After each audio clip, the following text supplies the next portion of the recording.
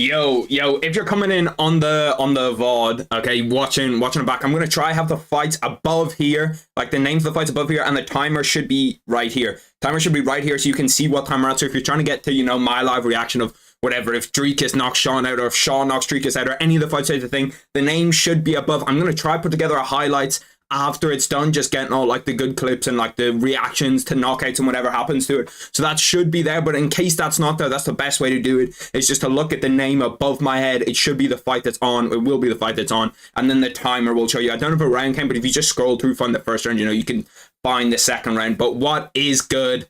We are live. UFC 297 watch party. I haven't done a watch party in so long. Like even streaming seems real weird for all of you boys that only know me off YouTube. I did stream on Twitch for ages. I streamed I streamed for like a year on Twitch pretty much, and then I came over to YouTube because what I streamed on Twitch was kind of like Fortnite, COD, FIFA, all like those kind of games. Whereas I don't stream those anymore. I only do like UFC MMA content. I might get back into streaming. I do actually like it. But for now, it's not the place to be. But I'm so excited for these fights. I'm so excited for these fights. I know that a lot of people have said that this card isn't going to be that good. Oh shit! Damn, that's me. I know that a lot of people have said that this isn't going to be that good of a card. Like this card's overrated and everything, bro. Like you're just tweaking. Damn, why does it keep fucking popping up my audio? Chill out. My audio is not what I want to hear. Let me turn this all the way down. There we go. It's because I'm on the wrong thing. Now we're good to go. But yeah, no, I'm super excited for this. I actually can't wait for this card. I know, like, loads of people have said this card's overrated. I've seen legit all week. People are like, oh yeah, no, the card's not that good. The card's not that good. You're just tweaking. What's good, CST? My favorite MMA page. I need to get these fights on. You can't get early prelims in Ireland, so, I have to go to some external sources to get them, but I'm just excited. I'm just excited to watch the fights, bro. I'm excited for actual main card fights to be back, because although I like a fight night as much as the next person, like, fight nights aren't really what we're looking for, you know what I mean? They're not really what we're looking for. Like, they're okay. Trust me, a fight night's alright, but I'm not really trying to watch them. Like, I'm not super locked in on a fight night. Whereas actual, like, UFC events, I'm locked in on. I'm locked in 100% of the time. But Malcolm Gordon, I need to show you all my bets for today too. I have a good few bets just locked in, ready to go. Because I was like, if I'm going to watch early prelims, I'm going to have some kind of money on them, because otherwise shit could get boring. This fight's meant to be it's meant to be like someone's getting knocked out in this fight. I was looking at the overs and the unders for these fights. Over 1.5 is like, it's like 3x. Over 2.5 is like 2x. So we should see a knockout here. We should see at least a finish. Everyone that I've seen in because I watch a lot of MMA content, you know what I mean? I watch a lot of people that are like, I'm talking about what bets they're putting on, talk about their opinions for the fights, kind of, get a feel of how everyone else is thinking of the fights, and then get my opinion for the fight too. Malcolm Gordon missed weight. How much did he miss weight by? He missed weight by 1.5 pounds. Ugh. I hate when people miss weight, but like missing weight is just, I feel like it's unprofessional to miss weight, especially if you're at like the low, not the lower weight class, but especially if you're further down in the rankings. Like if you miss weight, you could legit get cut from the UFC for missing weight. And most people do. Like if I was Dana, I'd be fucking pissed, because it just puts fight cards in like absolute jeopardy if you're going to miss weight. If you're not going to, it annoys me. This fight should be decent though. I'm about to get a cracking. I might be a little bit behind in terms of like, if you're actually watching on the pay-per-view for a while, because obviously you can't get these fights in Ireland, you can't get early prelims in Ireland. So, you gotta go, we gotta go with a different route. Dana, don't worry, it's still legal. Still very legal, Dana. Do not sue me. But yeah, no, you have to go, you have to, go through and find them. Jimmy Flick, underdog, 16-7. 5'7" out of Tulsa, Oklahoma. I'm just excited to see knockouts here. Strickland DDP should be a banger. I can't wait for Strickland DDP. My opinion has changed on Strickland DDP at least 4 times this week. Because you see Strickland in all of his media days and you're like, whoa, that guy does not look right. You know what I mean? He just looks like timid. He looks like he doesn't want to be there. It looked the same against Izzy. Malcolm Gordon's first fight is UFC favorite, fighting out of Toronto, Canada. There's not that many people in the crowd. Usually you see like UFC events will have like a pretty stacked crowd from the start. There's actually not that many people. Like, see a load of empty seats. You know what pisses me off so much, okay, is when you see, and like I understand why it happens, the world's a world, like you're not going to do anything about it, but when you see just a really good looking girl, it'll be like main event. It'll be like Izzy Alex Pereira 3, okay, main event. And I'll just look into the crowd sitting right there beside the cage, yeah? Just some 10 out of 10 girls, just 3 of them in a line, all texting on their phone. And I'm like, do you know the things I would do to be in your seat watching that fight. Anyway, we got to get this timer ready. Fuck. Timer's going to be a second late. What's the easiest way to do this? Fuck me, I've forgotten how to do the time. Oh my god, they're swinging already. Malcolm Gordon's coming out fast. He's throwing big right hands.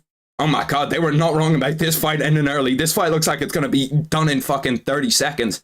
Malcolm Gordon came out there absolutely on fire. Threw a 1-2 connected right on his chin. Now up against the fence. Okay, it's slowed down a little bit now, and now I can get my timer. How do I start the timer again? See, this is the fucking problem. Oh, it's tools. Here we go. Damn! Malcolm Gordon just slammed him immediately. This fight's starting off like a... If this is how the rest of the card's looking, we were in for an absolute fucking banger. Okay, let me get this. Tools. Where is it? Scripts. Here we go. Yeah, I've got it. Countdown duration. Yeah, 240. Perfect. Started it a second early, but it's okay. Damn, I shouldn't be off screen like that. I'm just excited to get into these fights. Malcolm Gordon on top right now. Oh, is he trying to cinch up? He's trying to cinch up a head and arm choke. He's not going to get it though. Malcolm Gordon's trying to pass his guard. What is going?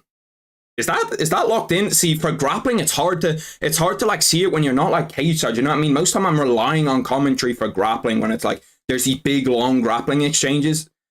No, he's okay. He'll get out of that easy. Malcolm Gordon's kind of stuck in like an arm triangle, but I think he'll get out of that. Throwing some big punches from the ground. If he could get an elbow or two in, try cut him up. He's gonna slam him. If he holds on to that, he might be able to slam him. He looks like he's getting ready to, like lift and throw him down. A slam could be inbound. He's just like, I don't know what the point is here. I don't know how a judge is meant to score this round, because obviously Malcolm Gordon landed the bigger shots on the first 1, 2, 3 minutes. But after that, they've just kind of is he out? No, he's good. He's just trying to see when I don't have Joe Rogan or anyone in my ear, like one of the like DC or someone in my ear when they're grappling, it confuses me so much, because I'm like, there's just randomness of grappling where it's like two people that will just be like stood there and I won't know what's going on. Damn, he's kind of getting beat up on the ground now, Jimmy Flick. Jimmy Flick already looks gassed. We're 2.5 minutes in and Jimmy Flick's looking gassed. Malcolm Gordon on top. He's got one hip over. He's trying to pass. Jimmy Flick's trying to... It's just one of those awkward grappling exchanges where you're seeing it and you're like, bro, like this is just... Jimmy Flick's not even trying to get up. He's just... I hate when fighters do this, when they just resort to like, yeah, okay, I'm going to sit on my back. I'm going to hold it on my back and I'll be okay on my back for the... Like, you're losing this round on your back. Malcolm Gordon once again doing the damage. What bet did I have for this? I had a bet in for this. Fuck me. Who did I have on? I have 3 bets going right now. One's unsettled. Let me look at that one. Oh, yeah, here we go. I had... Did I have this fight to go the distance? No. I had this fight not to go the distance. So we just need a finish here. Once we get a finish here, we're okay. The rest of the fight doesn't matter. I just need someone to finish somebody. Damn, Jimmy Flick's getting beat up on the ground. It's not even like huge, like big ground and pound shots. It's just kind of the 20 significant strikes to none. Jimmy Flick has 0 significant strikes. Malcolm Gordon has 20 inside, what, 3.5 minutes of the first round? He's just kind of holding him down. Well, like Jimmy Flick, he's resorted to just, yeah, no, I'm just going to sit on the ground and I'm going to hold myself on the ground. It will be okay to hold myself here. I hate when people do this, bro. It doesn't make any sense. It doesn't make any sense to sit there and take a ground position for no reason.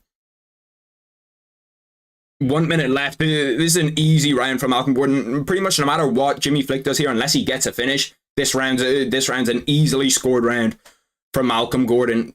Just beating him up on the ground. Ground and pound, smoking him. And Jimmy Flick's trying to get up, but every time he tries to get up, he just gets pushed back down and just gets beat up. It's like when you get hit on the ground, it just throws off your flow of getting up. Oh, we might have a Dars. Oh, yeah, no, that's in... Oh, no, he doesn't have the right angle. It looked deep for a minute. Oh, no, that is deep. He's trying to roll off the cage. Oh, yeah, he's on the bottom now. Jimmy Flick should be able to squeeze himself out of this. He's only got one arm in. He's trying to push him off. Jimmy Flick's trying to, like, push his head up out of it. And Malcolm Gordon's trying to push him away to try to get that pressure back. But he's not going to get it. 13 seconds left in the round. He's only got one arm in it, so it can't be that tight, but he looks like he's kind of squirming, you know what I mean? He looks like he's almost panicking in there. 2 seconds, 1 second. Round 1 is over. Damn, Jimmy Flick does not... Why does he have his hands in the air? Is that guy fucking concussed? What the fuck am I seeing?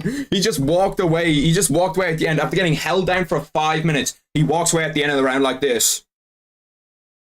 What the fuck is he doing, bro? People in the UFC never fail to amaze me with what they do.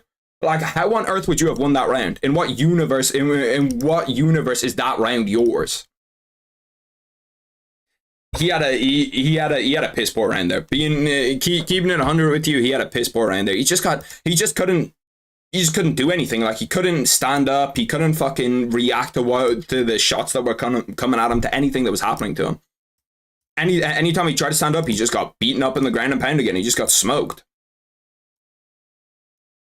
So not the most competitive first round that we've ever seen, but you know, it's whatever. You're gonna have some fights that are gonna be uncompetitive in this card. I need a finish here though. If there's no finish, my bet's already down the drain. And one fight into the early prelims is a new low for me in terms of, you know, where we're at. One fight into the prelims, my bet being finished then is low even for me, because most of the time, you know, we'll get 3-4 fights into the prelims. I do have a bunch of bets on, and then I have more money just in case I need to, you know, throw some more at the end. Good check hook by Jimmy Flick. If he doesn't get held down this round, he could have a chance. You know what I mean? He could do something. My dog's at my fucking door. Nice jab. That's a nice. Oh my god, he's got him hurt. Malcolm Gordon has him hurt immediately. Got him up against the fence. Jimmy Flick looks out on his feet. We could see a stoppage coming very soon here. Good knee. Oh my god, he's unloading on him. Jimmy Flick's just covering up, trying to fucking... Oh, got the takedown. That was he needed that takedown. That was vital, bro. That was absolutely vital. He got that takedown. Oh, he's got his back now as well. Could see something here. Malcolm... Oh my god, is that locked in?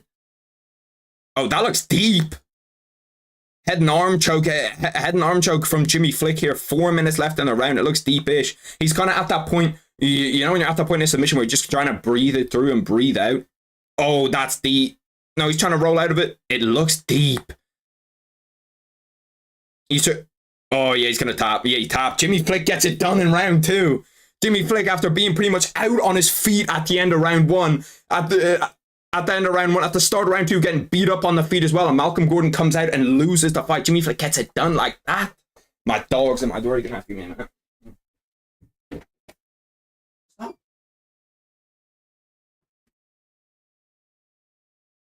I can't fucking believe he won that fight. He was getting smoked in that fight. Gets knocked down and then just manages to pop back up and does his job and does what he needs to do. But it's fucking unbelievable that he just won that fight. How? I'm actually mind-blowing. Malcolm Gordon knocks him down, then Jimmy Flick gets his back and manages to cinch in a choke. That is fucking unbelievable. Comeback story. We've already got a comeback, and guess what? My bet's still on. I was gonna bet on Malcolm Gordon too. It was like right before the fight. I was thinking to myself, should I bet on Malcolm Gordon? Should I bet on Malcolm Gordon? I decide I'm not gonna bet on him, and I'm gonna bet on the fight to not go the distance. And that's what we needed. Was he in any of my other bets? I have to check really quick now. All my bets for the day, I can show them. My bets for the day are right here. We've got... There's no bet ID or anything yet. It's whatever. We've got Arnold Allen to beat Mozar Evlet. This one's just kind of like a throwaway one. I know that my webcam covers a bit of it, but this one's kind of a throwaway. Did not mean to do that. Meant to go full screen. Why are you doing that? Oh, it's because I've got the weird keys on. Arnold Allen to beat Mozar Evelev, Chris Curtis to beat Marc-Andre Barrio, and Neil Magny to beat Mike Mallow. Then after that, we've got Sergey Sidey to beat Ramon Taveras, Charles Jourdain to beat Sean Woodson, and Myra Buena Silva to beat Raquel Pennington. Sean Strickland, DDP not to go the distance. I don't know about that one. I think that Sean Strickland could finish him round 4, round 5, you know what I mean, if he gets the opportunity. And then obviously DDP, his only chance in that fight is really to knock him out. I don't think he wins on points. Chris Curtis, Marc-Andre Barrio, yes to go the distance. That's like my lock bet. That's a bet I actually think could hit. And then after that, it's just that big long one. You are so annoying. Get out. My dog comes to the door, cries as much as she can to get in. Then I'm like, okay, fine, I'll let you in. Then 2 seconds later, cries as hard as she can to get out. Jimmy Flick, 15 wins by submission. God damn. I didn't realize Jimmy Flick had it like that on the ground, and I probably looked at his Tapology. Yeah, before I did my video, I definitely looked at his Tapology to see what he was like. Let's take a look at highlights of the next fight. I do want to look just each time at like whatever the next fight is. I'm gonna look at some highlights just to see, you know, what's going on in terms of the fight. Get a closer look at the fighters, because some of these fighters on the early prelims, like, although I watch a lot of UFC, although I watch, you know, pretty much every fight night, every UFC event that goes on, most time I'll watch some Bellator events, some PFL events. Combat Sports Today, they're the guys that were in here earlier. They're the real guys to keep up. If you want to keep up with like MMA outside of the UFC, but not like watch it as much, you know what I mean? They're the best guys to watch it, to keep up with. But we're going to look at the next fight. The next fight is Jasmine Jasou Du Plessis, who I actually think is really, really good. I think she actually could have potentially a chance somewhere in the UFC. Maybe not to be a champ, but, you know, in women's divisions, if we're just being honest, women's divisions are not the deepest divisions on the planet.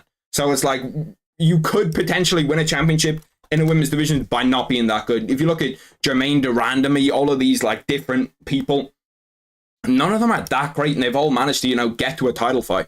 Is this Jasmine Jasou Du Plessis fight still happening? Whenever I look it up on the UFC, it like shows that the person that she's fighting against just isn't there, but I presume it is. I still can't believe Jimmy Flick won that fight. Like, he was getting absolutely smoked in that fight, and just out of nowhere wins the fight. Like, he got knocked down and turned it into a choke. I don't know. You gotta respect that. You gotta respect the comeback from him. Okay, let's go over here. Where is... There it is. Oh, why don't... Show me this. Yeah. Show me UFC 297. Priscilla Cachoeira. Oh, yeah, this is one where Jasmine's a big favorite. I did actually bet on her. I'm pretty sure she's in most of my bets. From Canada. How many Canadians are on this card? Is there a Canadian in every fight? No, pretty much. It's one thing that, you know, it's okay. I don't mind it, but I don't really like it either. You know, say there's a fight in Canada, or there's a fight card in Ireland, there's a fight card in England. Realistically, like, we don't need to see all Canadians on the card. You know what I mean? Like, it's cool if you get majority Canadians and we get like a good few Canadians in there, but we don't need to make shit fights just because they're Canadian. Like, there's so many fights I could point out here. Okay, Malcolm Gordon, Jimmy Flick, whatever. It's an early prelim, it's whatever. This one, it's an early prelim, and it's not a bad fight, so it's whatever. But like, when we get up here and we're onto the prelims and we're like, Charles Jourdain, Sean Woodson should not be the second best prelim, essentially. This should not be the featured prelim. Brad Katona, Garrett Armfield. It just shouldn't be the featured prelim. And we got Arnold Allen, Movsar Evelev, obviously banger, but no Canadians. This shouldn't be on a main card. Mike Mallow on a main card, yeah, fair enough. Mike Mallow. If it was me, I'd put this Chris Curtis, Marc-Andre Barrio fight as top of the prelims, and then let's get us a new fight on a main card. Get us a fight that we can, you know, worry about. Get us, because this fight, although I wasn't really that hyped coming into it, when we were like coming into when I was doing my predictions and everything, Raquel Pennington, Mayra Buena Silva, I wasn't that hyped about it when I was talking about it. But now I just want to see Raquel Pennington lose. I'll be real, I'm a Raquel Pennington hater. She's just like the least charismatic person on the planet. Every time that like she talks, she just seems so unlikable, you know what I mean? It's like she just seems so unhappy to be there.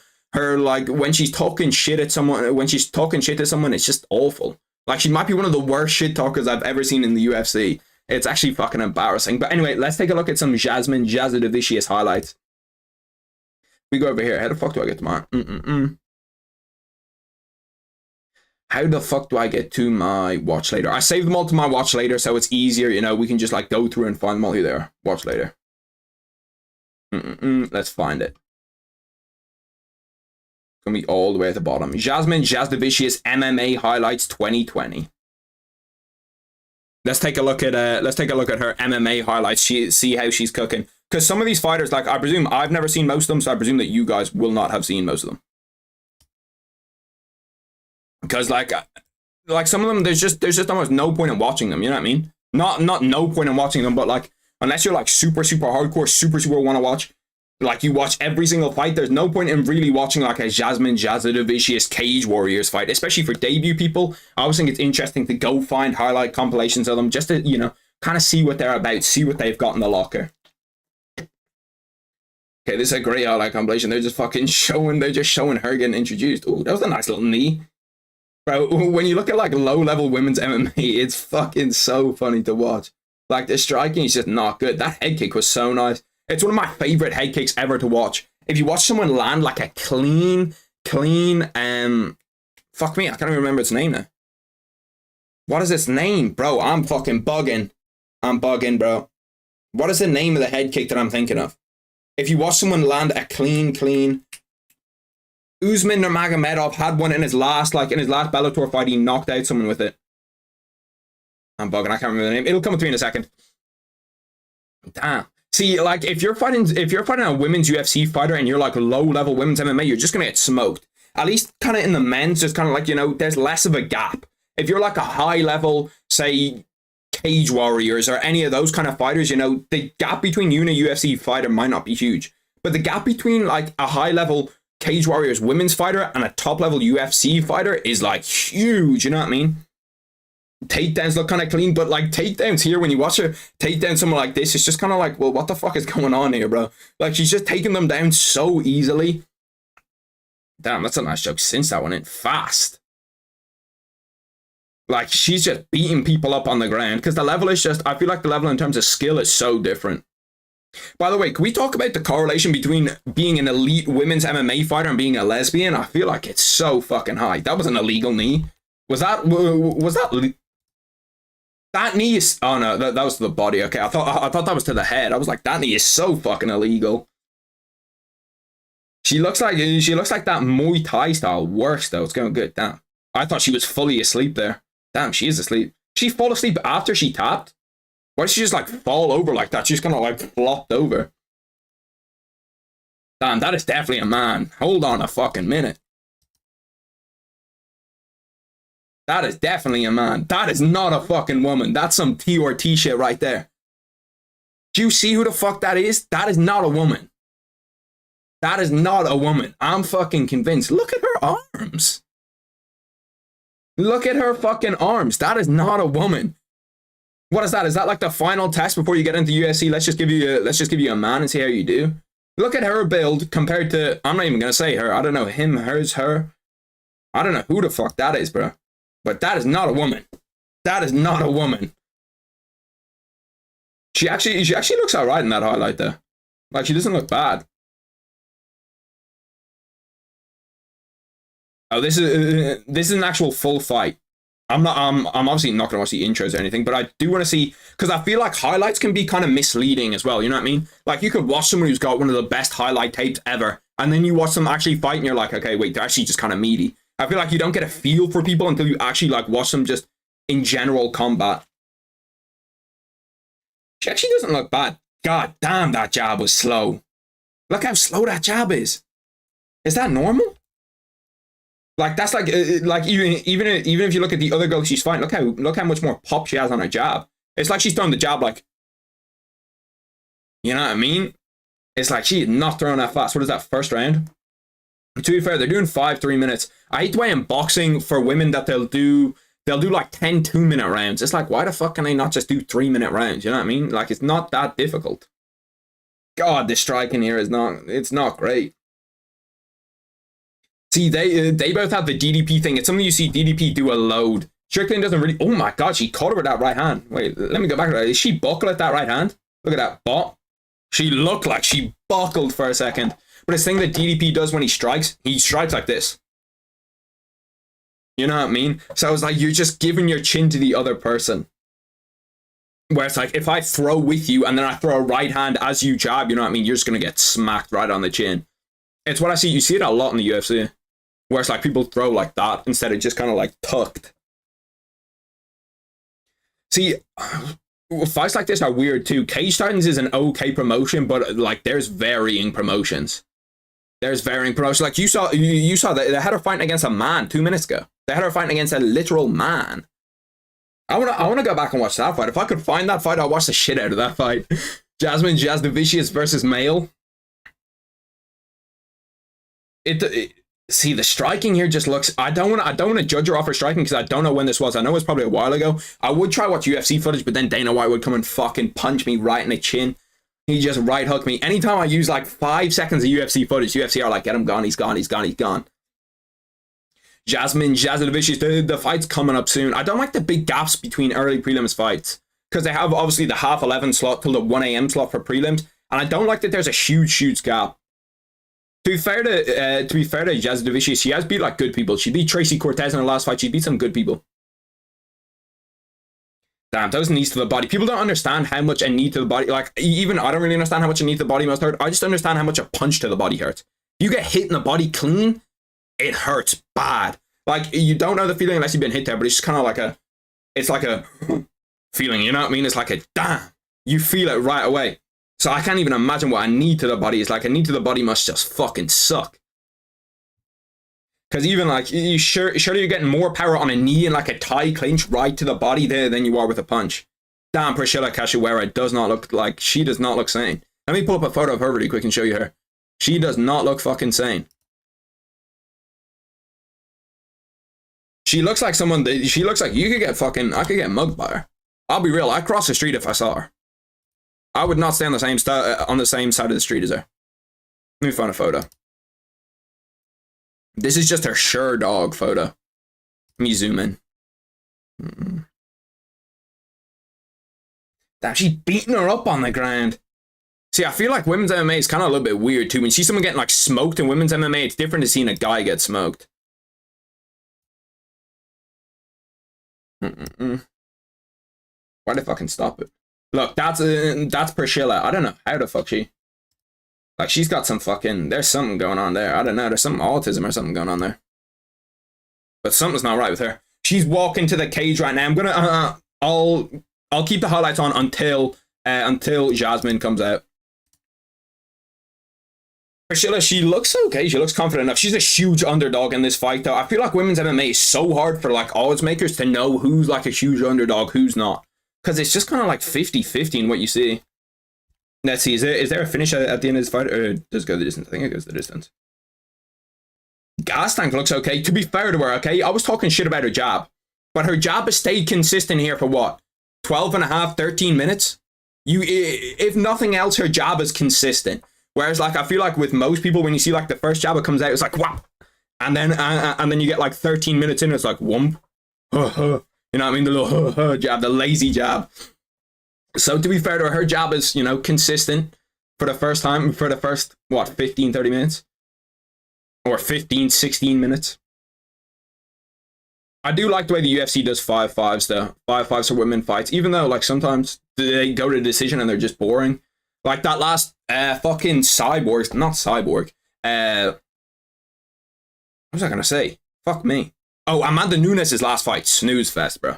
Like, so there's some women's MMA fights that are just snooze fest. I do feel like in terms of for women's sports, if you ever try to watch like women's football, I call it football, American people will call it soccer. But if you ever try to watch that shit, it's like, it's so boring to watch. Okay. Yeah, coming to the cage now. So we're going back to me. But if you ever try to watch like women's football, soccer, whatever you call it, or any kind of sport like that, WNBA, anything, it's like you watch it and you're like, holy fuck, this is awful. At least women's boxing, women's MMA, you kind of watch it and you're like, you know what? There's something here. There's a little bit of bite to it at least. Jazza, oh fuck me. I'm gonna have to pull up the thing to try get a spelling on this. Jazza Du Plessis. They always have fucking hard ass names to spell. That's the one thing that, like, whenever I do, that's one thing I've got from actually, like, doing, like, subtitles and stuff. If you ever do YouTube shorts, you see the little subtitles. Obviously, the auto subtitler is not going to get the names right. Like, try say Armin Sarukian and see what the auto subtitler comes out with. It'll just come out with gibberish. So it actually does make you, like, spell the names right. Some of the names that I wouldn't have been able to spell in the UFC, I can now spell perfectly. Cachoeira, though, is one that, fuck me. Yeah, we're going to have to go to the UFC website to find that. They just have to have super long names, so now I have to shorten this down. It's going to take up the whole thing. I do also want to change what I have like back here, what I have back behind me. I want to change that. If you have any ideas on what to change it to, let me know. Because shit, I'll take any and all ideas. I do have like obviously old boxing gloves that I can put back there. They're not old. They're like a year old, but I have new ones now. So I was like, I could put them somewhere back there. Change up the posters a little bit. Because I feel like, I don't know, I'm not sure if I'm going to keep UFC posters or not. I might just get posters of fighters. I feel like people get pissed off because, like, imagine you click on one of my videos, you see your favorite fighter getting knocked out in the background of it, you're immediately going to be pissed. I do get some comments about it where people are like, oh yeah, of course there's Izzy Dick Ryder saying this, and I'm like, okay, bro. Like, you've never, if you think, because there's most fighters that, I don't even really have favorite fighters, to be honest. I have fighters that I like, but I don't have fighters that I'm like super, super biased towards. You know what I mean? Where I'm like, yeah, no, he'd be a world champ at any weight class. I feel like it ruins fighters almost. You see it with like Dagestani fighters, where like say Islam Makhachev, a lot of Islam fans are just too over the top. It's like, we all know Islam's a great fighter, but you're too over the top with it, bro. He's not the greatest fighter ever. Khabib is not the GOAT, bro. He's just not. And then you get it with all different kinds of fans. You get it with Sean O'Malley fans. You get it with Conor fans. And it's like, bro, we just need to chill out. You know, just chill out and appreciate the fighters. You don't need to, like, go over the top and be like, yeah, well, I'm a fan of him, so he beats any fighter ever. Like, Conor, I love Conor. Conor's, you know, obviously from Ireland, but Conor does not beat John Jones at heavyweight. He doesn't, bro. There's not a world. Khabib does not beat John Jones at heavyweight. And then don't even get me started about my least favorite debate in all of sports, but I'm actually going to make a full video about it, but I'll talk about it here right now anyway. The boxing versus MMA debate. It fucking pisses me off beyond belief. Anytime I see it on my like timeline on Twitter, on anything, I legit just look at it and I'm like, bro, why the fuck are we arguing about this? It's like arguing about, I don't know, fucking football, what I call football to American football, because they both have a ball on them. It's like, yeah, they're striking about them, but they're completely different sports. They're not like at all similar in terms of any way, apart from the fact that you both hit each other. You hit each other in both of them. Like, there's a ball in both what American people would call soccer, what I call football, American football. But like, you don't see arguments on the timeline 24/7, like which one's better, American football or normal football. It's just, that type of shit pisses me off. Because if you ever actually do like any of the sports, you'll see, bro, there's nothing similar about the fights at all. What the fuck is Cachoeira doing? She just goes up to the mic while Bruce Buffer's there and it's like, what the fuck? I've got no audio on. Maybe it was really fucking intimidating when she did it, and now it's just not intimidating to me. But to me, it just looked like she was having some sort of fit, you know what I mean? Jasmine Jasovich is 9-3, fighting out of Niagara, Canada. Niagara Falls. Imagine spawning up at Niagara Falls. People say Tyson beats John Jones in a street fight. Oh, bro, don't even get me started on it. It's like, it's the stupidest shit on both sides, bro. It is the dumbest shit on both sides. Where it's like, bro, no boxer beats an MMA fighter, okay, in a boxing fight. Like, maybe there's like one exception. And no MMA fighter beats a boxer in a boxing fight. You can say like, oh, Ngannou, and okay, fair enough, but I can give you legit any other division, and we'll be like, yeah, okay, he doesn't win that fight. Let me start the timer. Oh shit, I started 1 minute early. Let's get what? 2:85. But yeah, no, it's the stupidest shit ever, bro. People that like think that there's no boxer on the planet that's gonna beat an MMA fighter, especially like without training, and it's the same the other way around. Like, Sean O'Malley saying that he beats Gervonta Davis is just because he wants money. It's just because he wants that Gervonta Davis paycheck. Because he didn't get paid enough by the UFC. But obviously, like, if you seriously think to yourself, if you're a boxing fan, okay, I'm a fan of both sports. I love both sports. If you seriously think to yourself that a boxer beats a UFC fighter in like a street fighter and a cage fighter and anything, bro, you're just lying. Like, we're just lying to ourselves. And it's the exact same thing if you think an MMA fighter, if you think, I don't know, take who's the best boxer in the UFC. Who did I have number one on my list of boxers? I can't remember who I had. Maybe I had Max Holloway. I know I had Max Holloway, Dustin Poirier, Peter Yan, I think. Maybe I had Max Holloway. Max Holloway at 135 does not beat Shakur Stevenson. He does not beat Gervonta Davis. He does not beat any of those guys. And it's not his job. He'd smoke all them in an MMA fight. But yeah, I'll rant for hours about that debate. That debate pisses me off. Damn. Jasmine Vicious already putting it on her a minute in. Oh, she's looking to sync up a head and arm choke. No, she's not going to get it. Inside control, though. Bro, what the fuck? What is Cachoeira doing on the ground? Cachoeira's just lying on the back on the ground doing this. What the fuck? Oh, she's got her back now. Jasmine Vicious. Damn, that was fucking flawless pronunciation. I shocked myself with that. Oh, beating her up on the ground. This fight's not going to go the distance. You can tell already Jasudavicius is up for this fight. Cachoeira just getting beat up on the ground. She's giving up her back, just getting smoked. The ref might have to stop it soon, okay? She's just taking defenseless punches. She's just kind of lying flat on her back. Now she's in top mount. She's got her toes in the cage. She's probably not going to talk to her about it, though. Getting elbowed, getting smoked on the ground. Like, I don't understand how we're 2 minutes in and you're getting beat up this badly. You're getting beat up this badly 2 minutes in. To be fair, I can't understand it. From sparring, you could be 2 minutes in and be getting smoked. I've had that experience. The first time I ever went with a pro, went in there, 2 minutes in, no, I was getting fucked up. I learned pretty fast that there's levels to the game. In boxing, I've never done like MMA. I've never done MMA training. I do want to try jiu-jitsu though. Does anyone here actually do jiu-jitsu? I feel like it'd be a fun thing to try. But it takes like ages to get really, really good at. Just beating her up on the ground. Like, it's like Cachoeira's never wrestled before. It's like if someone took me down in a fight, where it's just kind of like, I'm just kind of sat there, getting mounted, just getting smoked on the ground. Once again, we see the significant strike stat. In the last fight, it was 20 significant strikes to 2, or 20 significant strikes to 0. In this fight, it's 22 significant strikes to 2 for Jazzy Dovicius to Cachoeira. Like, she doesn't even, like, what is she trying to do to get up here? Obviously, I'm not a wrestling expert, but I can't imagine that just flailing your legs in the air every 10 seconds is the best way to get up. Like, she's just getting held down and beat up. Just beat up. We might as well still be watching the Jazzy Dovicius highlight tape. We might as well still be watching that highlight tape. It would be the same thing. Bloodied up nose. Now the elbows are coming through. I always think when I'm watching a fight, you know that John Jones clip where he's like, get the elbows in on the ground. You never know how many fighters are going to quit when they see their own blood. I was like, bro, that could happen. I've seen that shit happen. First time you get like hit hard, you get like smoked and your head goes flying back. You see the blood trickling down from your nose. That's when you really know. That's when you really know what you're about.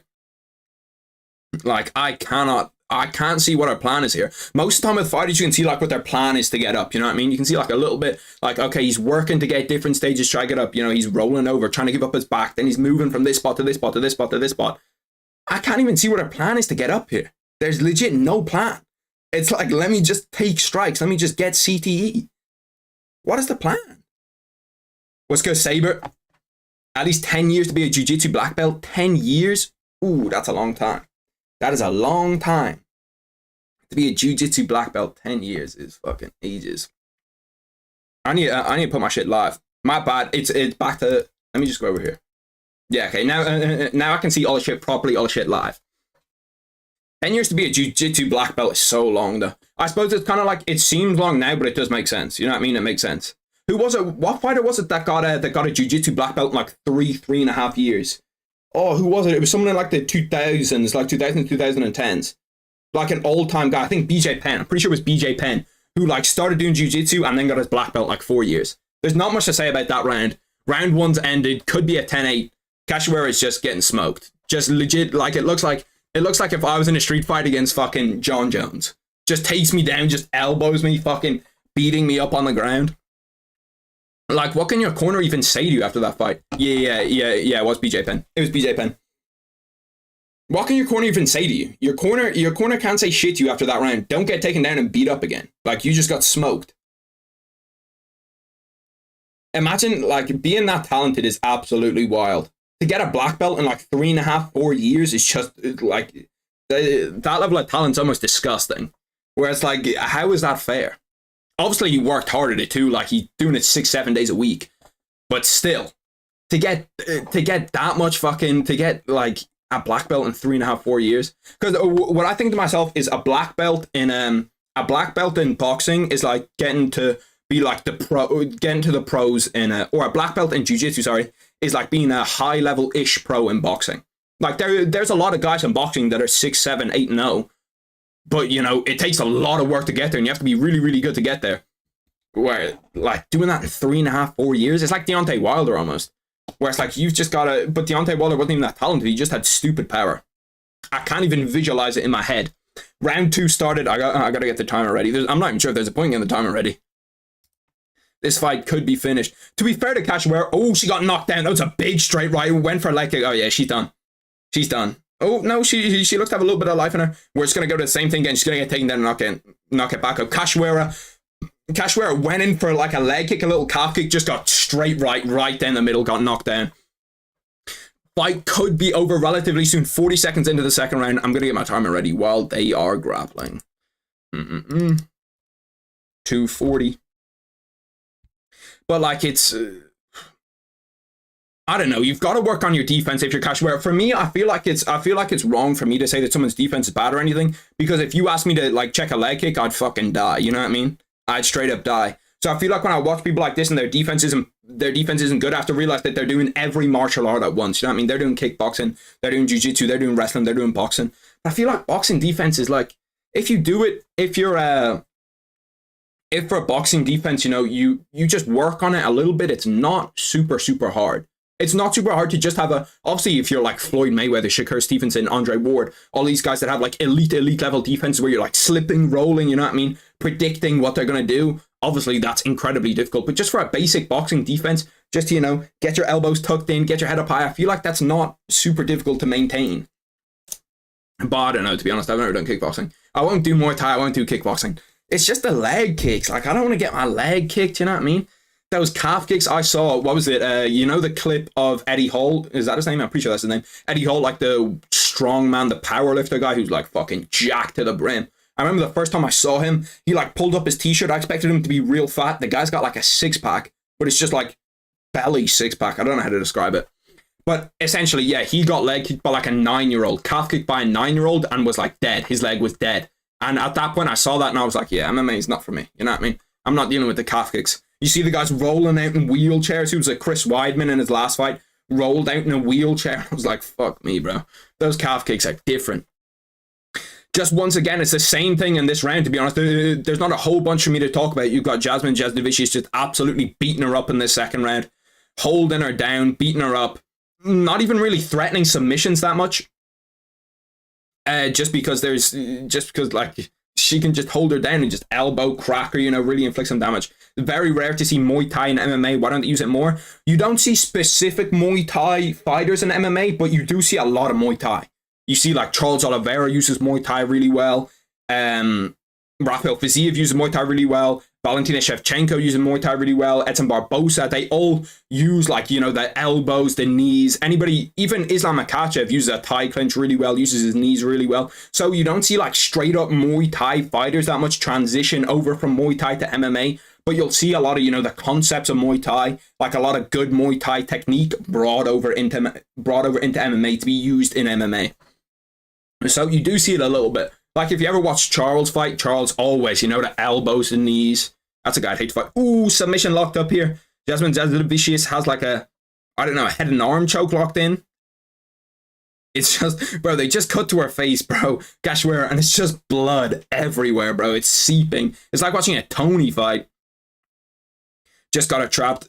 I can't even see how tight it is from the camera angle. I can't see shit, to be honest. Ref's looking to see if she's out. It's got to be in there deep. I don't think that we're going to lose our bet on this. Like, oh, no, her head got out. Popped her head out. I always feel like that's almost like one of the best submission defenses. It's just to pretend like it's not doing shit to you. You know what I mean? Just sit there, pretend like it ain't doing shit. And then hopefully they'll let it pop out. Oh, bro, this is brutal. She's just getting beat on the ground. If Jasmine's fucking ground and pound was a little bit better, her face would be broken right now. Because she's just kind of doing like, you know, the tappy ground and pound where it's not like where it's not like a, you know, some wham, like Joe Rogan says on it.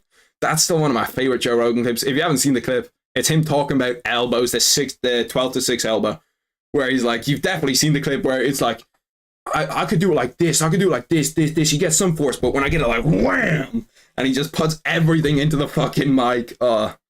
He's such a hero. I don't know how people don't like Joe Rogan. I think he's funny as fuck. And his MMA takes low-key aren't bad. 3 seconds left in the second round. Probably I don't know what I'm meant to say here. She's just getting the shit beat out of her.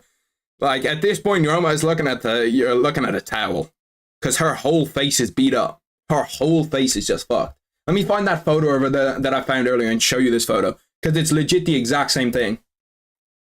Cachoeira. Priscilla Zombie Girl Cachoeira. Like, she looks like a fucking zombie by the end of this. Cachoeira. Hopefully I spelled that right. I did not spell it right. To give you a little outlook on what her face looks like right now, without showing you actually what her face looks like right now, it's legit looks like this. It's right here. That's what her face looks like. Her face is just absolutely beat to a pulp. Imagine this, but just covered with blood. And that's pretty accurate in terms of what her face looks like right now. Because she's just getting smoked bad. And like, I don't know. I feel like we should see the towel a little bit more in MMA.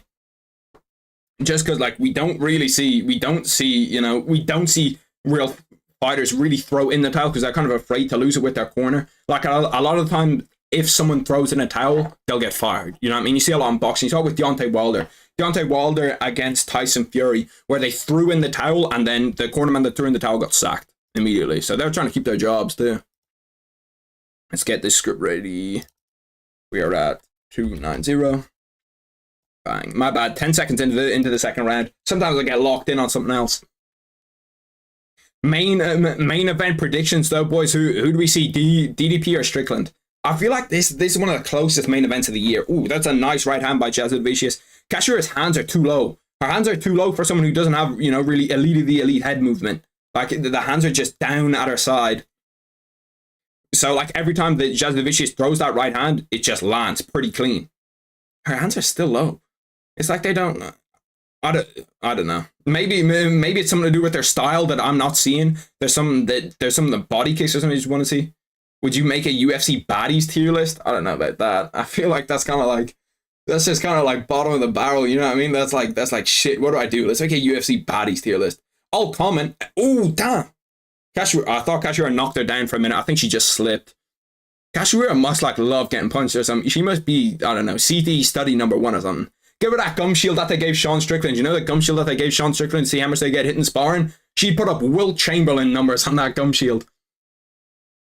A UFC baddies tier list. I feel like most of the time I'll just say that a girl's bad in the fight predictions. You know what I mean? If it's like a UFC 297 or a fight night or something and I see a baddie, trust me, I'll comment on it.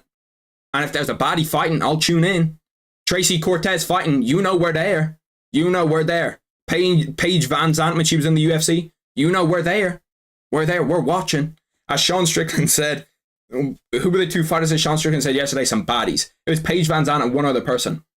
Can't remember who it was. But he tweeted out yesterday that that's what the women's main event should be. And I'm not going to lie, it'd probably get more viewers. It would probably get more viewers. How many people have made a UFC baddies tier list? I feel like there's actually probably a lot of people that have done it.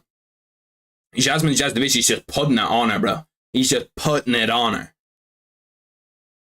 Oof. Wrestles are down to the ground again. The ground and pound once more. Like, we could sit there for the next 2... I could close my eyes for the next 2 hours, for the next 2 minutes and 40 seconds and know exactly what happens. This is probably the easiest 30-24 of anyone's life. Like, she's just getting beat on the ground. The only question here, Gina Cardano, that's who it is. Gina Cardano, another one that's, like that. She's got a fucking divorce portfolio. Bro, the ground strikes. Jasmine Jasdovic has 236 ground strikes. Kashira has 3. 3 ground strikes. Like, come on, bro. You're on the ground. You might as well at least throw something from the bottom. Throw a Kevin Holland elbow from the bottom. Just see what we can do. Throw anything up. New UFC women's bantamweight ground strike record. That's a crazy record. That's a crazy record to throw up. I feel like you see some of those on the UFC broadcast every weekend. It'll be like new 5'3" male's leg kick checked record, and you'll be like, what the fuck? Like, who held this record before? Uriah fucking Faber? Bro, the blood is everywhere. Those canvases must be fucking riddled with disease by the end of this. Because like fighters will go in, like if they have staff, they're not going to be like, well, I'm not fighting, I've got staff. You know what I mean? They'll just be like, fuck it, we'll just gut through it. We'll just hold the staff. Bro, Kashmir has thrown 50 strikes in 15 minutes. And trust me, she ain't defending shit either. Oh my god, bro. She's going to come out of there actually so beat up. She's just taking straight up liver shots right now. Essentially, Jasudavicius is inside control and it's just elbowing to her liver, punching her liver. Jesus. She's going to be pissing blood for weeks, bro. Because one liver shot, you get hit with one liver shot, good. Obviously, you saw, if you watched Gervonta Davis, Ryan Garcia, you see a liver shot. If that liver shot is good, yeah, brother, you're going down. You know what I mean? If it catches you clean, you're going down. You're finished. She's getting hit over and over and over again. To be fair, she's got heart. She's got heart, but that's all. That's all I can really say she has. She don't have much else. Who did I have? Please don't tell me that I had this. That I had a finish in this. Please don't tell me I had a finish. Oh, she finished her anyway. Okay, perfect. Finished her. Choked her out with like 30 seconds left in the third round. You did all of that. You got beat up that bad. You probably took a year or two off your life taking that beating to get submitted in the last 30 seconds. Come on. Come on. Okay, so we're looking good. We're two from two currently in our like 11-fold bet, 12-fold bet for the UFC. The other ones that we have here, let me try to find out what the next one is. The next fight is what? I think it's Johan Lyonnais, Sam Patterson, and I have that fight ending in round 2 via either person round 2 finish. I think that round 1 was like the most obvious one for it to be, and then after round 2 was, I was like, it's whatever. That one's kind of like a throwaway though. That one's a heat check bet. If you hit like your heat check bet, you're like, we're living good. It's like €3 into $5,000. So everybody in here could get some bread if I hit that. Everybody in here, I'll just be tossing it out. 20 for you, 20 for you, 20 for you. The little fucking. Okay, let's take a look at the next fight now. That was a beating. That was a Hall of Fame beating, I'll be real. Like, she got smoked. Let's go over here. What is the next fight? Johan Lyonnais, Sam Patterson. Sam Patterson comes from the UK. I say this a lot. Like, Ireland and England have beef. Ireland and Great Britain have beef. But I will support some of their fighters. Some of their fighters I'll adopt, and I'll say, you know what? You're valid. Leon Edwards, you're valid. We fuck with you, Leon Edwards. Chris Eubank Jr., I've got no hate towards you, Chris Eubank Jr. Chris Eubank Jr.'s dad, the better fighter. Everyone knows him. We've got no hate for you. We fuck with you. Sam Patterson, we'll have to see. 27. He's pretty tough for that weight class. It's not Johan Lyonnais, bro. I've got to show you this guy's build. Where is he? Where's his name? Sean Woodson. Let me show you the Sean Woodson build. If you've never seen his build, it is possibly the strangest build you will ever see in mixed martial arts. It is the strangest build. Look at his build. No. Show me a good photo of him. Show me a good photo of Sean. First of all, you can see how long his arms are right there, but I want to see his arms by his side. You can only really see it when he's fighting. You can kind of see it in this photo. Look at how weird his fucking build is. Like, it's like his body is like 2 inches. And his arms are just so fucking long. He's got these go-go gadget arms. Obviously, I'll pull up his highlights before he fights. You know what? Fuck it. We're pulling up his highlights right now. Where's his highlights? They're right here. Actually, you know what? Fuck it. We'll pull up Sam Patterson highlights. Take a gander at what Sam Patterson has. Because most of these fighters, like, I've never watched Sam Patterson fight before. Actually, I think I have. I think I watched him fight and watched him get knocked out. I'm pretty sure. Damn, he's big as fuck for that weight class. If you want to look at what Jasmine Jasdovicius Cachoeira was, imagine that 5-second clip, yeah, for 15 minutes. That's what it was. Just lying on her, beating her up. Ooh, some nice striking. I actually like that. Ooh, hold on a minute. He might have a little something. I like that. That's something you usually don't see. The same shot that Dricus used to drop Robert Whittaker. When you have them up against cage, you go 1-2, left hook to the body, and it just kind of shuts them down. There's no way that guy's actual name is Punjab. That's got to be racist. That's got to be racist. His striking actually looks pretty good. Ooh. Okay, that was kind of nice. Damn, the wrestling too. Nice little roll into an armbar. But he was done out of it. Oh. Did he stop it? Little early stoppage. I always think it's so funny when they fight in places like that. Like, seeing places like that fight now is just so weird. Where it's like you're fighting in like a little stage in the middle. Most of the time, like, if you're fighting amateur, most of the time it's like in like a big convention. So you'll have like 6 rings, and obviously there'll be like stands on the outside, but there's like 6 rings that all have different fights going on. So seeing like one little ring and just like in a little ballroom, I always think it's funny. Sam Patterson, he actually doesn't look like a bad fighter, being real. He looks okay. I'm pretty sure in his last fight he got slapped though. Pretty sure he got slapped bad in his last fight. Let's take a look at the man he's fighting. Actually, you know what? We'll tune in. There's still a minute. Ooh. He cinched up that choke pretty fast. See, the thing is, we are watching this in Fight Star Championship. I've never heard of Fight Star Championship before. And trust me, I spent a lot of my time on Tapology, going through different fighters, especially for like Dana White Contender Series. I'll find promotions that I've never ever heard of in my life. And I haven't seen Fight Star Championship. So that shows you this may not be the highest level competitions. You still got to beat the guys in front of you, though. You still got to beat the guys in front of you. I actually like him as a striker. Apart from how low his lead hand is, why do the last two people that we've seen, you've got that low lead hand. I suppose he is super tall for that division. So seeing that low backhand, not the low lead hand, is low backhand, it might work. But it's something that like you can just always get caught. You can always get caught if you have that if you have your hand low. It's something that I do, like whenever you have a coach, okay? If your hand is low, they'll just slap you. You know what I mean? If my backhand is low, he'll just get the pad thing if he's holding pads and just slap me with it. Sam Patterson does look lanky as fuck. I'm seeing him in like this UFC intro. He looks super fucking lanky. Does look to be a decent finisher though. Let's take a look at Johan Lion. He's the favorite for this fight. White Lion. White Lion is a strange nickname. What's your prediction for the main event? That's a great question. My prediction for the main event. Prediction for the main event. I did have, I go back and forward on this 24/7. I go back and forward on this a lot. I did have Sean Strickland by decision.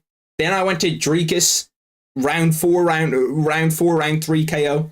I'm gonna stick with what I said, and I'm gonna say that I have Dricus Du Plessis winning the main event. Although I think it's stupid close. I think it's probably gonna be the closest main event that we're gonna have all year. If I'm being honest, like yes, we're getting it early, but I genuinely think that it could be the closest main event that we get all year.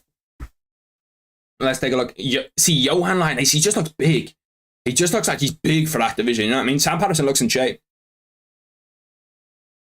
Main is a coin flip. Yeah, no, you're not wrong. It's legit a coin flip. Whereas like, because it's just like we don't know. I feel like both of them obviously have been in the UFC for ages, yeah, but we don't know enough about either of them. We don't know enough about this. And the new Sean Strickland that we saw fight Izzy, if he has defense that is still that good against Dricus and can stop kind of like the barrages and him coming forward, Sean Strickland will win the fight. But Sean Strickland, we've seen him get hurt by big power punchers. We've seen him get hit by guys that, you know, can punch, can really like throw hard. So I don't know how it's going to be. Yeah, okay. I've got to show you this Sean Woodson build. It is possibly the strangest build that you'll ever see. Just show me his build in combat. Look, like, it's just so unproportional. It's just like the most disproportionate build you're ever going to see. Bro, imagine having legs that long. Imagine fighting against someone that has legs that are that long. He can throw a knee from anywhere. He can be a kick range and throw a knee at you. How long his fucking legs are. He's got these tarantula legs. Like, if he can actually fight, imagine trying to get a training partner for him. Imagine trying to get sparring partners to replicate him. Like, who the fuck are you bringing in to replicate that guy? There's nobody else on the planet that's got a physique like that. I guarantee you there's one monk in, like, fucking Sudan that has a build like that. He's the only one. But yeah, no, I'm super excited for the main event. It should be close as fuck. 6'3". Is he at 145? He's 6'3" at fucking featherweight? I thought he was a lightweight. 6'3" at featherweight? Is the man fucking dying?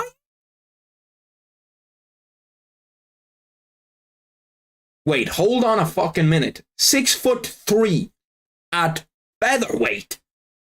No, that's gotta be. There's no way he's still at featherweight. Is he still at featherweight?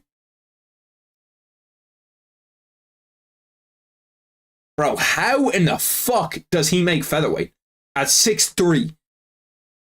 6'3".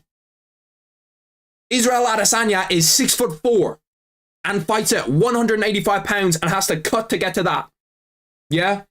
Alex Pereira is 6'5", maybe a little bit taller, okay? And has to cut to get to 185. Has to cut 40 pounds to get to 185. He's 6'3" and is fighting at 145. If he was to fight Volk, let me look up Volk's height. Volk's height in feet. I'm pretty sure it's 5'6", but let's just make sure. If he was to fight Volk, he would have a 9-inch height advantage on Volk. A 9-inch height advantage. That's got to be the highest height advantage in UFC history, right? 9 inches. Maybe there's something at heavyweight where you have like Chris Barnett fighting, I don't know, someone that's 6'11" or something. But bro, I don't think 145 pounds. What's 145 pounds a kg? 65 fucking kg. Jesus Christ. 65 kg and he's 6'3"? He's 6'3". I'm 6 foot, okay? And I'm maybe 78 kg, 79 kg. He's fucking 6'3" and he weighs 14 kg less than me.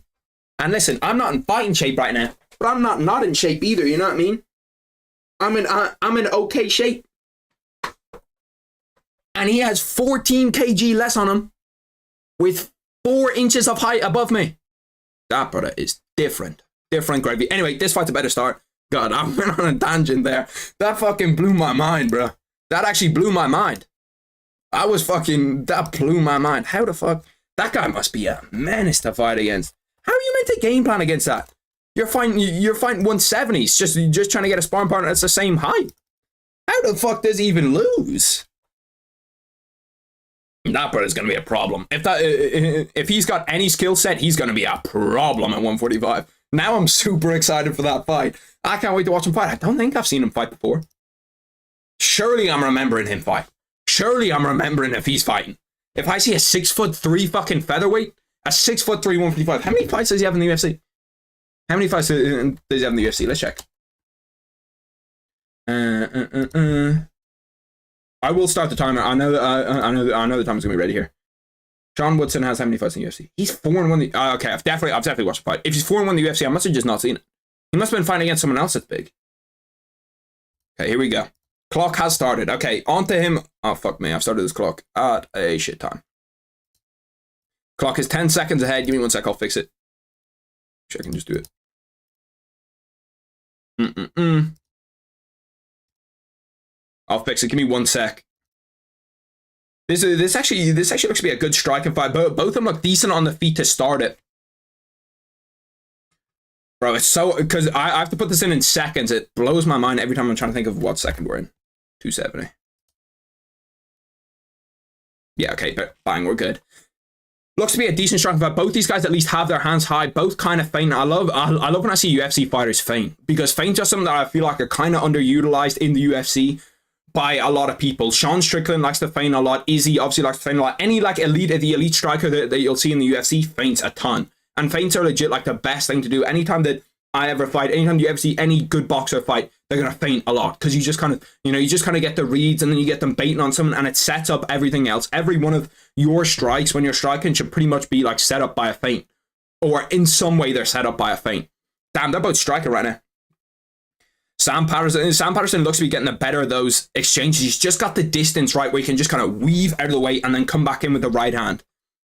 Up against the fence, get a test of his wrestling. He's done well there. He's flipped the cage. Sam Patterson's brought him down. He's got him in a bulldog choke. He's not going to get it synced in though. It's not under the neck. He's trying to pass to get to his back. See, I want to see them strike. I want to see them get up there and, throw some shots because they both look to be decent on the feet. You can kind of see, like, on the feet if someone's technique is good, if what they're throwing is conventionally right.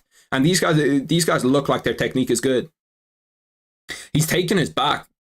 Oh, he's got one arm nearly in under the check, under the neck. He's trying to set up a rear naked choke. He does have his arms locked. Oh, yeah, that's on the check. Yeah, that's over. That's over already. Did I pick him to win the fight? Please don't tell me I changed it. I picked him in my predictions. Did I change it? Fuck, I said round 2, it was round 1. Fuck, Sam. You couldn't have waited till round 2? You gotta do me like that, round 1? Did I have him somewhere in my bets? I didn't. Fuck me. Okay, so we're not turning €4 into 5k. We're not turning €4 into 5k. That was really, really nice though from Sam Patterson. He looks good on the feet and his grappling looked good there too. Like he might, I know he got knocked out in the only other UFC fight I've seen of him, but he looked pretty strong there. Like he didn't look bad at all. He looked like he got that choke in under the neck pretty fast. Obviously, I don't even know how to pronounce his name because I don't have the commentary in my ear. But Liones's grappling looked pretty poor. Took the back pretty easily, cinched up that rear naked choke. He just looked to get in under the chin too easy. You know what I mean? He didn't really get fought to get in under the chin, but great win for him. Looked fantastic. Looked actually fantastic. Just came out there and smoked them. Now that is the early prelims done. Onto the main card now. Or not the main card. I wish we were onto the main card. We're onto the prelims now. Although the prelims do have some good fights. Like you see in some of the prelims where it's kind of like, ugh, this just stinks. Like, this reeks. The fights aren't good. In this one, the prelims are okay. They're not bad. How the hell does he make the weight cut, bro? I don't know. Tom Aspinall faints a lot. You think he fights John? It's a great question. I don't think John Jones fights him. And you know what? Like, we can't really blame John Jones for not wanting to fight him. You know what I mean? If John Jones doesn't want to fight him, it makes sense to me. What does John Jones get out of that fight? He doesn't get anything. And Tom Aspinall is so fucking good. Like, Tom Aspinall is so good. So you're kind of looking at it and you're like, does it make sense for does it make sense for him to take that fight? Not really. What does John Jones get out of beating Tom Aspinall? If we look back in 10 years and 15 years time, okay, when we're looking at like the MMA GOAT period or pyramid and who's at the top of it, you know, who's the greatest of all time in MMA. If John Jones loses to Tom Aspinall, could he still be at the top? Is he still at the top? Probably, yeah. He's probably still at the top. But like, it takes something away from him. You know what I mean? It takes a little bit away. Whereas if he beats Tom Aspinall, we're not gonna be talking about him beating Tom Aspinall. If he does beat him, which I think, you know, it's his toughest fight by a distance. Next fight. I was saying that when there's a baddie there, we'll do a baddie check. There's a baddie here. Polyana Viana. We're betting on her. We're betting. Trust me. Polyana Viana money line's coming through. I don't care if she's a stupid underdog. That money line's gonna come through. Yeah. She's never let me down once in her life. Never once. Let's take a look at her topology because I actually don't know who she's fought. There's Khabib 29-0. Polyana Viana, where is she? She doesn't even pop up when I put in. Oh yeah, here we go. She's the first one to pop up. Smash. 5 wins. Damn. Every pretty much all of her losses are on decision, and she doesn't have a single win on decision. Who she lost to? Tabitha Ricci. Oh yeah, this one where they both lost to Tabitha Ricci. Tabitha Ricci, who's now dating probably the most like likely Irish boxer right now to become a champion. King Callum Walsh. Shout out Callum Walsh. Absolute dog. He's a dog, and he's got the UFC backing as well. So he's kind of got some hype on him as well. He's got like that Dana White backing. Who else has she lost to? JJ Aldrich. Apart from that, Veronica Hardy. Dan Hardy's wife. Well, what age is she? She's pretty young, isn't she? Yeah, she's 28. Dan Hardy's like 40 or something. You know, a bit of an age gap on that one. And Tabitha Ricci, what is Callum Walsh's next fight? That's actually a good question. Callum Walsh next fight. Because I'm pretty sure he's meant to be fighting in Ireland. I think he's meant to be fighting in Ireland. Oh, here we go. Callum Walsh returns on January 15th. St. Patrick's Day weekend to the theatre at Madison Square Garden and broadcast globally on UFC Fight Pass. For the 3rd time in the 10-round main event. Who is he fighting?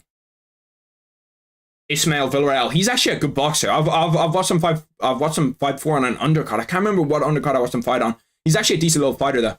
It should be a good test for Callum Walsh. Next fight, let's go find us some Polyana Viana. Here we go, full fight. See, I don't want to see her get beat up though. You don't need to do that, Polyana Viana. I'll get you right. She doesn't need to get beat up for her money. Just keep it chill with me. She is a certified baddie. She is. She's bad as fuck. Keeping it 100, she's bad as fuck. Let's take a look and see if she can actually fight. If she's bad and can fight, we could have a problem though. Because you don't want a baddie that can beat you up. You know what I mean? If she's bad and can beat the fuck out of you too, it's like it gets a little bit dangerous. You know what I mean?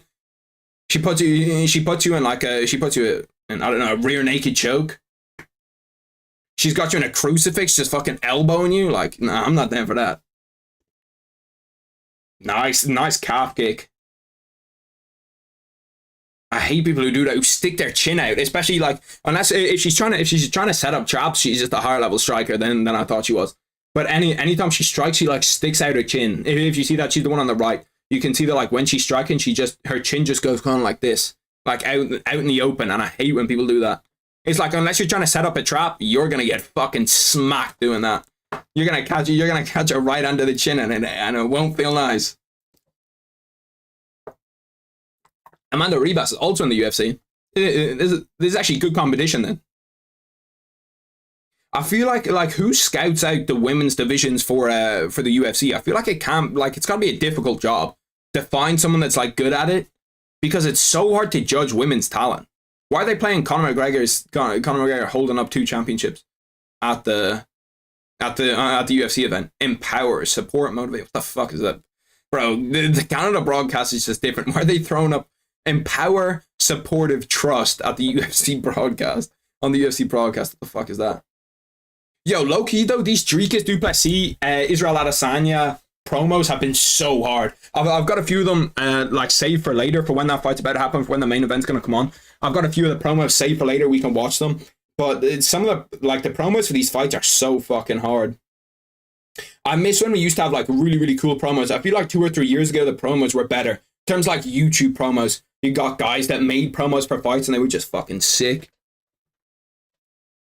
Dricus Du Plessis had his professional debut in 2013. Let's take a look at how Polyana Viana is doing in this fight, though, because like this is a legit fight. What, bro? The defense styles you see in MMA are so crazy. She's got like a half Philly shell. Amanda Ribas has like a half Philly shell, where it's kind of like this arm is too high, this left arm is too high, and this right arm is too low. Clinch work. She doesn't actually look to be a bad fighter though. Like, she looks to be okay. Damn, she winging that left hook. You see a lot of people do that outside of the clinch. I don't know why more people don't do it. Like, when you push off the clinch, you should always just try throw something, you know what I mean? Because I feel like when your hands come back off the clinch, when you see in the UFC, a lot of people have their hands down. Keeping our hands high, that's what you want to see. Nice little check hook. The striking here actually isn't bad. In terms of like the technique, what they're doing, it kind of makes sense. Well, a lot of stuff, what they're doing. I don't know. It always looks weird. Is it just me that when you watch women's MMA, I think the striking just isn't as clean? Like, it just kind of looks like strange striking. You know what I mean? It doesn't look like it's trained. Like, what the fuck? Okay, hold on a minute. What the fuck was that? What the fuck was this? You were nowhere near range. Look at this shit. Look how far away she is. She knows for a fact she's nowhere near range right here. Look how far away she is. Look how far away she was right there, trying to throw strikes. She thinks oh damn, she dropped there. Hold on a minute. Let me shut the fuck up. She finished her there? Polyana Viana. Okay. Let me shut the fuck up. I don't know what the fuck I'm talking about. She thought she had those Sean Woodson arms. What did she actually catch her with? I was looking too much at the strikes from a mile away. Look at that shit. Okay, come on, bro. Maybe she slipped. She slipped and she got cracked by right hand. See, look, the half Philly shell. I've never seen the half Philly shell work in my life. Yeah, I don't know what that was. I don't know what the defense was there. Some of these coaches, you see, like, bro, you got to work on her defense. What the fuck was that? I don't know who's teaching her defense out here with this, but it's like she's getting swimming lessons. But like, Amanda Ribas is like a legit UFC fighter. Let me look up Amanda Ribas. Amanda Ribas. What's her record looking like? 12-4-0. Like, legit UFC fighter. 7-3 in the UFC, actually doing better. Beat Vivian Araujo. Lost to Macy Barber. Beat Paige Van Zandt. We all know about Paige Van Zandt. Damn. She's getting the fucking Infinity Stones of baddies. Mackenzie Dern, Paige Van Zandt. Every baddie on the UFC roster, she beat them. Just rolling through each baddie after baddie. Mackenzie Dern is bad. I don't care what anyone says. You know what I think is the weirdest shit ever that I don't think people talk about enough, okay? When you have, like, a woman fighter, I'm pretty sure Mackenzie Dern has it. When a women's fighter coach is also, like, their boyfriend / husband, I think that's weird as fuck. Why is that a thing? Damn. Smash. Like, why is that a thing when you have your like, I respect the coach's hustle. You know what I mean? I respect the coach. I'm never going to stand in his way. But I still think it's weird. I'm still going to call it out as weird. And don't even get me started on fucking Rose Namajunas and Trevor Whitman. What the fuck is going on there, bro? What is this, bare knuckle? Oh my god, bro. If you fucking get me in a bare knuckle fight, there's legit zero chance I'll ever do bare knuckle. Bare knuckle is something different. You've got to be a different level of crackhead to do a bare knuckle fight. Like, bare knuckle is legit some of the worst shit you could do to do to your body. I don't understand how anyone can do it. I legit don't understand how anyone can do bare knuckle. It's fucking nasty. Like, I mean, I don't think people realize, unless you've been hit like with a glove, you don't realize how much that glove helps you. You know what I mean? If they don't have that glove on, you're finished. You are absolutely finished.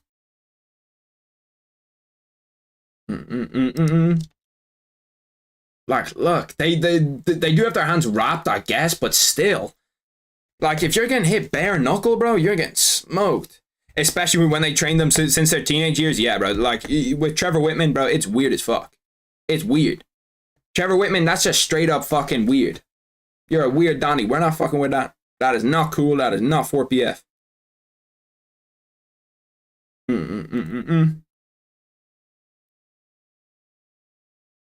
It's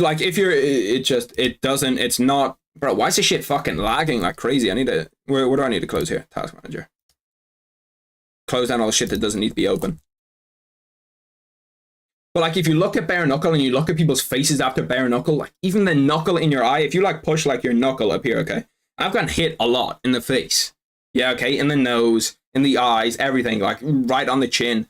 If you even just push your knuckle up against your eye, you can feel like there's a difference in that. There's a difference in that and like what happens. What happens to your face, how it feels on your face, like it must hurt so bad. You have to be like a legit crackhead to fight bare knuckle. Why are they fighting in like a hay enclosure too? What the fuck is this underground promo? I gotta start watching this. Bro, you know what needs more promotion? These little Russian events that go on, these like crazy crackhead Russians that put on these events where it's like some fucking crazy event. I saw one the other day where it was some like crackhead fighting his crack dealer. Why are we not getting promotion for that? Why am I not watching that live on pay-per-view? That's the pay-per-view shit. That's what we want to watch on pay-per-view. Telephone box fighting. That's what I want to watch on pay-per-view. Car jiu-jitsu. Where's the channel for this? How am I meant to find this stuff? You know what I mean? That's what I'm paying $80 pay-per-views for. Fuck UFC. Fuck UFC 297. I want to watch car jiu-jitsu. I want to watch phone box fighting. Where is that shit? Mike Perry with the African genes. Yeah, Mike Perry's a different breed. Mike Perry's like actually a different breed. Like, does not care about CT, doesn't care about any of that stuff. Like, I actually care about, you know, how my brain works and if my brain's gonna work. So like, I'm trying to spar too hard, you know what I mean? I'm trying to spar to get better, but I'm not trying to do this shit. Because I guarantee you, if these guys ever spar, I'm not sure if they do sparring. I'm not sure if you can bare knuckle spar or if you spar with gloves and bare knuckle. But I guarantee you, there ain't nobody going soft in these gyms. They're throwing with fucking everything. Look at him. He wants fucking more. He's been absolutely smoked. Oh my god. That's a nice right hand. Low-key, like, the striking's pretty good. Like, in terms of, like, how they strike, it's actually not bad. That was a little bit wild. But low-key, comparing this to women's MMA, to some of the women's MMA fights that we've seen, it's like, ugh. How bad was Sam Patterson's opponent? Yeah, he wasn't great. He wasn't great. He was just, he's bad. And I thought going into it, he was the favorite, and everyone had talked about how it was weird that he was a favorite because, you know, he's not like, he doesn't have that much in the UFC, doesn't have that much experience, isn't that like well-rounded in the UFC. But God, when he went to the ground, he just looked awful. He looked awful. He looked awful as soon as he got taken down. He looked like me, just trying to like squirm out of it. You know what I mean? But yeah, no, Pollyanna is she's different gravy. She's for sure different gravy. I'd throw her up further up the pay-per-view. Her against Mayra Bueno Silva. Who wants to see Raquel Pennington? Who wants to see that? I don't want to see that. Bro, this guy legit must be like brain dead after this fight. Like, look how many punches he's taken just straight bare knuckle on the face. Wait, do they not even have their hands? Do they not even have their knuckles wrapped? Do they have their knuckles wrapped? Bro, there's never, ever, ever a time when bro, like, I don't understand it. I don't understand it. People, like, I can't remember who it was. Someone on Joe Rogan's podcast, okay? I was listening to him and they were like, all fights should be bare knuckle. And I was like, you have never been hit in your life if you think all fights should be bare knuckle. I think Joe Rogan said it, actually. I think he said that all fights should be bare knuckle because you can get hit with elbows and knees and they're not covered up. But, bro, bare knuckle's a different game. If you get hit with an elbow, I'm sure it sucks, okay? But, like, if you get hit with a knuckle right in the eye, that is horrendous. It's like my worst nightmare. What the fuck is he wearing? What is he wearing? That is exactly what I expect someone to be wearing at this event. What the fuck is going on back there? Nah, he needs to fucking... Bro, that Jasmine fight was crazy. To get submitted with 30 seconds left in the fight after getting beat for 14 and a half minutes, like, beat. Not like, oh, she's losing the fight beat. Like, Jesus Christ, is she gonna be okay after this beat? They're fighting in fucking jeans? Like, where do they recruit these guys? Ooh, damn. See, at least they're kind of like defensively sound. You know what I mean? There's some more defense in these fights than what I've seen in the fucking UFC fights today. Where at least, you know, the chin's down. I suppose on bare knuckle you learn pretty fucking quick. Get your chin down, otherwise it's getting taken off your shoulders. But yeah, they're just winging everything. One roll into an uppercut, these guys are finished. Gloves exist for a reason. Yeah, gloves are necessary, super necessary, and gloves with padding. Super necessary. Look at the dad bod. He's looking like Tom Aspinall coming in against Sergey Pavlovich. The other guy's low-key ripped, though. Gary, there's no fucking way. I'm sorry, there's no way either of these guys is called Gary. There's no fucking way either of them is called Gary.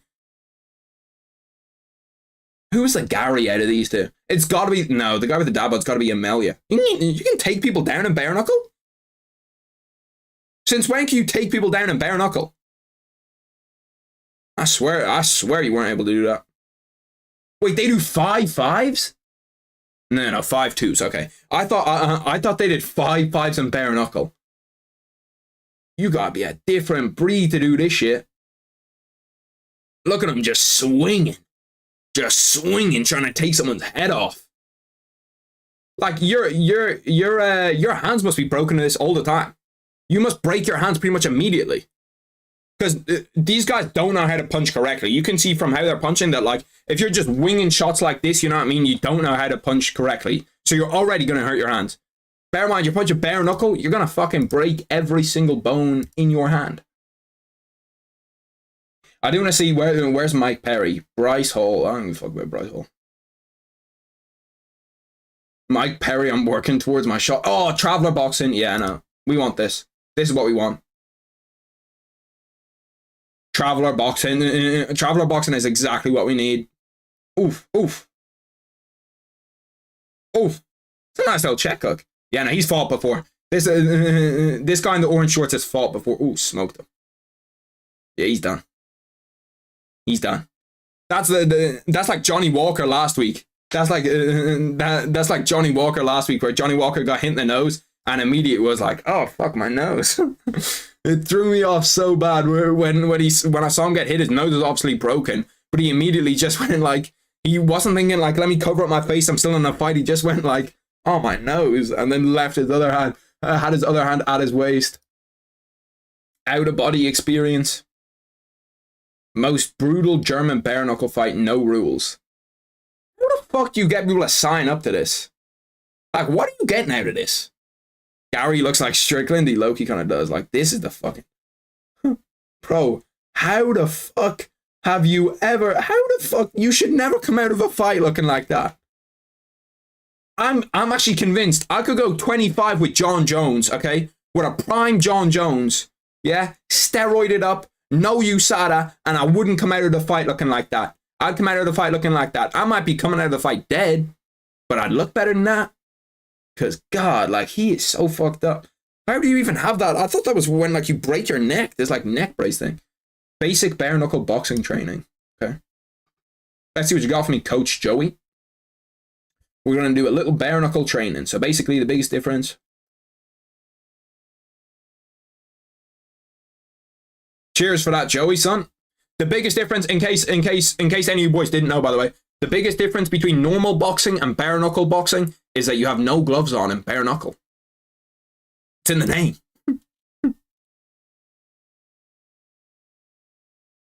God damn, that brother's moving slow. That brother's moving slow. To be fair, these guys are not sparring hard. He's throwing them hooks back pretty fast. One of them throwing the hooks at 25. He's throwing them hooks at 60.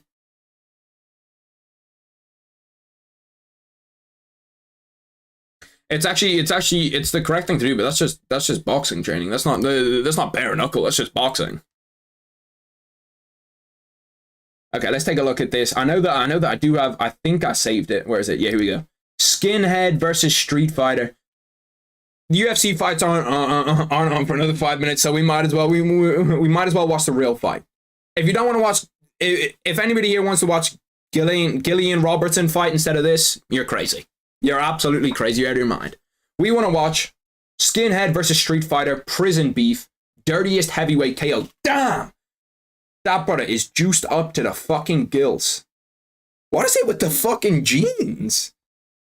What is it with fighting in jeans? Wait, who wins this fight? Some predictions. That motherfucker's tatted up to shit. I think the guy on the right wins it. Iraqi Assassin 11 wins. Okay. Let me see some technique. Was that a feint or no, I don't like that already. I don't like that jab that low. He's gonna get cracked. He's gonna get cracked with a right hand immediately. Immediately. I literally said it immediately. I'm pretty happy with my prediction right now. He looks okay. He looks kind of bouncy, you know what I mean? Oh yeah, he's gonna smoke him. He's gonna smoke him. Look at him getting all the angles. This is better production than the Saudis put on. Oh damn. Another right hand cracked him. If he could fucking punch, he'd be out already. He just doesn't know how to punch. He keeps on throwing like these.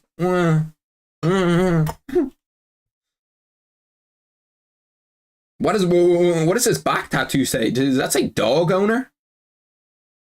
Fuck me, he's big. Look how big that guy is. Irish power. Bro, get that tattoo off your back. You ain't fighting. No. You're Irish, you're not fighting like that. We're revoking your passport. You're no longer Irish, buddy. You're gone. You're finished. Do they have wraps on? That guy's gloves do not look like. Their gloves are not the same. Even maybe he fills them out a whole lot better. He is like fucking huge. How big is that guy on the fucking in the jeans? Oh, cracked him there. See, once again, he just can't punch. If he could punch, he'd be done. Oh, he don't want it though. He got hit with something. He got hit with something that he did not want to get hit with.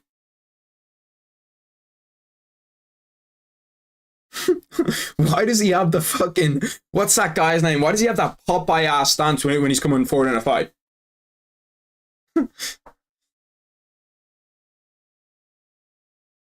They're both just laughing, happy, ready to go. There's not a whole lot of punches. Where's Dirtiest Heavyweight KO? Oh, damn. Oh, he hurt him. Oh. He's finished. Hold on a minute. No, don't give me an ad now. No. Hold up. Back that tape up. One punch, knockout. Get that brother in the UFC. Get this brother in the UFC. My PC is struggling. Let me close some of these tabs. Hold up. Wait a minute. He cracked him. Oh, damn. I was wrong. There was me talking all this shit. All of this shit. And I was completely wrong.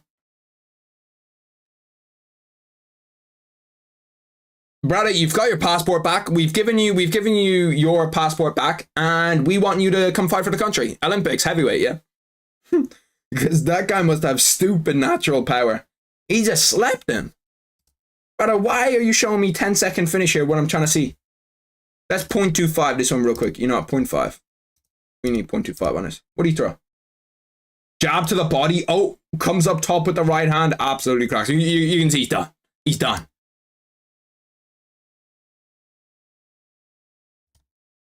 That guy must have no chin, or the other guy's got stupid power. Because he did not hit him clean. He ain't hit him clean at all. Let me go back to, let's go. Gotta change it up so we're actually, we can actually watch the fights now, technically. Weight classes exist for a reason, yeah, but they're both gotta be heavyweights, right? They've both gotta be heavyweights. I don't even have any Jillian Robertson highlights, do I? Let's look up and see if we can find a Jillian Robertson finish.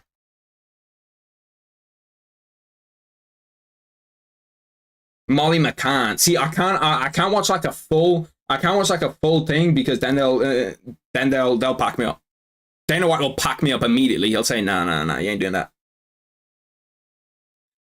Take a gander at my bet for this one too. Who do I have? Yeah, see, this one's already done. 3 year into $5,000 is finished. This one is what? Sergey Sade, Charles Jourdain, Mauro Bernat Silva, no, and yes. See, this is my lock. I'm actually confident in this one. And then Arnold Allen, Marc-Andre Barreau, and Neil Magny. I do think some of the odds on this are a little bit wide.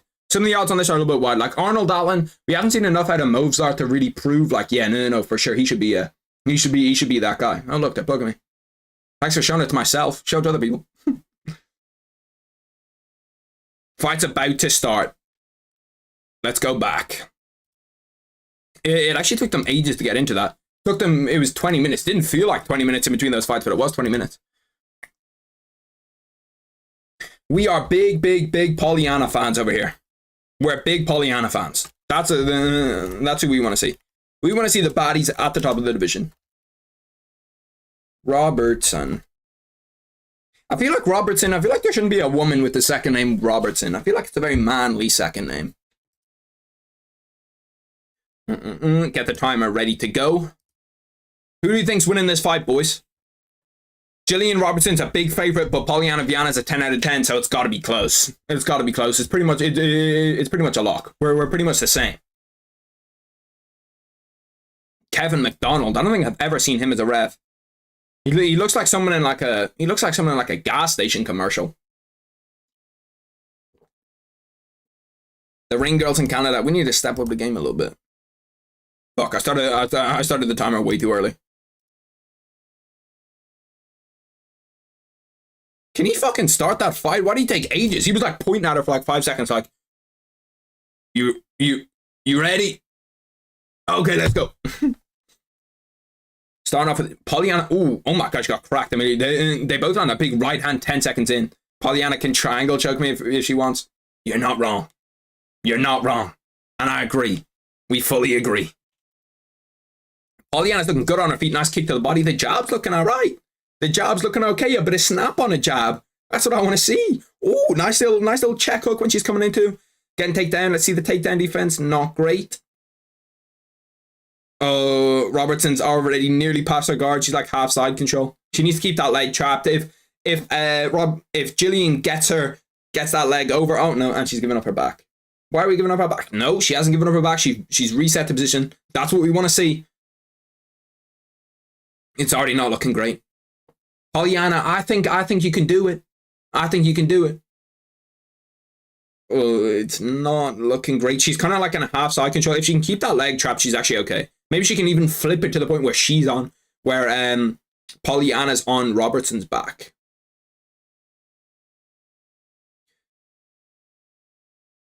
I always think for women, if they miss weight, do you think that women would cut their hair if they're missing weight? Because who was it that had to do it? Someone had to do it in Tough. What's his name? The guy he lost to Mateusz Rebecki in his last fight. Oh, I forget his name. He had like super long dreads and he had to cut his hair for Tough. Oof. What is that? She's looking for that. She's looking for a Kimura already. This fight has actually been decently entertaining. I need to see a Pollyanna finish here. Pollyanna, you can do it. I believe in you, Pollyanna. What I don't want to see is I don't want to see someone get beat up on the ground for 15 minutes again. We've watched that already with one women's fight. I don't want to see that again. I'm gonna start pulling up bare knuckle halfway through. See, this is the thing where it's like, I don't think this should be scored, you know what I mean? We can't score this for Jillian because he's not doing anything. She's just kind of got the control time. I hate that control time stat where it's like, oh, if you control them on the ground, it should count as your round. But no, you have to do something with it on the ground. If you're like threatening submissions and all of that type of stuff, yeah, I understand it. Of course, give them the round. But if you're not threatening anything on the ground and you're just kind of holding them down there, like, why the fuck are we scoring that as like a huge big thing? Right now, Pollyanna's struggling to get out. She's struggling right now. She's going to have to like give up her back and kind of try to squeeze out that way. Oh, she's got a big elbow, 2 big elbows. Now Jillian's past her guard. It could look sticky here. And it's not so sticky that I want to see when I'm talking about Pollyanna Viana. Oh, damn, that's a nice angle, though. I gotta chill. I'm moving crazy. This one should be closer up. So if you boys are watching on the pay-per-view, oh, she's already got a... Oh, that's deep. I think that's deep. Head and arm choke. Actually, no, that's a triangle. Speaking of triangles, she's trying to get her foot over so she can get the right leverage to get the right squeeze. I think she's okay right now. Pollyanna's okay right now. She's existing. Oh, she could be in trouble though. She could be in trouble. That leg's out. She's kind of twisting. She's trying to roll onto her back, but I feel like she's just going to get RNC'd if she rolls onto her back. Pollyanna was actually looking good on the feet too. Just got taken down early, and now Jillian has 3 minutes and 4 seconds control time in the first round. See, this round, okay, I can understand, but like we have to give Pollyanna some bias because she's really, really good looking, and that's what we want to see at the top of the division. You have to give her some bias, you know what I mean? We have to really be like, we have to look at it and say, who do we want to see in the next pay-per-view? Who do we want to see as the women's champions? Some baddies. Oh, damn. Oh, some big elbows by Jillian from the top. That's what she really needs to do. She needs to just try to cut her open. Try to beat her up. Rolling into an armbar. She's trying to hold that arm away from... She looks okay. Decent armbar defense right now. Oh, she gave up that arm for a second. Oh, she could be in trouble here. She could be in trouble here. Slam. Slam. Let me see a slam, KO. Pick her up. Pick her up. Pick her up. Slam. Oh, she's got that arm extended. Tried the slam. Slam didn't work. Slam her again. Oh, she's got like her knee, and she's got a knee bar. I can't see from this angle what's even going on. No, she got out of the armbar. She's out of the armbar. We're okay. We're okay, people. She is out of the armbar. Yeah, there we go. Stand him up, Pollyanna. You know, put in some work. Put in some work on her feet. Let me see something. Let me see something. No, she ain't showing me nothing. We're okay though. We're okay though. We made it through the round. Don't get taken down next round. That's the game plan. Game plan, don't get taken down. Decent first round. It wasn't a great first round. I don't think I do have a bet on this, do I? Let's see. I'm pretty sure that this is one of the... Oh no, I did have a bet on this. It's Jillian Robertson, but that bet's already fucked. We're going to have to put together a new one. You know what? Right now, while this fight's going on, we're going to put together a new bet. A new bet that has every single fight that's left on the card left. Sergey Sadeh. You know, we'll transfer over here so we can see it. Sergey Sadeh. Charles Jourdain over Sean... No, Sean... I'm tempted to take that Sean Woodson money line. That butt is too big. I want to take it. I want to take that money line so bad. He's so big. Well, we'll leave it for right now. We'll get back to it. Brad Katona got a bet on the Irish boys. Movzar, give me Movzar. Give me Mark Andre. Give me Mike Mallow. Give me Myra Bueno. Give me DDP. I want to go Sean Woodson. We're gonna leave it because I'm torn on that one. We'll go 250 stake.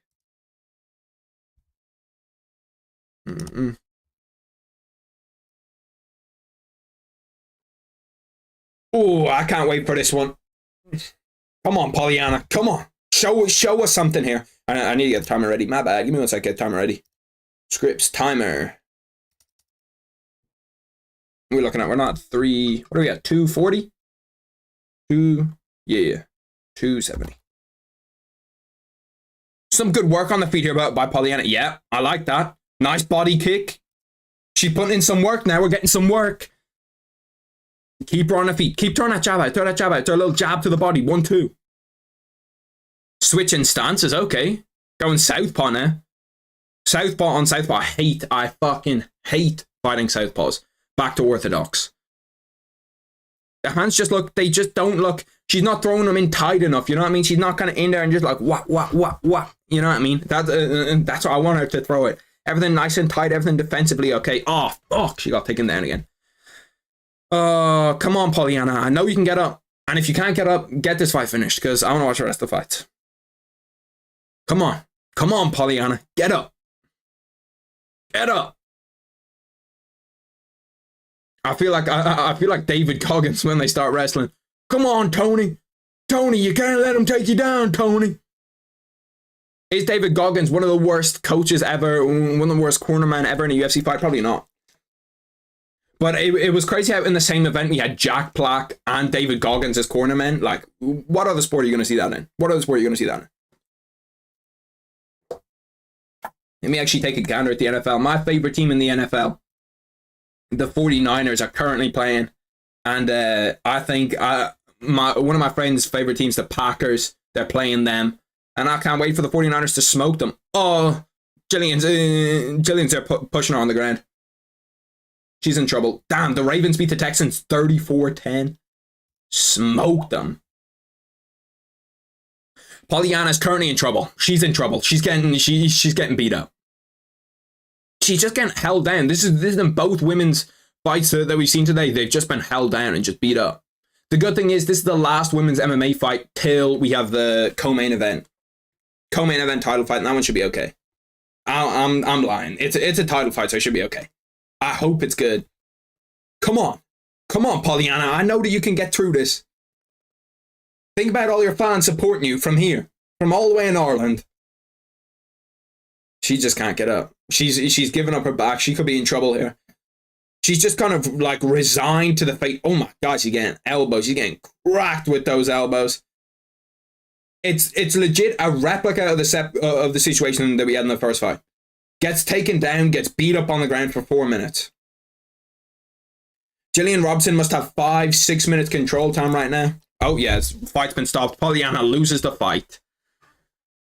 You win some, you lose some, Pollyanna. The good thing is you still have your good looks. So you'll still do for me. You still have my support. Got smoked, just got ground and pounded all the way to a finish. Not much you can do. You know, we'll take the L. We'll take the L. Sad to see, but you know, it happens to the best of us. Happens to the best of us. Freaky fast finish, Jimmy Johns. This was not a freaky fast finish. This was in the second round. And she just got ground and pounded. It wasn't even like she got hurt into a big ground and pound strike. It was just like a bunch of little ground and pound strikes. I think that's actually a bad stoppage. I actually don't like that stoppage. She was taking the strikes on her arms. She wasn't really reacting to the strikes, but she was just taking the strikes on her arms. Did she complain when she got up?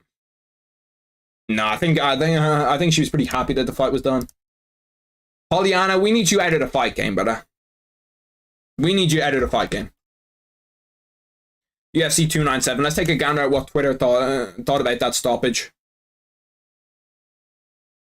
Where is my thing? Bang. Early stoppage. See, me and Jack are on the same fucking page. Me and Jack are on the same page. That's an early stoppage. I'd love to know what Sean Woodson blows up to after. Canadian women simply too good tonight. I really thought that was early. Great finish. Apparently I'm wrong. I did think it was early. I really did. Impressive win. Yeah, there's no one really apart from Jack saying that it was that it was early. I did think that stoppage was kind of early, but like she didn't want to. She didn't want to fight. She didn't want to fight. And if you don't want to fight, there's not much that the ref can do for you. The ref can't just save you and be like, well, you don't want to fight. And that's why wrestling is such an important base. You're not wrong. Pollyanna, we need you back. We need you back and at your best, okay? I believe in you. I really do believe in you. Let's see. What is the next fight? The next fight, I think it is... Let's go down here and... Oh yeah, it's Sergey Sidey, Ramon Taveras. Ramon the Savage Taveras. This fight's actually super interesting. This is the only fight I've ever seen in the UFC where it's like, where he fought him on the Dana White Contender Series, lost him on the Dana White Contender Series, and now his debut is against him in the UFC. Both of their debuts. Ooh, no glove touch. This is Ramon Taveras. Ramon Taveras was the one that lost on Dana White Contender Series to Sir Hasadeh. He got knocked out in 1 round, by the way. Round 1 knockout, came back a month later and knocked another guy out in round 1. Knocked a different guy out. Bantamweight 135-pound division. I'm pretty sure this is highlights and not just a straight-up fight, right? No, it is just a straight-up fight. He does not look like he's ready to be in there. Ooh, nice little head kick. I could not imagine getting head kicked. Getting a head kick must just be the worst shit on the planet. What are the Canadians on tonight's card? Are they 3 from 3? Canadians 3 from 3? Actually, no, I don't think so. Who was the guy that lost to fucking... I think 1 Canadian has lost so far. A nice little body kick. Damn, he's lucky getting fucked up in this fight. What thing is this? Combat Night? Bro, they just have the least original names on the planet for these promotions. Combat Night. The best in live mixed martial arts. If you're wondering what I'm eating, it is a protein bar. Gotta get your protein in. They're actually fire. That's one of the problems when I order, like, because most time I'll order bulk in, like, protein bars just because it's a lot cheaper than, like, you know, like buying a protein bar at a shop. You can just buy them online and you get them pretty cheap. But the problem is then you eat them when you're not meant to eat them. You know what I mean? Damn! A little heel kick? Who is this, brother? Charles Felony Bennett? That's what we need to look at. Fuck everybody else. We need to look at Charles Felony Bennett. Where's he on Topology? What's he doing? Charles Bennett. 30-42. God damn, that's CTE right there. 30-42. Current streak 12L streak. Who the fuck did they have this brother fighting against? Boxing, bare knuckle. He has an upcoming bout. Bare knuckle. God fucking hell, bro. Bro, this guy's gotta have stupid brain damage. Damn. Bare knuckle, bare knuckle, bare knuckle.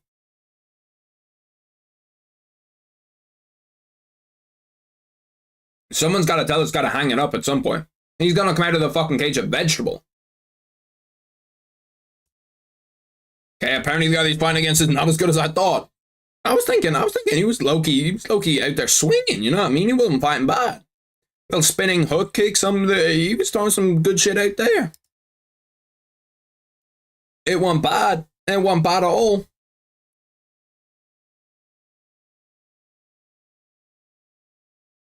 Okay, now I can see why he's kind of slowed down a little bit. Let's take a look at this knockout, though. This Sir Hasadeh Ramon Tavares knockout. This is the one that happened on Dana White Contender Series. That was quick as fuck. I didn't even see it. Just right hand to the jaw. Smoked him. It did look to be an early stoppage. Is there a replay of this? Here we go.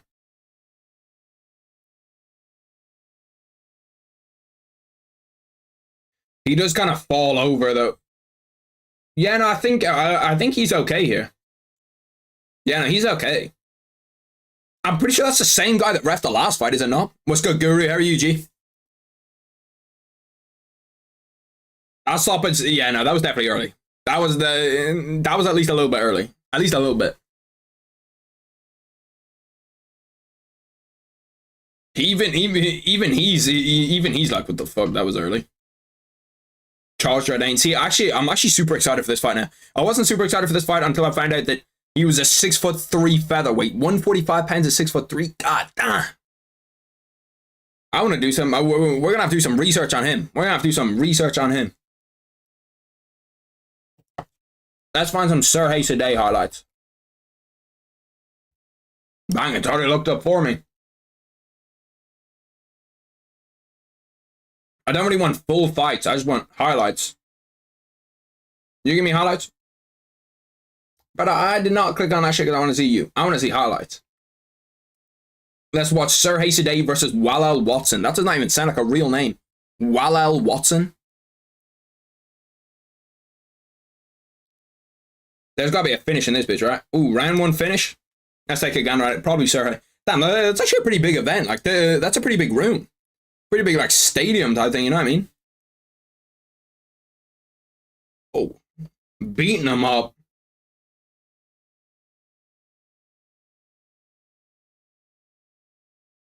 Yeah, he's just smoking him. Yeah, this fight's... I want to see. I want to see what dropped him originally. Did he take him down or did he drop him? He must have dropped him.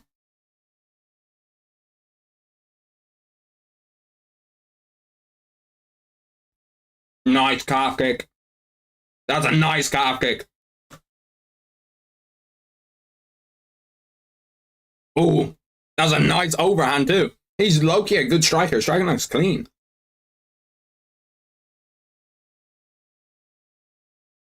Okay, there's something there. I can see something with him.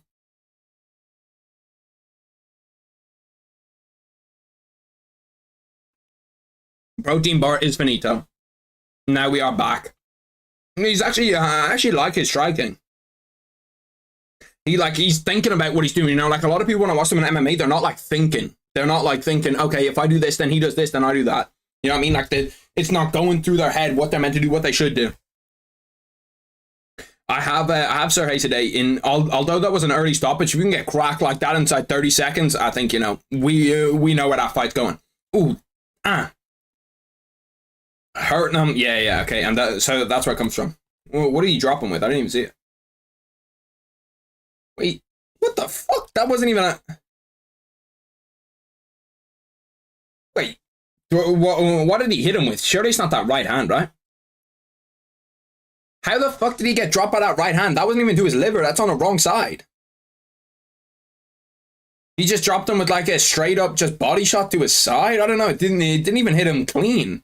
It like glanced off him. You see like the punch went through and like went to his left. That's strange as fuck. How did he get dropped by that?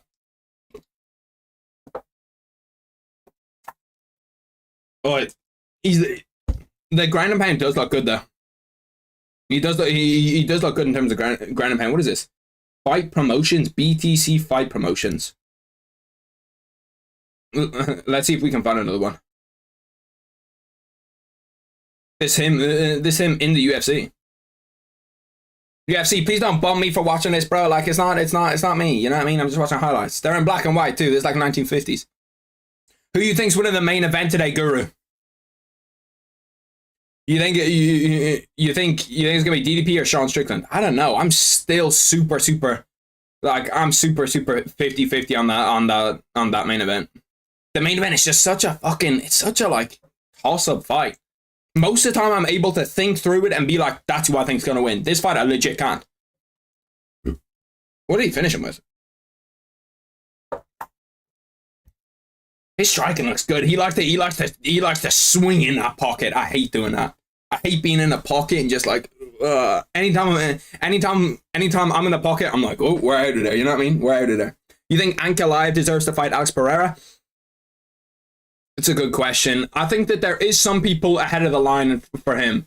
I think Jamal Hill's ahead of the line. I think the UFC definitely would do an Israel Adesanya 3 fight before they even look at that fight.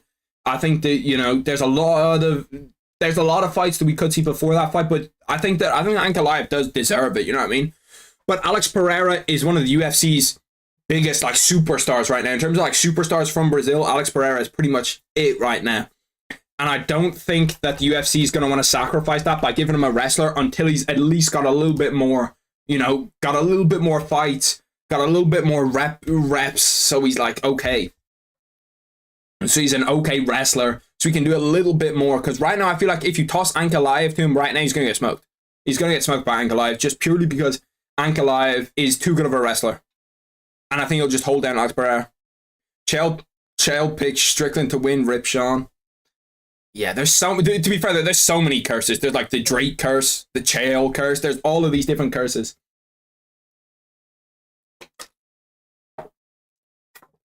Cortavius Roman.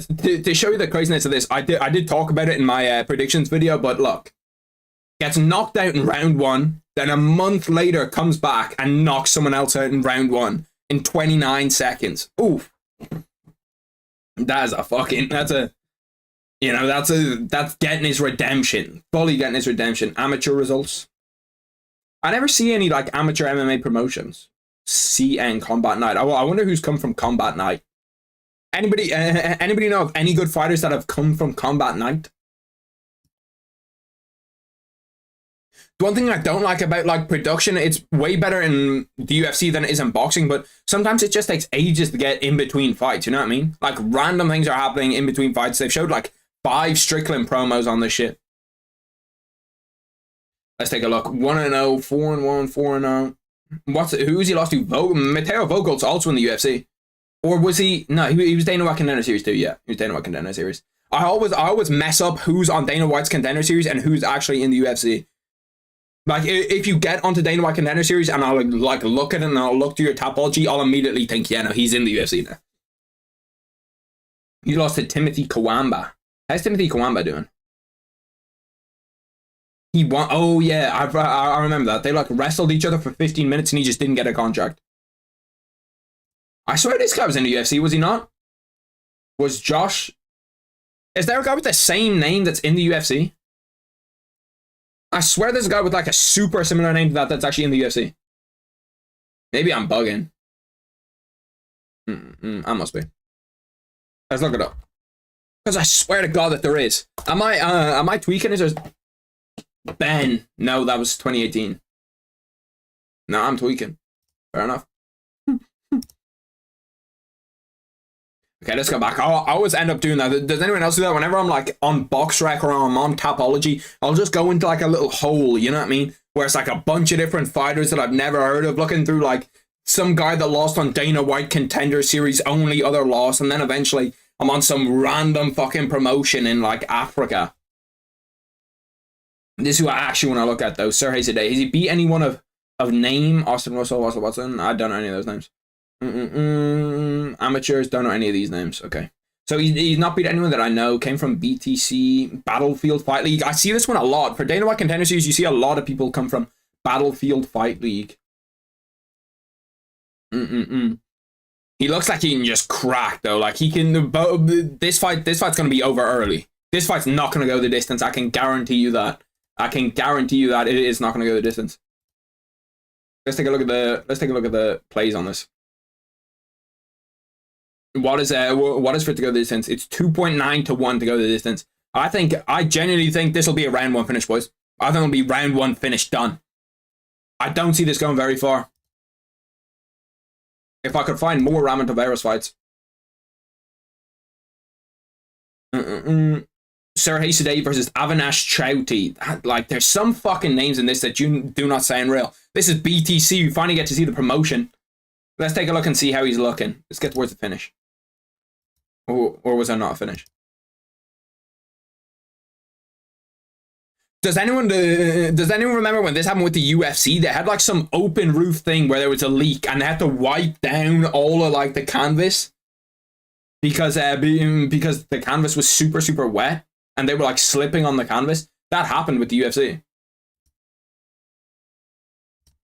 These just wrestle his way. When's round 3? Or is it 2 rounds? Oh no, here we go. It's round 3. Alright, let's watch the last round. The last round of Sergey Zadeh. Because actually, I haven't seen I can't remember. I think I watched that fight on Dana White's Contender Series. But I can't remember. There's a load of those fights. Like, I feel like when you're watching the Contender Series, that a load of the fights just go over your head. You know what I mean? Tons of the fights just go over your head. I'm super interested for that Movsar Evelev fight too, though. I want to see. It's a test for Movsar. I think that having him as an underdog, we're seeing a lot of that this year, where like the veteran who I think could definitely win the fight is the underdog. Like Charles Oliveira being as big of an underdog as he is against Arman Tsarukyan is fucking wild. Have you seen that shit? Charles Oliveira's a big underdog against Arman Tsarukyan. Like, obviously not huge, but it's like pretty substantial underdog. I think Charles smokes him. Am I bugging? Like, does Charles Oliveira not beat Arman Tsarukyan? Not easily, but I think that he should definitely be a favorite in it. I think he's just got too much from on the ground and too much from on his feet. Did he finish him? See, bro, like, what is the fucking lighting in this promotion? They go into the corner and I can't even see what's going on. Was that knee to the head, elbow, another knee? That's such an early stoppage too. Some of these fucking fights, bro. Some of these fights, like, what is that stoppage? He wasn't even hurt, and he's just like, we'll stop it. BTC prophecy. Wham! Oh, that's a nice fucking knee. Guess that shot off.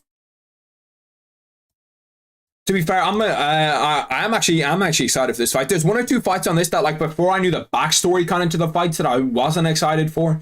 But now that I know the backstory, I'm pretty excited for this one. Like this one, the rematch of the Dana White Contender Series fight, pretty interested in. So, Sean Woodson, seen a 6'3" lightweight. I'm pretty fucking interested to watch him, you know, go to work. 6'3". Still blows my mind. You know what? Fuck it. We're throwing on the Sean Woodson highlights. Where are they?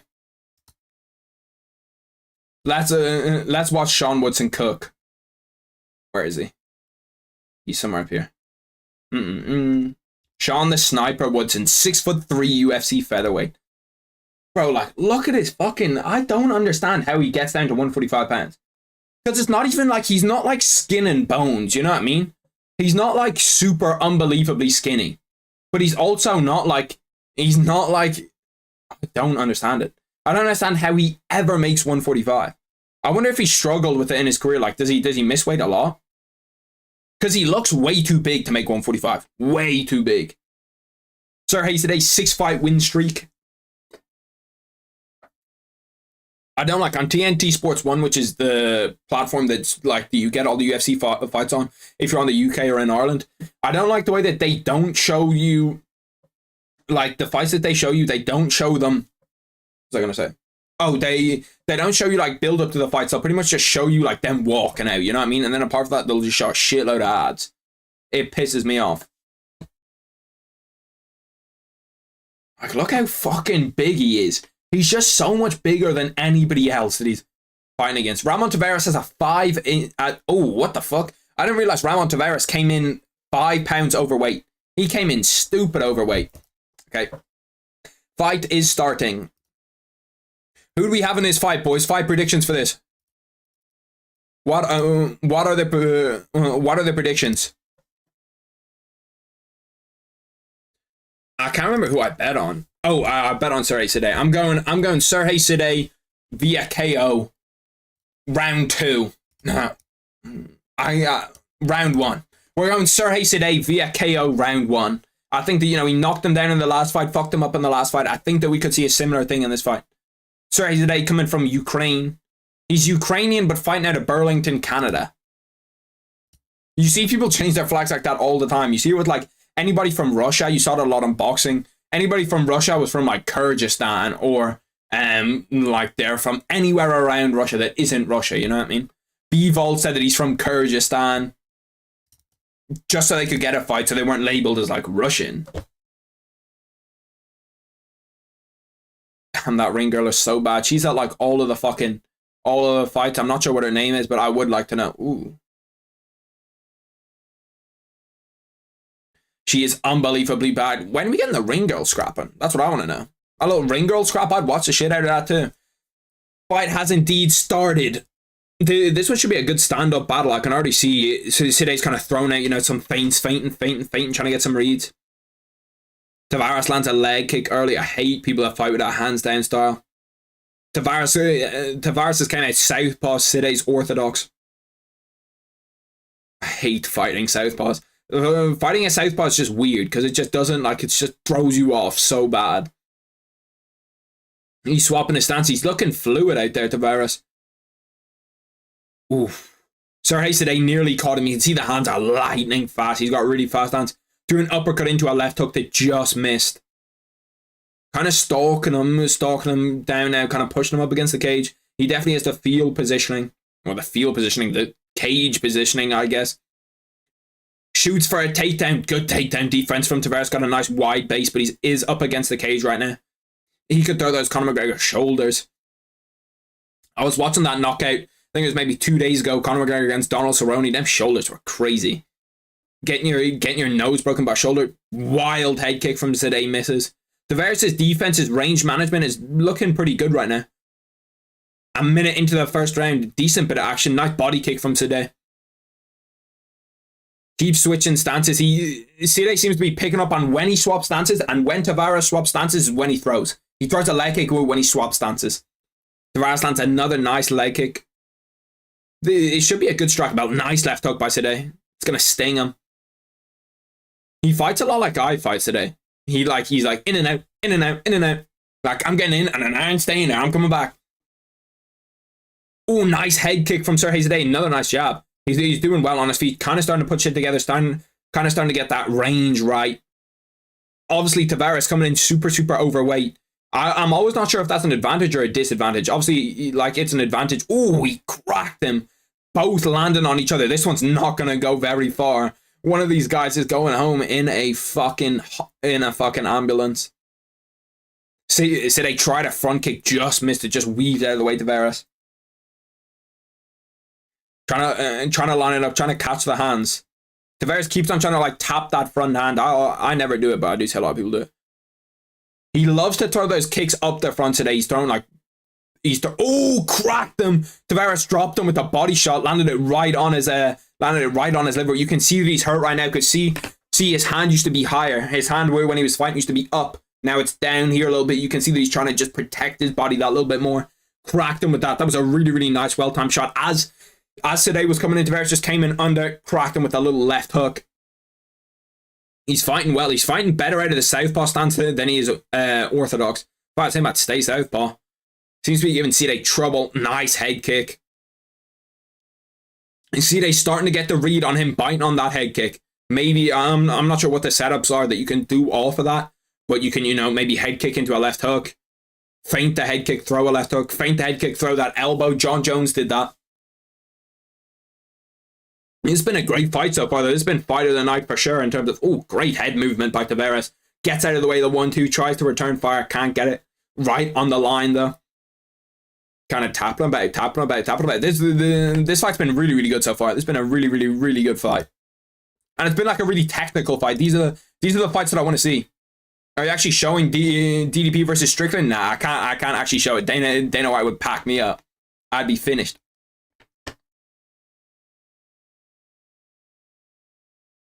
Oh, another. To be fair to Tavares, his range management is really, really good. It's really, really good. He just dips out of the way of those head kicks, leans out of the way of the head kicks, just kind of cracks people, throws everything back. He's moving his feet well. Footwork's real good. This has been the best fight that we've seen tonight by a distance. Super technical. Why did he stay there? He was like turned the wrong way and kind of stayed there for a second to see if he would throw anything. This has been a hard round to score too because Tavares did drop him with a body shot, but you've also got Sergey Side who like has done the better work. I'd say this round, difficult round to score. You'll probably give it to Tavares just because he dropped him, but apart from that, it's been all Side.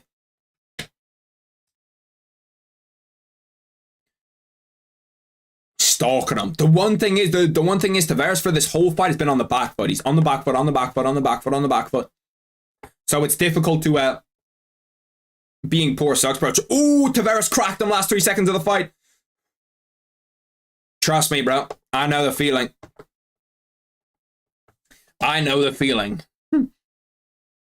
He got cracked hard in the last 3 seconds of that fight. He could have got finished. Sergey Side could have legitimately been finished in the last like 3 seconds of that fight if he didn't get if that round's not over, he was hurt bad. It'll be interesting to see how he comes out after this round because he got cracked.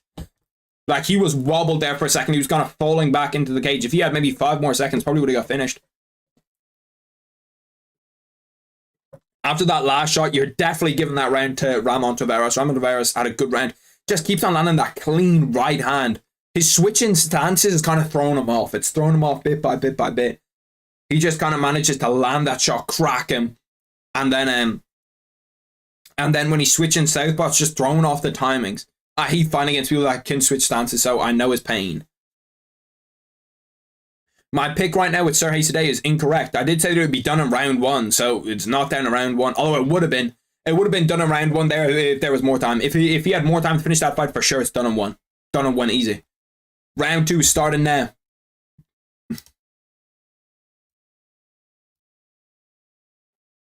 Damn, they're both still going at it. Side tries to shoot, gets stuffed. Now he's getting pushed up against the fence.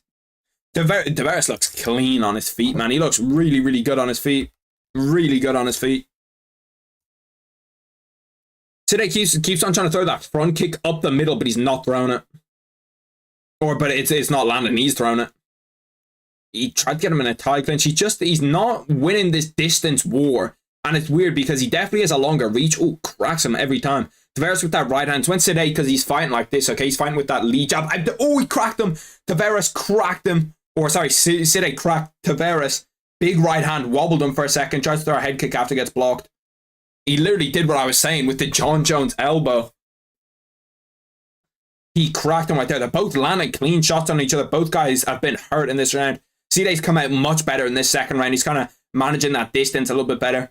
The one thing that he's doing, though, what I was saying is with his jab, he keeps on holding his jab out here and it leaves him open to the right hand coming through because his guard isn't like super tight. He's not got a tight guard like right here. He kind of leaves this hand out. Tavares' defense is fucking unbelievable, by the way. His ability to slip strikes, read strikes is just super good. He's a real talented striker. Obviously, we haven't seen him wrestling. He's up against another striker and he has been cracked once or twice, but his chin looks okay. And he's definitely, you know, his ability to slip and kind of roll under punches and just get away from punches, manages distance. Super impressive.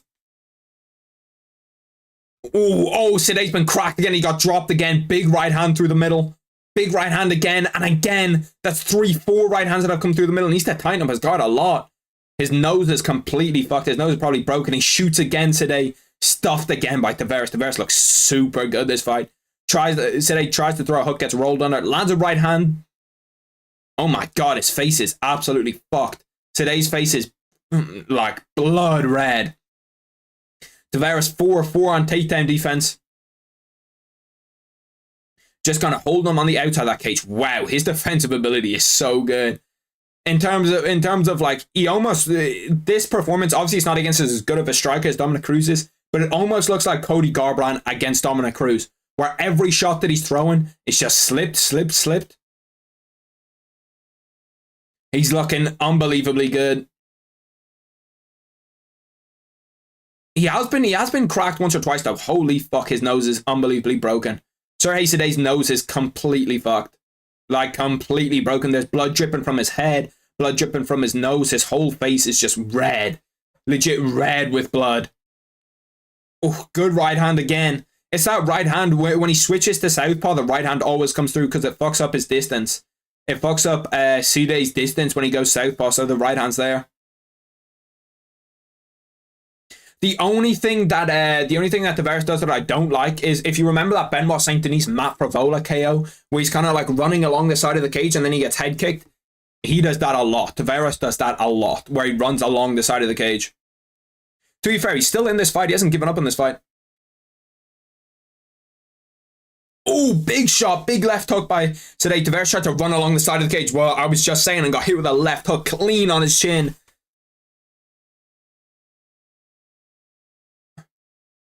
They're just kind of both fainting war. Side's still in this fight, man. He's tough as fuck. He is so tough.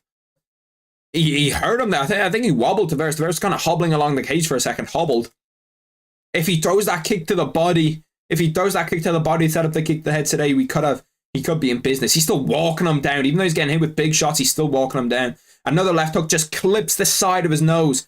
He's landing now. He's landing when he has Tavares pushed up against the cage. Now he lands. He's landing. He's getting that little bit extra, you know what I mean? He just gets that distance right to where Tavares isn't looking as good. He's not slipping the shots easily now. He's landing. Although he did slip like 4 shots well there. He keeps on trying to land that left hook as Side comes in, and it's a good shot. He's like, that must have been something that they've worked on, that they've seen, because his left hand is low every time he comes in. Good elbow by Side. Another good elbow. 2 good elbows and knees. Talking about Muay Thai. When they were saying that Muay Thai isn't used that much in MMA anymore. Look at this fight. Man, this fight has been a fucking banger though. I was excited for this fight, and this fight has not fucking disappointed. This fight is not disappointed. It's been fun as fuck to watch. Another good stiff jab. This has been a banger of a fight. This has been an absolute fucking banger of a fight. What you have the round scored, boys? What do we have to score in rounds right here? I think I'm giving it. It depends. What do we have the rounds scored? I'm gonna say that it's. I'm gonna say it's 1-1. 1-1 in round count going into the third round. We'll see what happens in the third round. This has been an absolute fucking banger fight. His nose is busted. Today's nose right here is just completely busted, leaking blood. Like, they can't even really stop it. They're trying to stop it, but they can't. It's like, it's a deep cut on his nose. By the way, like the stream if you're here and, you know, you're fucking with a stream, like stream, because it just pushes it out to more people, so it helps me out. They're trying to get some Vaseline on that cut. Vaseline is not going to help that cut. His eyes are starting to get puffy now as well. You know, if like your nose kind of gets broken, or you get if you get if you get hit real hard in your nose, your eyes will start to puff up because your nose will start to, you know, your eyes will get watery. That's what's happening to him right now. The ref was looking at Tavares for a second. This has been an absolute cork of a fight, though. This fight's been fucking unreal. They're both just going to war, which is what we want to see. What Sean Strickland was saying, to the death. That's what this fight is. This fight is to the fucking death. 280. I'll start the timer. The round has started, but I'll start the timer in 5 seconds just because it's easier than me changing it. Timer's out in 3, 2, 1. Bang. Tavares just cracked him with a right hand again, by the way. He's landing at will, pretty much. Throwing out. Good jab. That left, oh, he wobbled him. Left hook into a right hand, wobbled him. Actually, no, it's a right hook into a left hand. It keeps on, it messes up when I'm saying right hand, left hand, because he keeps on swapping his stances.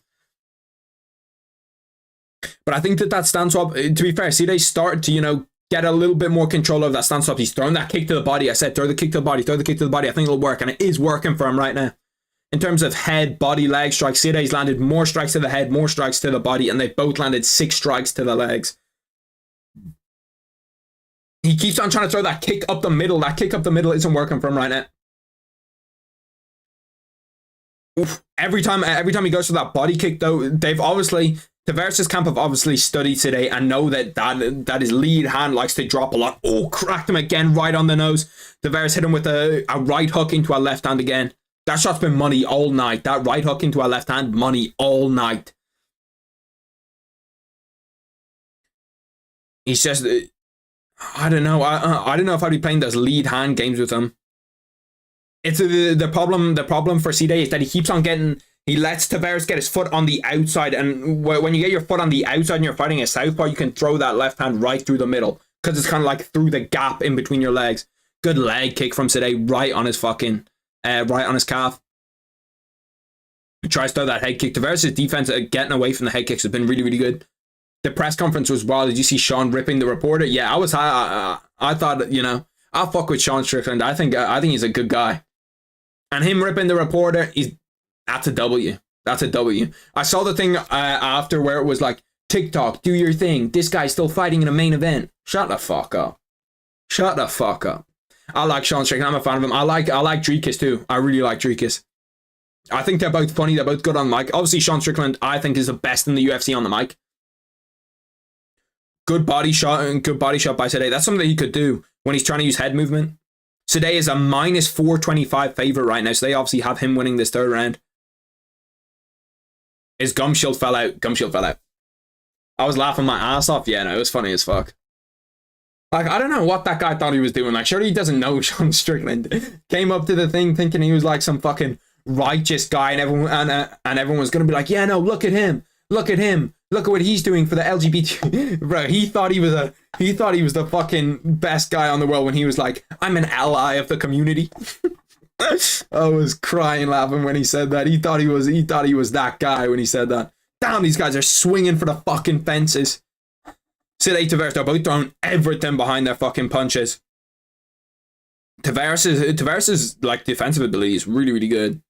Nice body kick by Sade again. He's just kind of walking him down. He's got that cage pressure. Keep letting that jab go. Keep letting that jab go, Sade. Keep letting it go. Throw that jab out. Feint to the body. Come up high with a left hook. I promise you it'll work. He did the opposite there. Well, not the opposite, but he feinted to the body through a leg kick. Flying knee lands too. Jesus, this fight's been a war, bro. This has to be a fight of the night. Give these guys both 50k. This has to be fight of the night. In terms of the scorecards, I think that Tavares now needs a knockout or a knockdown. He needs to finish this last minute super strong if he wants to do anything in this fight. Round 3 significant strikes. Today's got 7 more significant strikes. I do have him winning this round 3. I had him losing round 1, winning round 2, winning round 3. That's Side. He's tried to throw that front kick like 10 times and it hasn't even come close to landing once. Tavares needs to let that left hand go. If he lets his left hand go a little bit more, he'll be better off. When he's in that southpaw stance, every time that left hand goes, it's absolutely money. Nice head kick from today. Ducked into that head kick. To be fair to today, he's adapted to this fight really, really well. Because in that first round, he was getting beat up pretty bad. You know what I mean? He was getting hurt on the feet. He was getting hurt. He was getting hurt on the feet. You know, he got dropped twice. At the end of that first round, he looked like he could have been finished. But he came in and he's adapted to everything that Tavares has done well. But this has been a fucking scrap. Tavares trying to let it go with 10 seconds left. Trying to let those hooks fly. God damn, they're both just throwing everything out there. What a fucking fight. What a fight. That was an absolute fucking war. To the death. As Sean Strickland says, to the fucking death. That was an absolute fucking war. What a fight that was. Shout out to both of those guys. God fucking respect for both of them. I need to get the AirPods in. I need to get the AirPods in so that I can see who wins the decision. How did you score that one, boys? How did we score that? It's a murder on the dance floor. Shit, I should have connected these before. I forgot I took them off. I had them connected for ages, but then I disconnected them because they were just annoying me. Pairing the device. Come on, pair faster, bro. I need you to fucking do it quick so I can hear the decision. Otherwise, I'm just gonna have to go to do it. I think that. Oh fuck me! Try again. Bro, it's telling me to try again. AirPods Pro is now connected. Thank you. Okay, let's see. Let's get to hear this decision. Obviously, I'll call out the decision at the same time as I'm hearing it.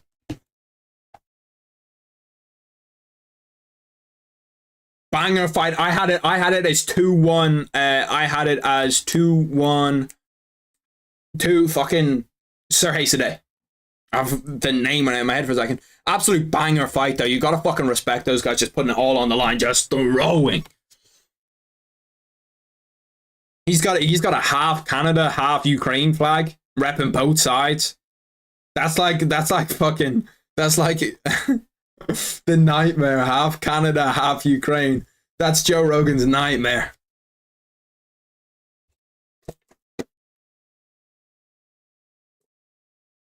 Gotta love Joe.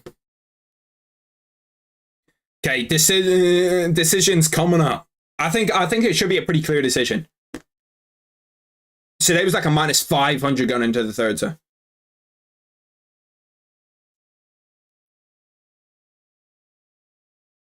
He nearly messed up the name. 29-28 today. 29-28 Tavares split.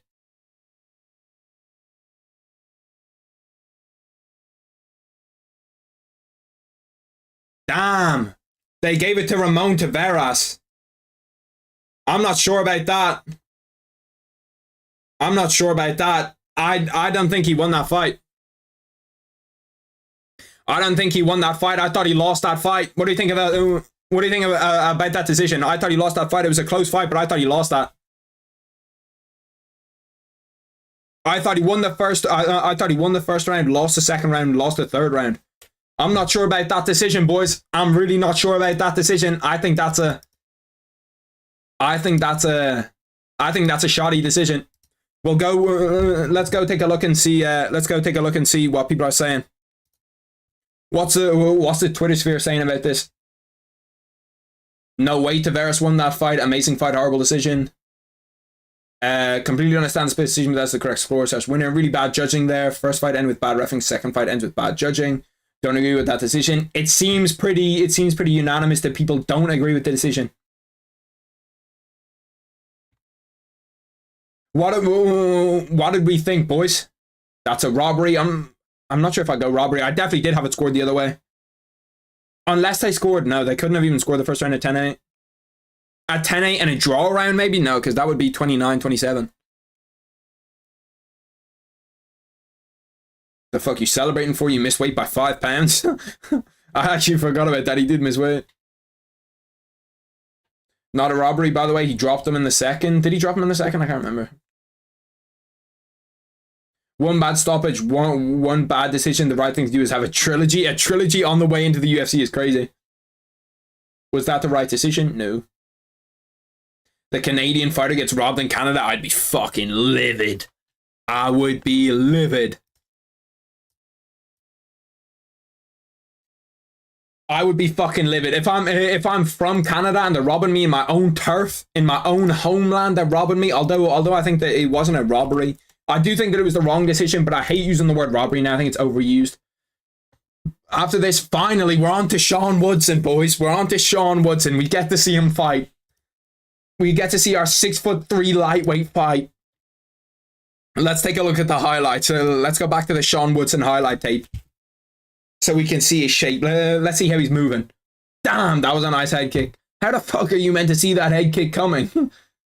That head kick, he's too big to be throwing head kicks like that. Like at 145 pounds, I don't understand it. I've sparred someone that's 6'4", I think he is, and I'm 6 foot, and I struggled with him. Struggled with the distance. Struggled with him having such long arms and having such long range, like being able to just keep me on his jab.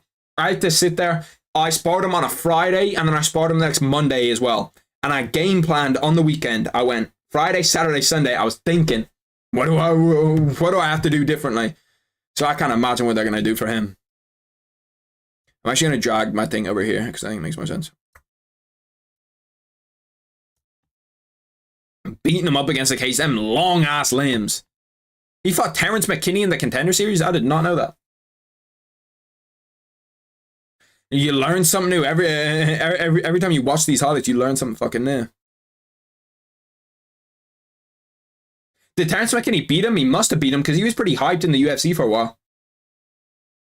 Imagine fighting on Dana White Contender Series and you're fighting a fucking 6'3" featherweight. I'd fucking lose. Oh, I've seen that highlight. I've seen that highlight. Slapped him. Bro, look how fucking big he is though. Like his knees are already at Terrence McKinney's fucking forehead.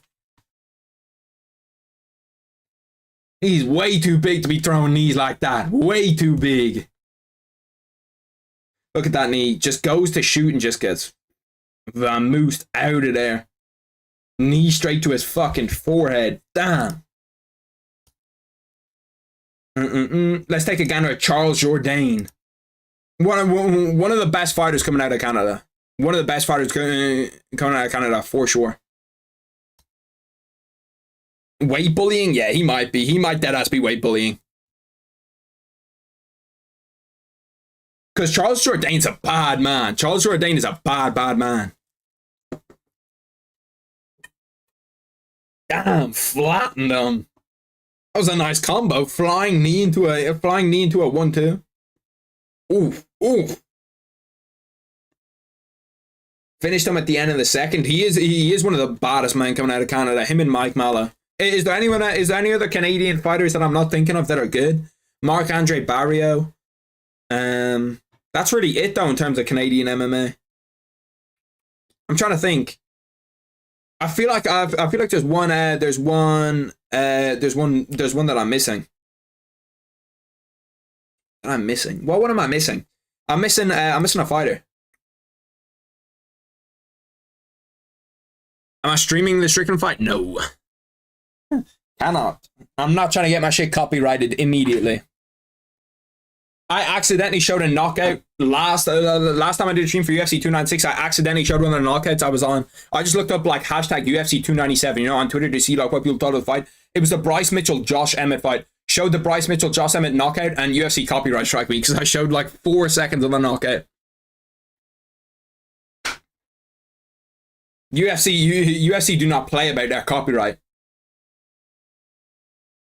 Oof. Bro, that right hand to the chin is so clean. He's just hunting them down. I'm not sure I fuck with his trim though. His trim is dusty. I need to get a haircut. I need to get a haircut today or tomorrow. I'm gonna text my barber actually. I'm gonna text my barber. I'll get one on Monday. Cause my hair's just looking too long now. It's just too long around the sides. I always feel like. Do you ever feel that like before you get a haircut, you're like, oh yeah, my hair isn't that long. And then you see when you've got a haircut and you're like, damn, my hair was long. Charles Jourdain just going to fucking work on the feet. Look at him chasing them down. I was thinking that's so funny when people are running away. It's like, get the fuck back here. Charles Jourdain against what was his last fight? It was against Kron Gracie. Kron Gracie. Oof. We need the Russian link, brother. And we need Russian link. I can get you with a sauce. I can get you with a sauce, but I can't, you know. I can't promote anything. You know, Dana, I'm a good guy. Dana, we could have a relationship in the future. I'm trying to pour water into this water bottle. I have this 5-liter water bottle, but like you can't drink out of it. It is fucking huge. Look how big this water bottle is. Trying to drink out of this water bottle would legit finish you. Sean Woodson has a 9-inch reach advantage, by the way. A 9-inch reach advantage. He must be the tallest featherweight ever, right? They don't show in the stats. They said he's the tallest among active featherweights. There's no way that he's not the tallest featherweight in total. I haven't even been watching the Charles Jourdain highlights. He won me my parlay last time, so I'm always gonna have a soft spot for him. Oh shit, the fight's about to start. Where the fuck's my mouse at? Oh, here it is. Pause. I'm clicking the pause. My mouse won't pause. Listen, the Russian links aren't that hard to find. You just have to seek. You know what I mean? You already know the websites. You've seen them before. They're there. I'm not watching on the Russian links, Dana White, and you know, watch it legally. Buy the pay-per-view. You know, Dana, help me out, brother. Dana, give me a contract. I see you giving the Nelk boys 100k on their birthday. I don't need 100. Give me a 10 and 10. I'm actually excited for this fight, though. Sean Woodson. Let's see it. Let's see how good Sean Woodson is. Sean Woodson, Charles Jourdain. I do have Charles Jourdain winning this fight. Although Sean Woodson is an absolute monster in terms of size, I think that Charles Jourdain, we just saw how good a striking is. I think he catches him. He catches him with like a right hand.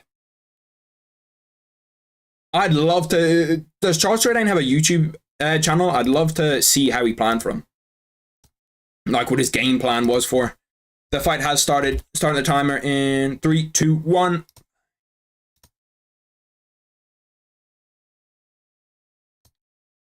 Pull up my shit. Give me 1 sec so I can see that. Oh, nice head kick by Charles Jourdain. 10 seconds in. Landing a head kick on him. Fuck me. You got to be flexible. Woodson just doesn't, he's got that long ass body, but he just doesn't look fluid with it, you know what I mean? His body doesn't look fluid like it should. Like, it seems like he should just, you know, just pop the shots off pretty easily, but he doesn't. He kind of looks like he's like almost holding them back. How the fuck are you meant to land kicks on him, bro? He has such a weird shape, bro. Like, anytime I see him, I just can't. He is, like, kind of, I like that. He's faint, you know what I mean? He's doing stuff with his arms. He's kind of always just trying to give him a puzzle to solve. Oh, they just went shin to shin, like a real shin to shin connection. That must fucking wreck. Like they were actually shin to shin right there. Bro, to be fair, Woodson's looking good in this fight so far. He's looking okay. He's not looking bad at all. Throws the jab out. Although it's going to take 1 or 2 rounds for Charles Jourdain to, you know, just get to grips with how big he is, how long he is, how tall he is.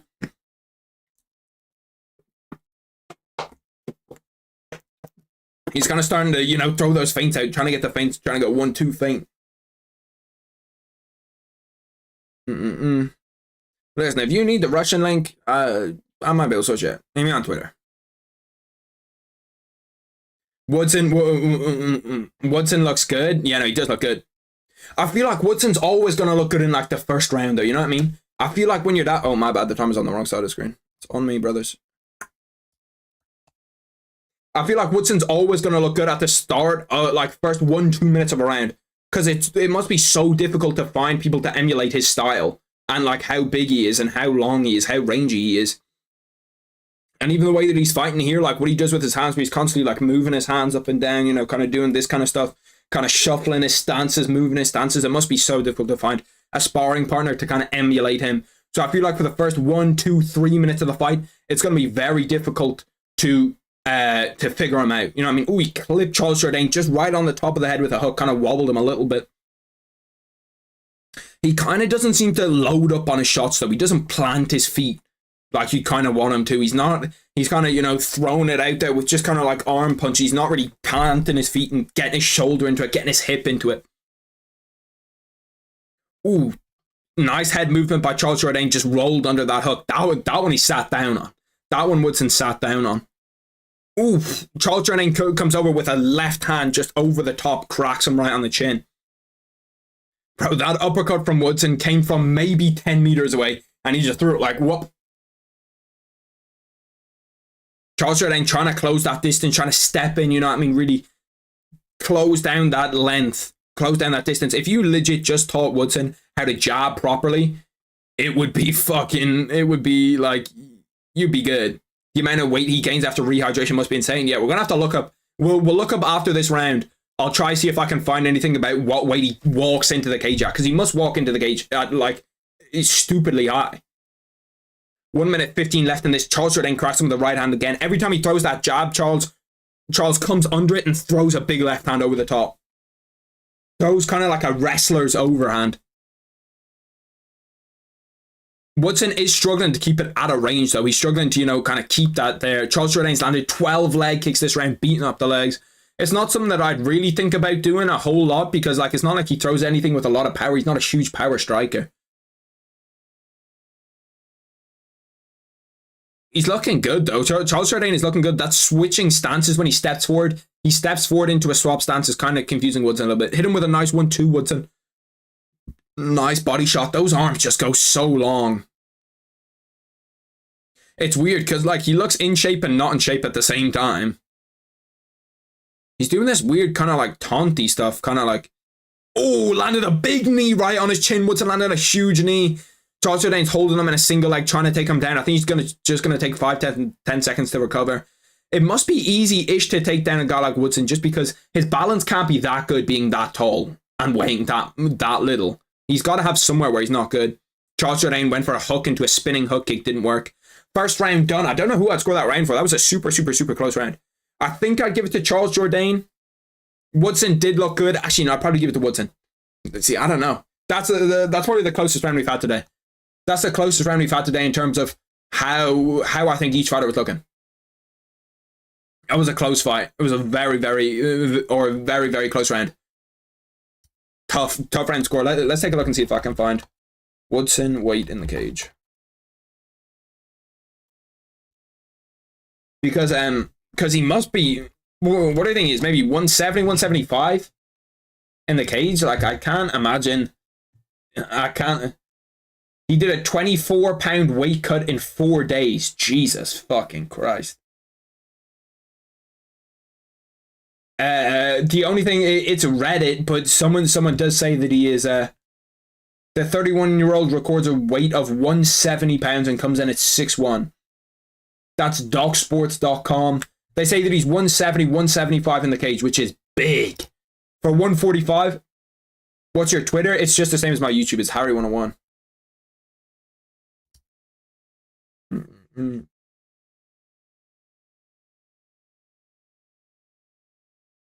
Ooh, nice. To be fair, Jourdain's landing those leg kicks. The problem is that his legs are so small, so like kind of long and small, that I'm not even sure how much a calf kick would affect him.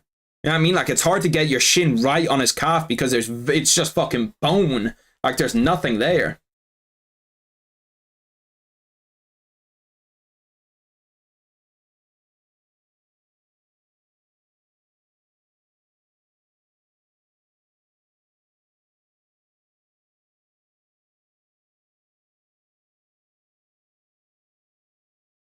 Once again, he's looking good. He's looking good. The jab's looking nice. He's just kind of throwing out that jab well.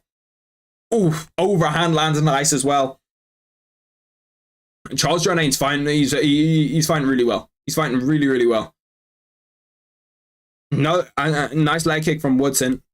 Ooh, another nice leg kick from Woodson. That kind of stumbled him a little bit. He was trying to throw it. He's trying to throw an overhand, and he just caught him with a leg kick. Just stumbled him for a second. Another nice head kick. Just keeps throwing. There's been another good fight. The last two fights have both been good fights. This hasn't been as good as that Ramon Tavares fight, but this fight's been good too. The thing about Woodson is that since his knee is so high up, it's just difficult. Like, he's got to be prepared for that knee to come at all times, because that was what stunned him in the first round. He got stunned by that big knee up the middle. Another nice left hand. Just that nice left hook just keeps landing simultaneously. Just a guapa. You know what I mean? He does do a lot with his hands. I think that, you know, I'm not sure how effective what he's doing with his hands actually is. This is Woodson. He's just kind of like, whoa, whoa, whoa, whoa, whoa, with his hands. You know what I mean? Which is what people tell you to do. But it's kind of the opposite, because, you know, like, he does have moments where his hands aren't protecting his face. Yeah, you're worried about what he's doing with his hands. But I'd rather if he was just kind of like, what I always get told to do is just this with your hands if you're going to do anything. And then you can kind of like, whoop, feint. Charles Jourdain on a single leg, trying to finish this single leg, got him up against the cage. Might try transition it to a double leg, although Woodson's base is just so, him being that big, his base is so wide on like double legs that it's going to be super hard to take him down. It's just going to be hard to take him down. Trying to finish it though. He's landed some nice body shots, just right digging him deep into the body. Nice. He's doing well here, to be fair. Control time. These rounds are going to be so hard to score. They're going to be so hard to score. I wouldn't like to be a judge right here. I would not like to be a judge. Woodson doesn't look to be... He looks composed in this position, though. Even though, you know, he's been on this single leg for like a minute, he does look composed. He's trying to get an underhook now. Nearly had a bulldog choke for a second. Oh, spinning elbow from Charles Jourdain. Spinning elbow caught him, but didn't look to phase him. Another leg kick from Charles Jourdain. Woodson doesn't look to kind of fight off the back foot, though, as much as I thought he would. Being that big, having that long of a reach, you'd think that he'd just kind of, you know, fight off the back foot, want to just throw out his jab there 24/7. But he doesn't really. He almost likes to step in sometimes and kind of get into the pocket.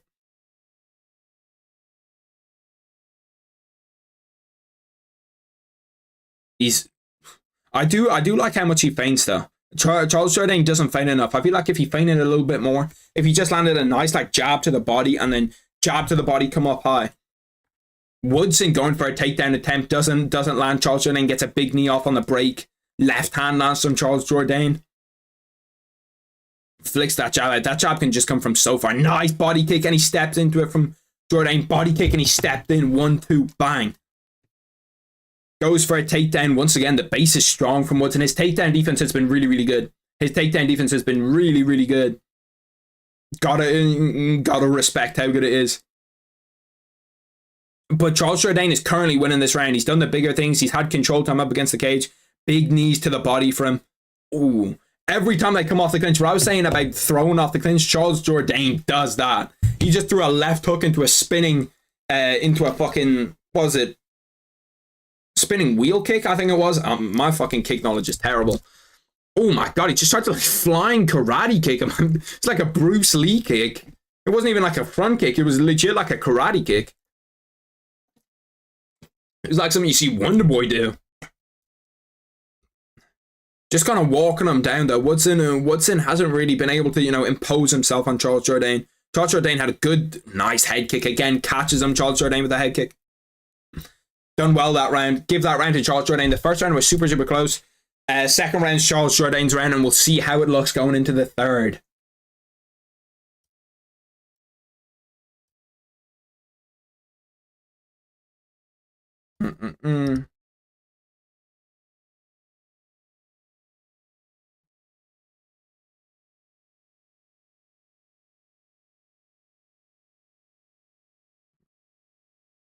Some murder on the dance floor. That song's stuck in my head, bro. I keep hearing that song everywhere. It's legit stuck in my head. After this fight, we have what? Brad Katona against Garrett Armfield, and then we're on to the main card. This card's actually gone really fast. It's gone real fast. To be fair, we do have what? We're probably gonna have a bit of time where they're just trying to make up time, because main card starts at 3 a.m. and it's currently 2:24. Actually, maybe not. If this fight goes the distance and we have a decision and everything, it probably won't be that long. We probably won't have that much of a gap. Oh, I want to look at how my 49ers are getting on too. I was going to have the 49ers pulled up on a side screen, but I don't right now. 49ers are 7-6 up. Nice leg kick once again by Charles Jourdain. Woodson tries to throw a jab to the body. Doesn't land how he wants it to. Woodson is currently a minus 810. Do they have Woodson winning the first 2 rounds? Am I bugging? Boys, am I fucking tweaking? Did Woodson win those first 2 rounds? I did not have him winning the first 2 rounds. Am I fucking bugging? Someone tell me.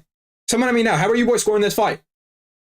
Are you boys... Do you have a 2-0 Woodson? I had the first round close and Charles Jourdain won the second round easily. Am I fucking dumb? Was there something that I missed? Did I miss a big shot somewhere? Did he get hurt?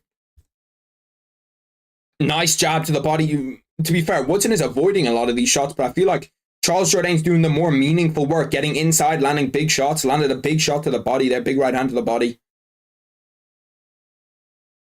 He acknowledged the shot from Woodson there, just kind of like a slapping hook. Usually when you acknowledge it, it's like it hurt you, but it didn't really look like it hurt him there. Woodson has him pressed up against the cage, trying to go for a single leg, trying to go for a trip.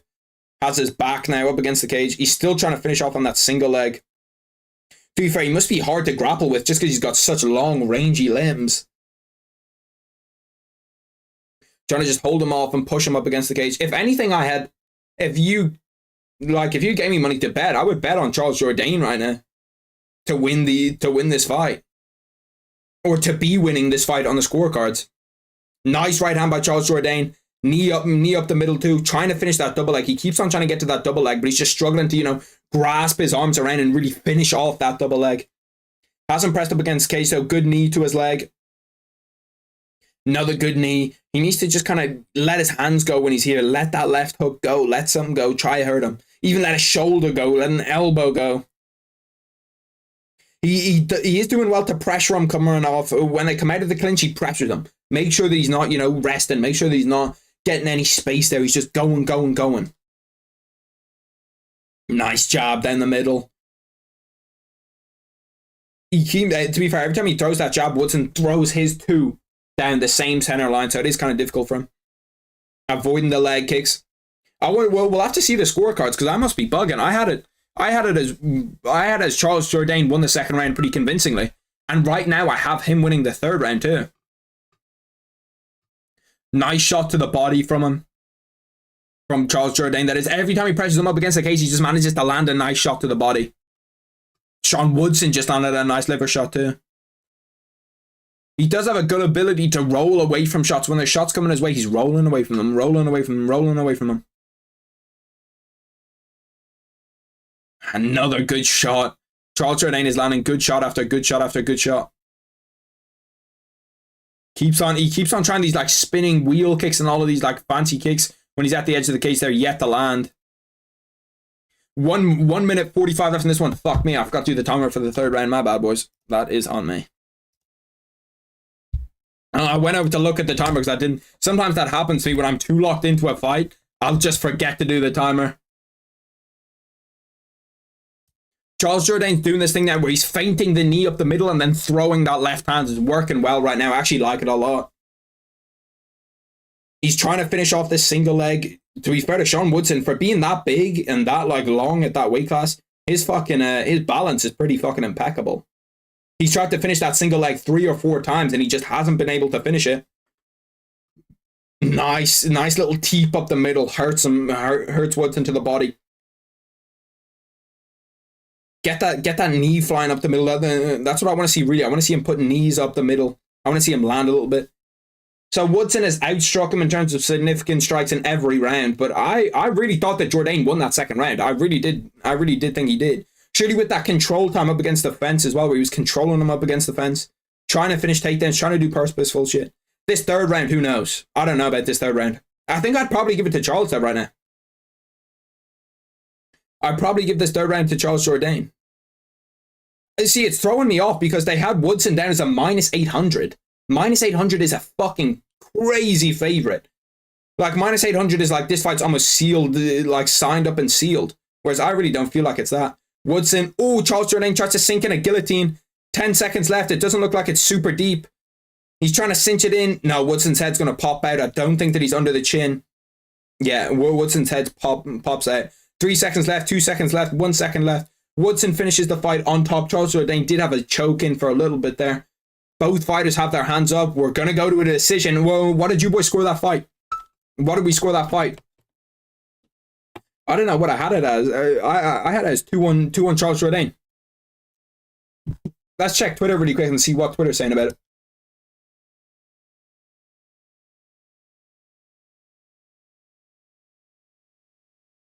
What is Twitter saying about this fight? Trash performance by Woodson, didn't go for a finish once. That's the best Sean Woodson we've seen in the UFC career by far. Got in some real trouble in the last 30 seconds, but overall a pretty one-sided technical win. 29-28 Woodson. Safe to say Woodson won by decision. Damn. 10-9 Charles 29-28 Sean Woodson. Damn, everyone had a 29-28 Woodson. I had a 29-28 Charles Jourdain. 29-28 Jourdain. Jourdain just lost 30-27, very likely. I did not think... Wow, am I fucking bugging? Boys, tell me, am I being dumb? I had a 10-9 Jourdain, third round. Completely under... Okay, that's fucking ages ago.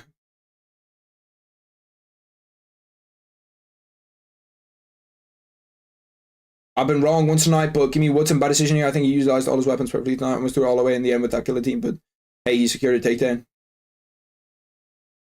Wins this round, wins the fight, about the big combos. Yeah, so this is exactly how I had it. I had it as round three, Jourdain won, round 2, Jourdain won, round 1, Woodson won. Let's see, official decision.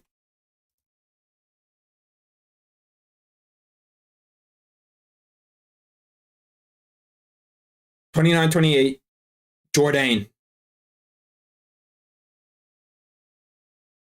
29-28, Woodson, split decision. 29-28. Charles Jourdain wins a split decision. I think that's the correct decision. You can say that I'm bugging if you think I'm bugging, but I think that's the correct decision.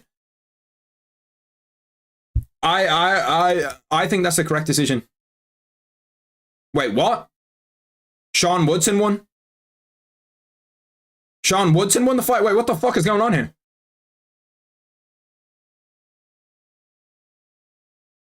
Wait, what? He said Charles Jourdain. It didn't sound like Charles. He fucking said Charles.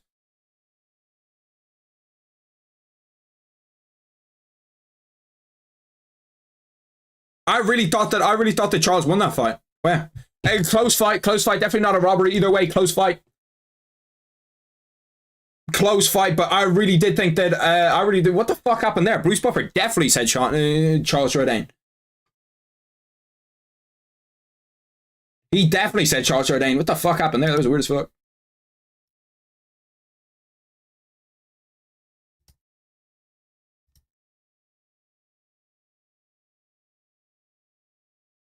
I swear to God he said Charles Jourdain. I swear to God he did.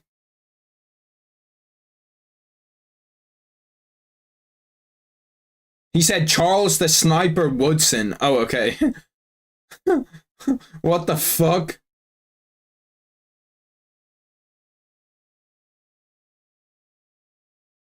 No, he said fucking Charles. Brad Katona up next. Obviously, someone coming from Ireland, so I'm gonna support him. I'm excited to watch Brad Katona. Well, he's not from Ireland, but he trains out of Ireland, and he sounds Irish. He probably sounds more Irish than I fucking do. But that was a weird split decision. That threw me the fuck off for a minute. How are my 49ers doing? 10 seconds left in the second quarter. 3rd and 2 at the... Okay, so they should go into the halftime break up 4 points. Let's take a look at fucking, who's gonna call it? Some Brad Katona highlights. Brad Katona against Bryce Mitchell. Brad Katona's first loss. This was on tough. This was what? Oh no, Bryce Mitchell's first loss. I still can't believe that Brad Katona beat Bryce Mitchell. Bryce Mitchell's a dog now. But you know Brad Katona, he's a two-time tough fucking vet. Two-time tough winner. Just gets that rear naked choke synced up. Who were the two captains in that? Who were the two captains in that? Because I know that Connor was obviously one for the last one. Damn, my shit is struggling right now. Bruce Buffer just read out the wrong fucking name. I swear to God he read out the wrong name. Because I was not bugging. I heard Charles. I think he said Charles the Sniper Woodson. That's what someone on Twitter said that he said. And fuck me. Bruce, come on. Look at the scorecard. Read out the right name. What did I mean to do? Oh, yeah. I need to look at Bracketona highlights. Does Bracketona have highlight compilations out there? He probably does.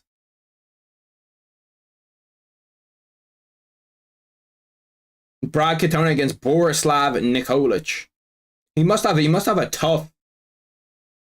What? How is there already highlights up for these? I don't want to show any of them because I'm gonna get copyrighted. But fuck me, they don't waste any time getting highlights up for those. Let's see this shit. Let's see Brad Katona here. Half Canadian, half Irish. How the fuck does that even work? The only two-time tough winner ever. He looked completely different from his first tough run to his second tough run. Also didn't realize that once you're on tough, once you get like your tough contract, you are...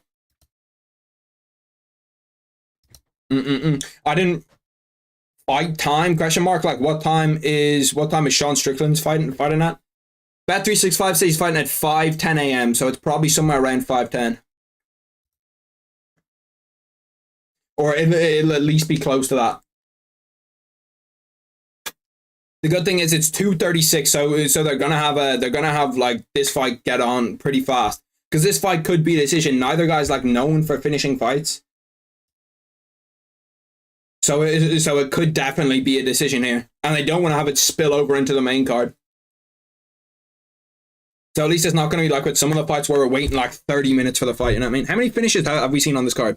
I'm trying to go through and remember. Did we see a finish in the first fight? No, I don't think so.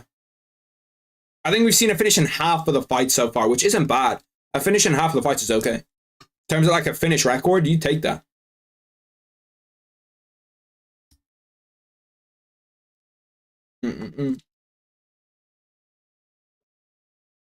Bet365 are usually accurate-ish with their fight times. Usually they'll know kind of with their fight times what they're doing.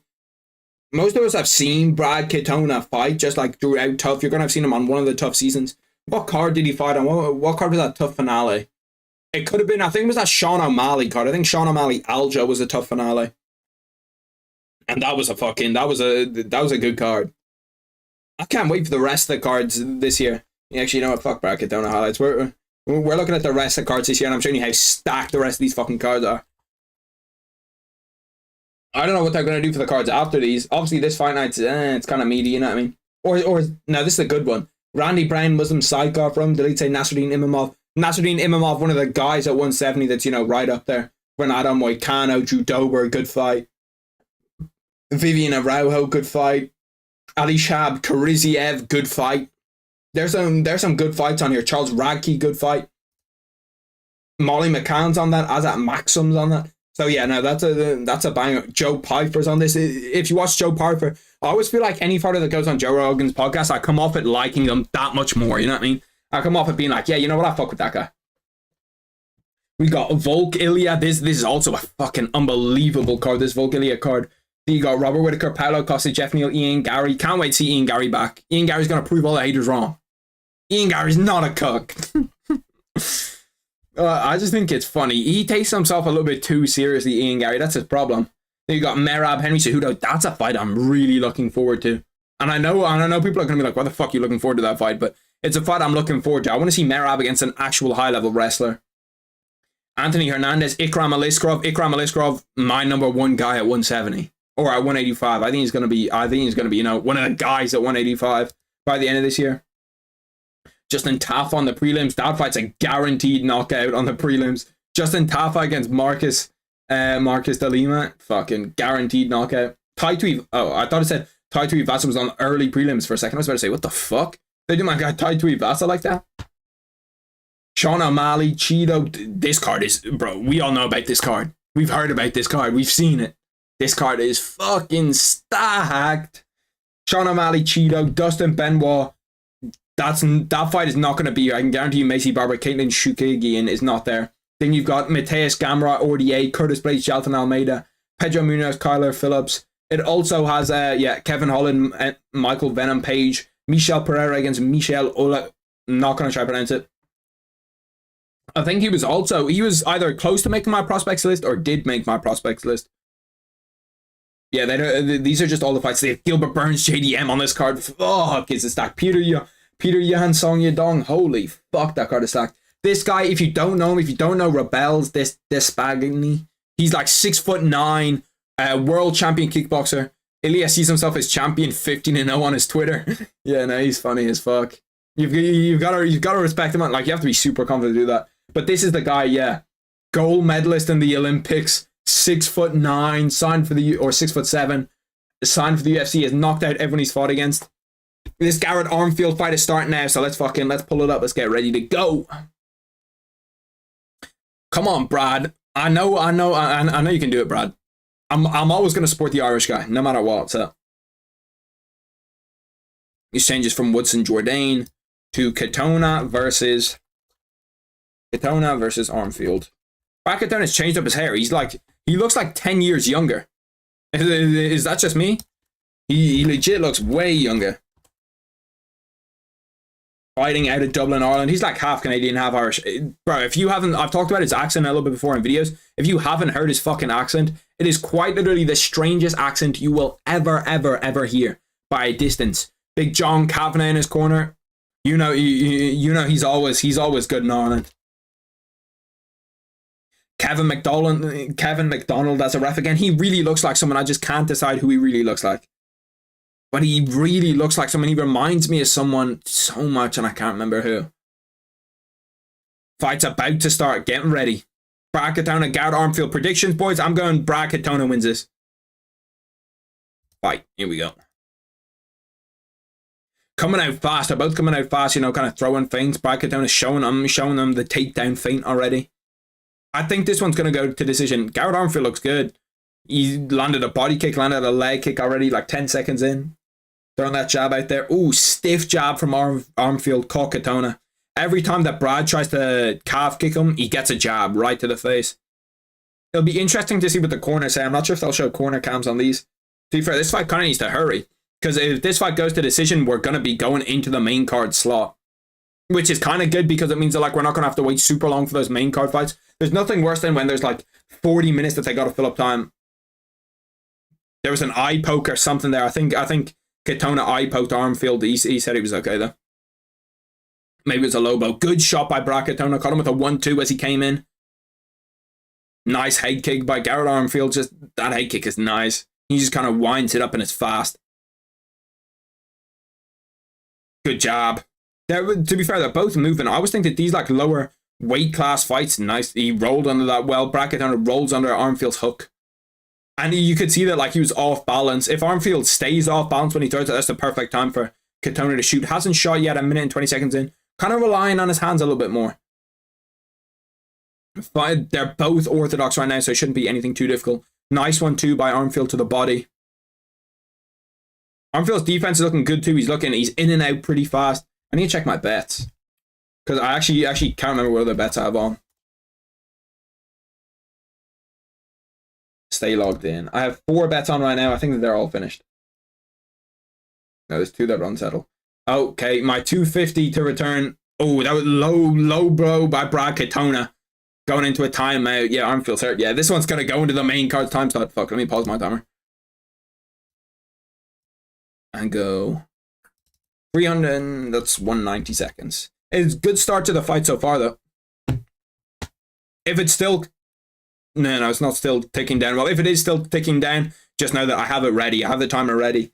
Yeah, it was clean, right, low blow. And taking a look at the bets.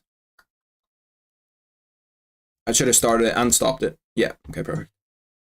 Taking a look at my bets over here. Sir Hayes losing his fight, costing me in the first one. You can't see the first one. I'll pull it up over here. Alright, come.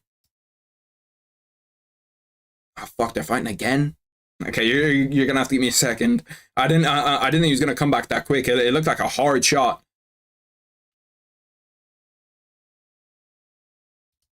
See, Bracket Downer seems to be kind of leaping into that hook. He leaps into the hook and then he gets caught. He's just waiting to try counter him. That's all he's trying to do. Try counter, try counter.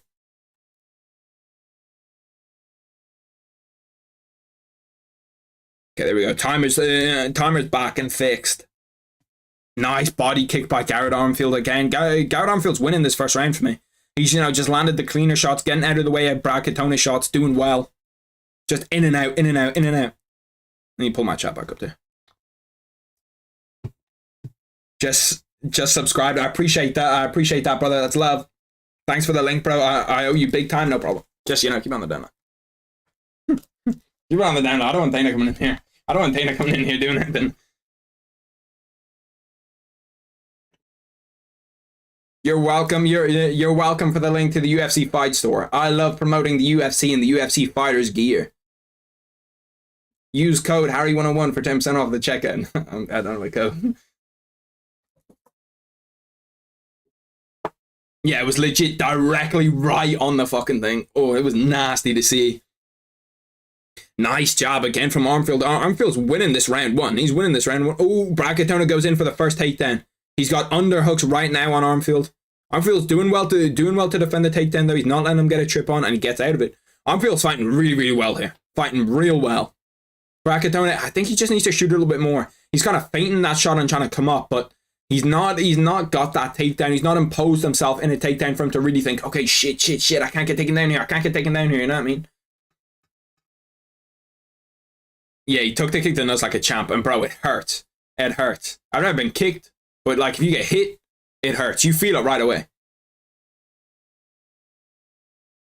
Bro, you see all the people front row? Is that fucking... To be fair, they haven't showed any like the celebrity people on the camera. Usually they show them front row. There must not be that many there. Those guys are front row at a UFC event. They must be rich as fuck. It's like a dad and like 4 kids that are legit front row. You can just tell them brothers are so stinking rich. When your dad is like, yeah, no, me and 5-year friends can all come and sit legit front row at the UFC. You know that, brother. Like, those tickets must be stupid expensive. We were talking about like tickets in the bleachers for this event were crazy expensive, like $600-700. So sitting front row, like as front row as you can get, must be like maybe 10 grand a ticket. I don't know. I'll look it up after this round's over. I'll look up how much it is to sit like front row at a UFC event. 9 seconds left in this round. Bracketown is starting to do a little bit more work, pushing them up against the fence, but this has been Armfield's round the whole way pretty much for me. Let's take a look at what it costs to sit front row at a UFC event. What does it cost to sit front row at a... What does it cost to sit front row at a UFC event? How much are front row tickets? 1,000 to 5,000 per tickets. For high profile or championship events, bars can skyrocket, reaching up to 10,000 or more. Whew. Okay, so yeah, no, he's probably spent maybe like, imagine, bro, he spent probably 60k on tickets. Maybe more. Considering that there's only one event in Toronto like every 3-4 years.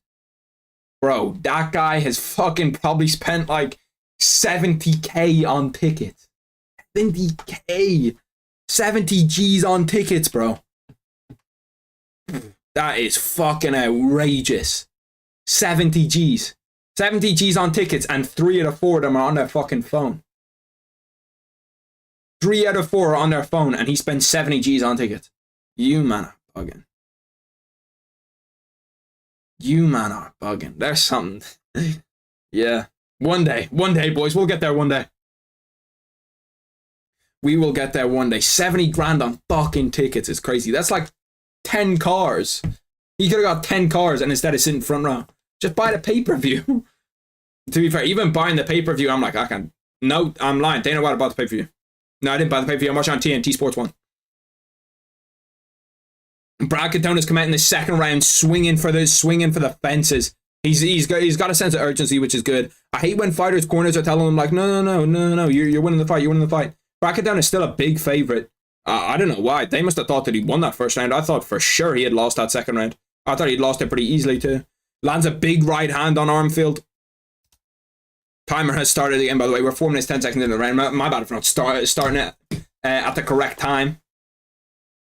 He's just throwing that dab, feinting that shot, which is what he needs to do. Significant strikes numbers. Armfield's 34-64. Brackettone is 20 of 53. So both doing okay in terms of significant strike numbers. They're not, you know, nobody's fell off in terms of how they're striking. Nobody's like not striking well. I think if you're at around 40-50%, like it's good numbers. You're landing a decent amount of strikes. Good 1-2 from Garrett Armfield. Nice uppercut too. This fight's been kind of slow compared to the other two fights. We've been spoiled by the other two fights where they're like super fast fights where it's like bang, bang, bang, bang, bang. You know, everything's happening at once. These fights have been a little bit slower, a little bit less going on. Or this fight specifically. The last fight was good as fuck. I'd like to see Brackettone, you know, shoot for a takedown. Try take him down. Try do something with it. Nice jab to the body from Brackettone. Damn, what the fuck was that? Body. I think that probably at Brackettone win this round. It looks like Armfield's a little bit more tired coming into this second round. He's not really thrown as much as he was thrown. He's not as accurate as he was. Brackettone goes for a left hook into a right hand. Can't land the right hand. Landed the left hook. His arms are a little bit lower. It's like, you know, the telltale signs of when someone is tired. Their arms drop a little bit. You know, you can see that he's breathing in and out of the mouth. Kind of like DDP breathes. We're 100% going to eat into what the main event's time is on this, though. So hopefully we'll get those main event fights flowing pretty fast. I can't wait for Evelev Arnold Allen. It's the fight that I'm second most excited for tonight. And after that Evelev Arnold Allen fight, we're pretty much all into banger in terms of fights. Keep throwing that right hand. Oh, that's a nice shot. He keeps on... Armfield keeps on trying to like fuck with Katona's gloves, just pulling on his glove, you know, pulling his glove down a little bit, which is good mental games. I do the same thing. If you just kind of like bring someone's... You can either lift someone's glove up or push their glove down, and it just opens up the space. They're fighting at a high pace, though. We know that obviously in Brackettone's last fight in the tough finale, he fought at a super, super high pace and managed to win it. So if he can, you know, keep up this high pace, which he did in that fight, he should be okay. He might be able to outgas him, win this second and third round. I did have him losing the first round, but so far I have him winning the second round pretty convincingly. Although according to general opinion, my scorecard for that Charles Jourdain fight was wrong. Armfield caught him with a clean left hook there. He came in and he just came over the top. Brackettone puts together a good few punches, though, has Armfield backing up against the cage. Neither guy has just landed really clean, you know what I mean? Neither guy's hurt either guy. There hasn't been a big moment in this fight. Usually in the fights, there's, you know, big moments where we're like, okay, yeah, you wobbled him there. Actually, speaking of that, Brackettone just ate a head kick right to the forehead, then a 1-2 after. Nice left hook by Brackettone again, kind of hits the glove, though. How are you boys scoring this fight so far? This is a difficult one for me to score. Brackettone goes in to shoot. Has that lands an uppercut after shooting. Can't really get that shot off. Both this striking is just kind of wild. Nice left hook by Brackettone right there where our arm feels like dipping up. It's a nice left hook right to his chin. He's holding his nose. I think his nose is broken. In terms of significant strikes, apparently I'm just fucking stupid because in terms of significant strikes, Armfield has outstruck him in round 2 and in round 1. Brackettone finally gets the takedown with 30 seconds left, though, so he can't do a whole lot. He can't do a whole lot with it. Gets back up, Garrett Armfield. He's just kind of holding him up against the fence, but like you need to do something with this time, Brad. You need to do something with this time. I also had the first round going to Armfield. I had the first round going to Armfield. This second round, you know what? I'm gonna say fuck the significant strike number. Second round goes to Brackettone at Maz. I had that second round for Brackettone. First round does go to Garrett Armfield. We'll see. Let's take a look at what MMA Twitter thinks about it.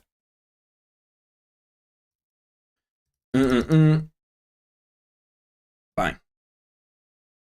Gave round 2 to Armfield in 1919, got into round 3. Okay, well, we have it the opposite round. I have a 2-0 Armfield.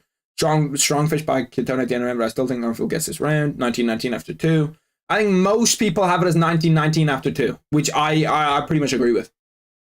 2018 Katona, that's a buggin'.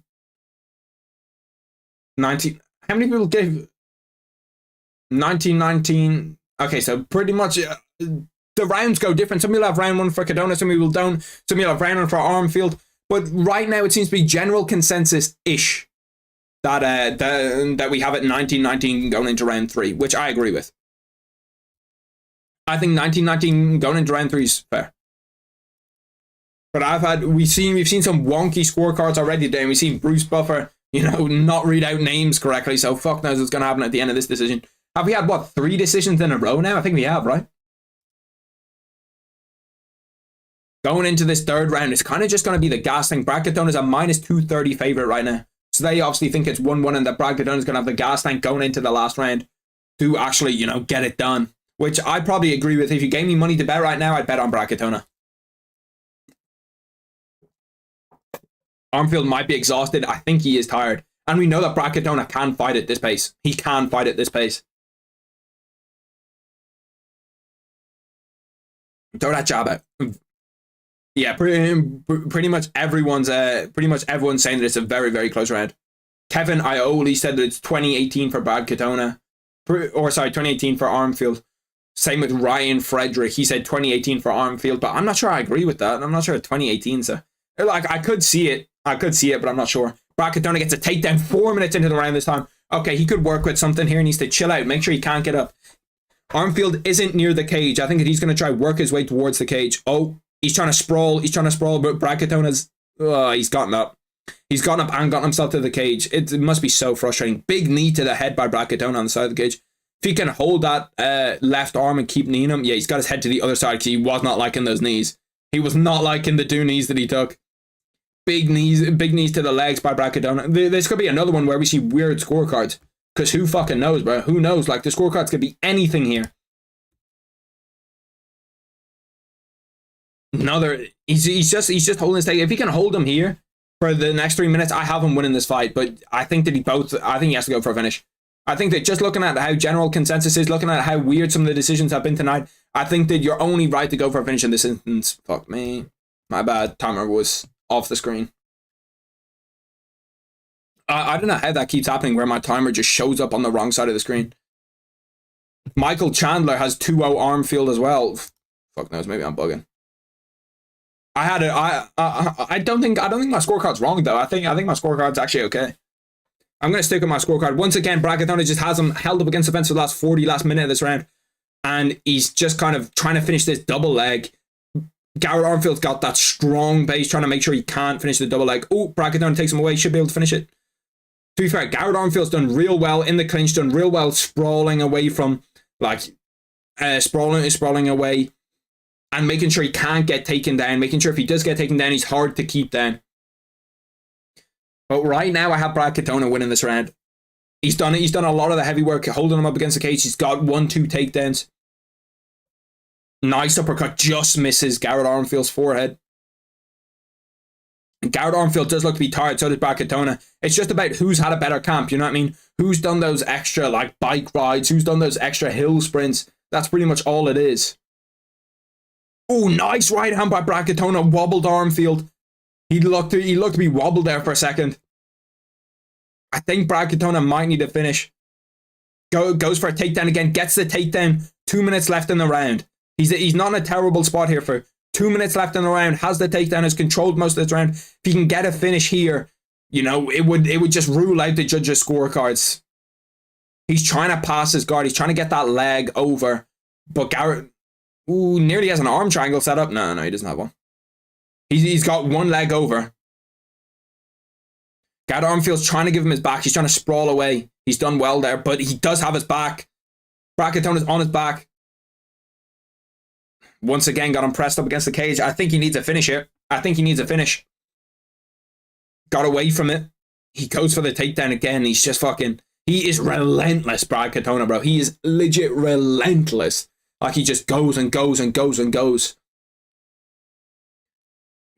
Garrett Armfield looks super tired now. He looks drained. I know it'll be interesting to see the judge scorecards on this. If Cardona doesn't finish him, Armfield wins.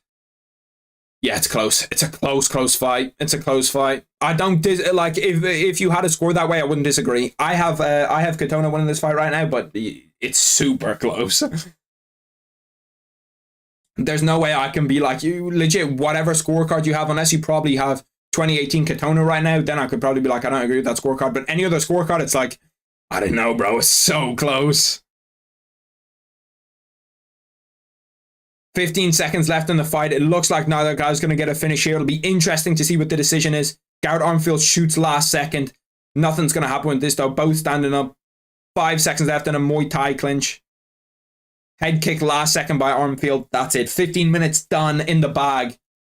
Great fight, to be fair. It was fast-paced. There wasn't really any defining moments. There wasn't any knockdowns. There wasn't any close submissions. There was nothing that really, stays in your mind from that fight. For me, I had it 29-28 for Brad Katona, but I could understand 29-28 the other way. I could understand any scorecard really there. It doesn't, there's nothing where I'm like, yeah, no, that's the one. There's nothing that's sticking out for me. Earphones in. Let's see what MMA Twitter thinks. Let's see what everyone thinks. 2-1 Armfield, but I guarantee they'll give a split to Katona. I have no clue who won that fight. Extremely close. Closer fight with Armfield Katona than commentators are making it. See, that's what I like. I like watching fights without the commentators. I feel like the commentators can sometimes sway your opinion. 29-28 Armfield. Great fight. I don't know who won. Katona 30-27, damn. Armfield won that fight. Katona's face got mangled. 29-28 Katona.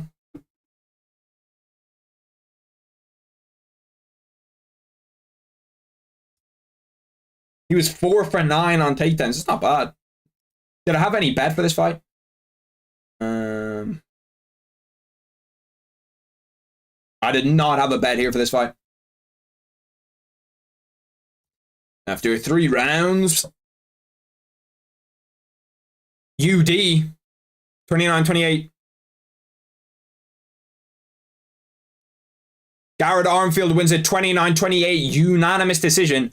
I had it the other way around, but I can see it both ways. Close fight. Real close fight. Real close fight. Don't think it's a bad decision. I had it the other way around. I had 29-28 Brad Katona, but I think that's a good decision. If anybody says robbery or anything, they're just lying. Like, it's not a robbery. Super close fight. UD's interesting. I would have thought that one of them would have had it another way, but a UD for Brad Katona. Or a UD for Garrett Armfield, sorry. Dricus Du Plessis and Sean Strickland, they're both showing them walk into the venue. Ooh, this one's going to be a banger.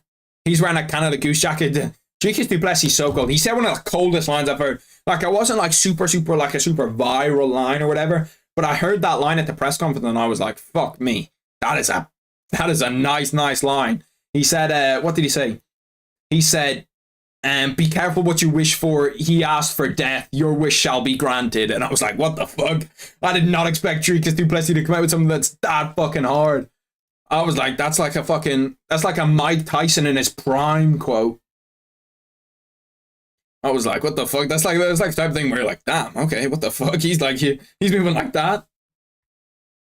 So that one, I can't wait for that fight. I can't wait for it, man. I cannot wait for it. Garrett Armfield beats Brad Katona. I wonder what's next for Brad Katona. The next one, we are at 3:03 a.m. for me. I know for like Americans and other regions it's gonna be a different time, but 3:03 a.m. for me. We're into the the late night shift. Gonna look at some. We've got to pull up two of my favorite fighters to watch. I love both of them, to be honest. I think they're both good ass fighters. Movsar Evelev and Arnold Allen. Arnold Allen highlights are some of the most fun highlights to watch, just because the guy is a monster on the feet everywhere. He is so good.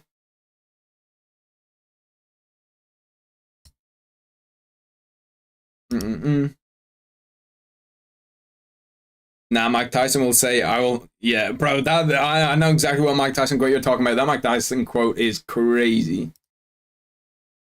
I didn't even realize that thing was there. How much did that ad relate to you? Fucking nothing. I don't know. Look at him just swinging for the fences. Like, that type of thing could happen with Mozart. Because Mozart was hurt against Diego Lopez, but he could just get wrestle fucked too. Big step up for Mozart. Big step up, because like he's a favorite against Arnold, but I'm not sure about that. I think it's going to be a real close fight. Really, really close fight. Should be a good fight. Both of them good fighters. Both of them elite of the elite, top of the chain.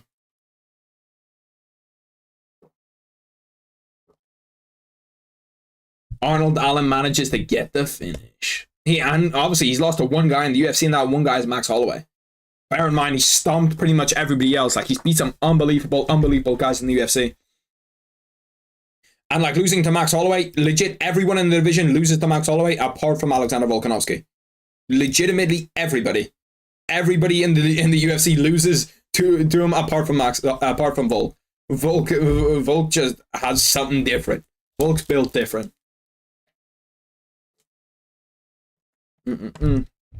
He's even got the submission game on. Like, these are some old ass Arnold Allen highlights. God damn. Arnold Allen with no beard when he looks about 15.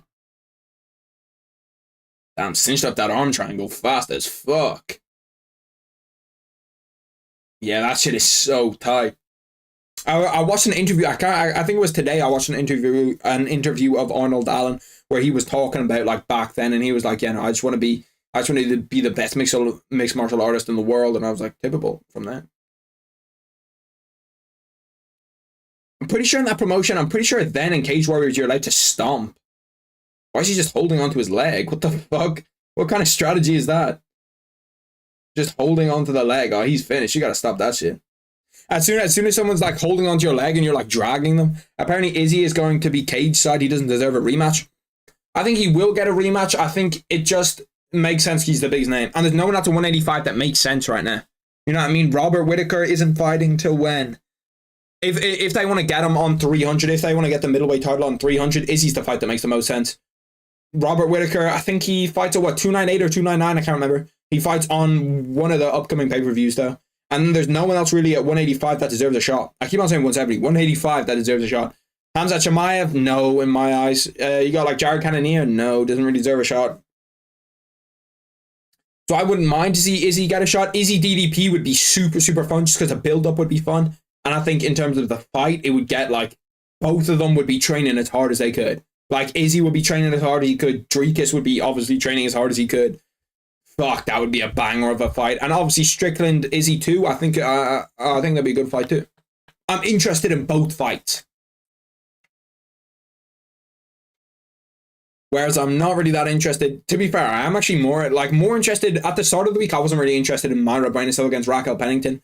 But now I've kind of grown a little bit of a disdain for Raquel. So I'm like, yeah, you know what? You know what? We don't fuck with her. We're rooting against her. We're hate watching. I remember that Sadiq Yusuf finish where he just cracked them. Like, people forget how dangerous Josh Allen is on the feet, and he's not a bad grappler. Like, Josh Allen is... Josh Allen, bro. I've been watching the NFL too much. Speaking of the NFL, I gotta check up on...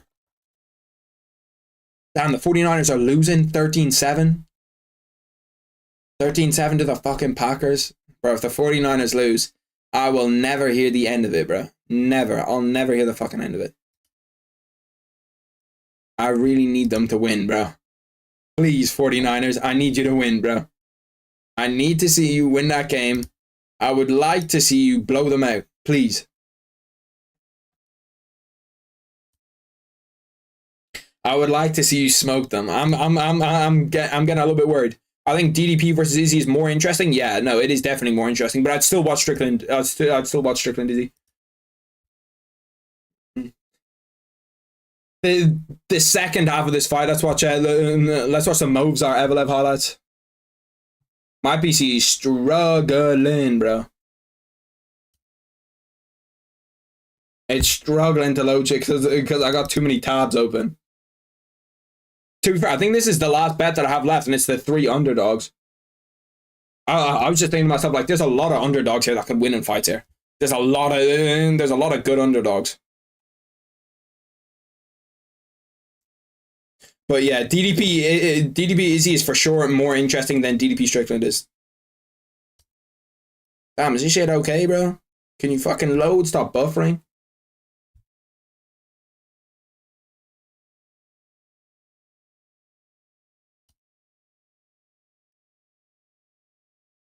There we go. It should be okay now. Close some shit down. Lerone Murphy. I can't believe he pulled out of his fight, but I was so excited to watch him fight again. He hasn't fought in fucking ages. I was waiting for him to come back, and he's done again, which is slightly annoying. You know what I mean? Like, I want to see the guys that, especially because he was on my prospect list. I want to see those type of guys fight. I want to see like my best prospects in the division. I want to see them all fighting. Not all the time, obviously, but like when they should be fighting, I want to see them fighting. And currently right now, they're just not fighting.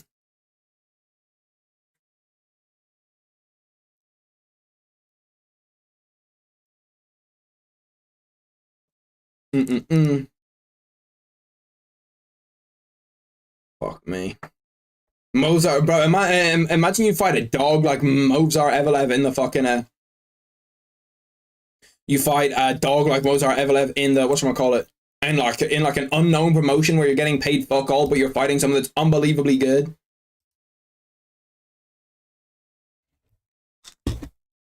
Pop a little caffeine pill. Your boy's starting to feel it a little bit. I'm starting to feel it a little bit. When we get to that like 3:10, 3:15, 3:30 in the morning, that's when I start to go like, you know, the body starts to feel it, where I'm like, okay, you know, you're starting to get a little bit tired now.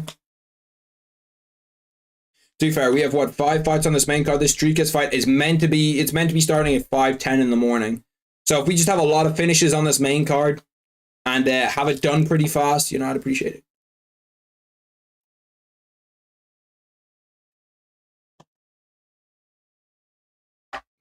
Because like realistically, if you're on one of these like not so great promotions, what do you think the UFC 300 main event will be? That's a good question.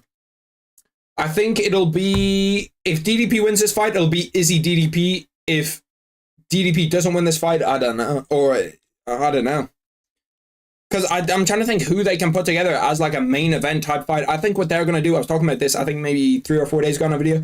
I was saying that I don't think that they're going to have like a main event. Like they're not going to have like a Conor or John Jones. I think what they're going to do is I think they're going to stack it with a bunch of championship fights. And then they're going to have 4 title fights and then the BMF belt and say that it's 5 championship fights. You know what I mean? I think that's what they're going to do. Just because they don't have like a legit superstar to put on the card that they usually would. Like they don't have a John Jones to headline it. They don't have a Conor to headline it. They don't have someone like that where it's really like, wow, UFC 300 material. Imagine if it's Bilal versus Leon. I like Leon, to be honest, and I think that would actually be, I think that the thing that Bilal hasn't like bought into enough is that people will hate watch you. You know what I mean? People will watch you to see you lose. So I think that Bilal Leon could actually sell pretty well. I know that Leon wants like Shavkat because he thinks that it'll sell better pay-per-views and he doesn't want to fight Bilal because Bilal doesn't do like good numbers in terms of pay-per-view. But I really think that it would sell well. People will buy the pay-per-view just to see Bilal lose. Because he's one of the most hated guys in the UFC. I don't really know why. Like, I don't hate Bilal, you know what I mean? Like, he's not someone where I'm like, yes, let's go, Bilal's fighting. But he's also not someone where it's like, fucking, I hate Bilal, you know what I mean? Like, some people on Twitter do. Some people on Twitter, like, actually fucking despise the guy. See, I think it'd be cool to have a UFC event in kind of like an open place like that. You know, where it's like, it doesn't seat a whole bunch. It might seat like 4,000, but it's like out in the open. Like where they are. They're fighting in the fucking mountains. Like, that's just like a super cool place for a fight, a super cool setup for a fight.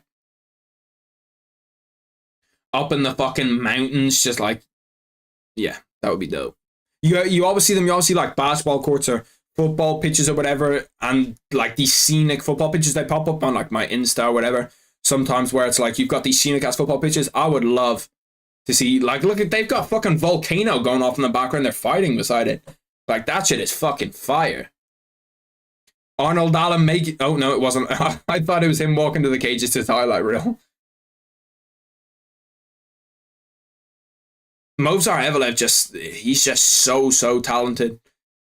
I don't know about that cage setup though. They've got like fencing on the bottom, and then they've got fencing on the bottom, and then they've got like a ring around it. It's like a weird setup. Bilal just kind of exists. Like, he does talk shit and he does say some stupid stuff where he's like, I think I'm the greatest 170-pounder ever, yet he's never held a belt. But it's like, I don't know, he's just doing that shit for attention. Like, he's just trying to get some type of buzz around his name. I do think he'll get the title shot next, so I don't think that it should be Shavkat. And I think that he loses to Leon anyway. I don't think that Bilal beats Leon. Bilal can't stand with Leon. It's a problem. It's a Leon Edwards problem.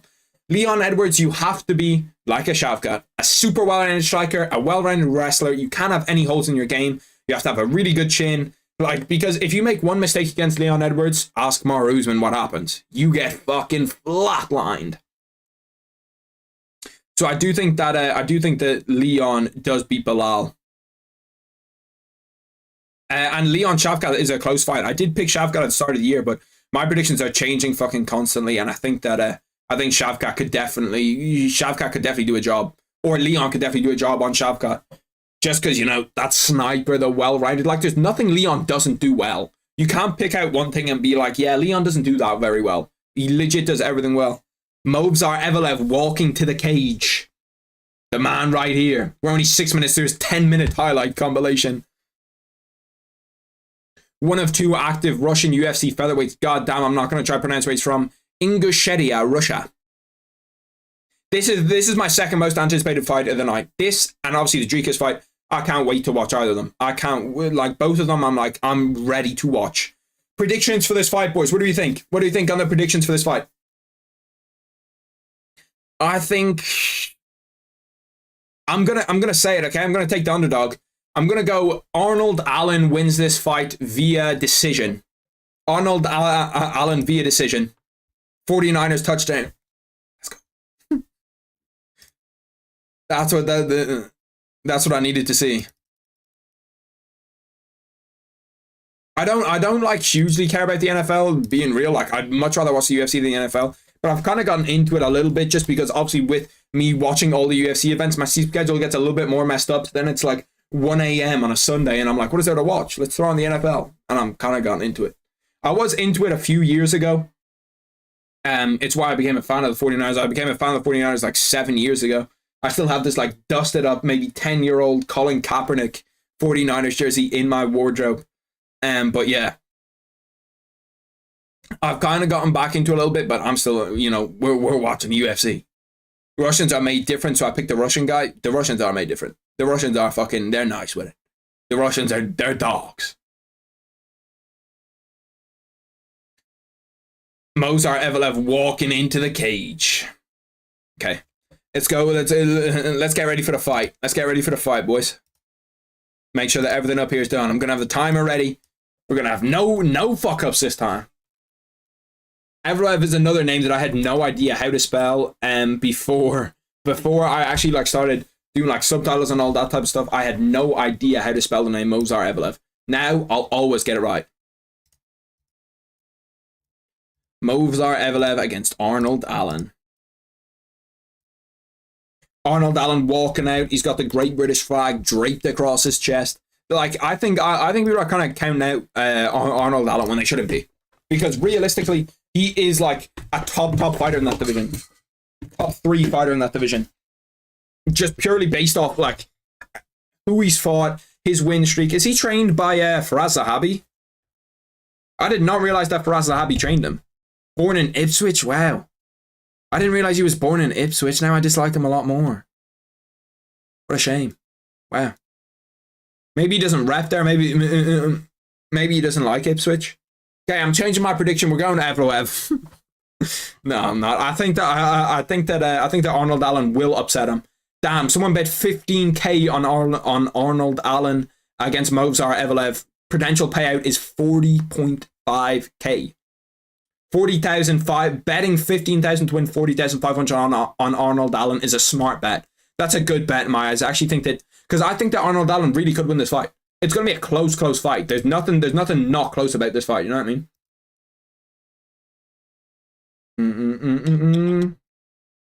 Let me go over here. Make sure the timer is ready to go. Arnold Allen won 12 of his last 13, 7 wins via knockout, 4 wins via submission, 6 first round finishes. Ooh. He's the number 4 ranked 145er. I thought he was the number 3 ranked 145er. Is that right? I swear that he was number 4 or number 3. Am I bugging? I might be bugging. I'm gonna go check it because I look at the rankings a lot. Yeah, Brian Ortega's 3. Yeah, Arnold Allen went down a spot. Why the fuck did he go down a spot? Brian Ortega was at 4, Arnold Allen was at 3, and Arnold Allen went down a spot without fighting. Doing his usual sprint around the fucking cage. You've got to respect a guy like Arnold Allen. Making a bet is usually a bad idea. To be honest, I love betting. To be fair, I don't bet that much. So most of the time when I'm betting, it's like €5 into 5k. Let's see if this hits. Let's really test it out. See if I can get something going here. Movsar Evloev has a 2-inch reach advantage. Arnold Allen is 1 inch taller. Both 29. Arnold Allen's only 29. I thought that Arnold Allen was more expensive, more old than that. Yeah. I thought that Arnold Allen was older than that. English is my first language, and I still can't even fucking speak it properly. Arnold Allen looks ready to go. So does Evloev. This is a step up, man. This is a big fight for both guys. So real step up in class, because like you don't like it's a tough fight. It's a really tough fight for both guys. It's a really tough fight for both guys. It's not a fight where you can see a clear winner. I did not realize that Faraz Sahabi trained Arnold Allen though. Interesting. The more you know. Unless you're Dana who can bet 600k and does not care. Yeah. If you're rich, you're rich. That's the plan. Shit, get rich, bet 600k on UFC fights. Let me throw 600k on fucking Arnold Allen to win this fight. I trust you, Arnold.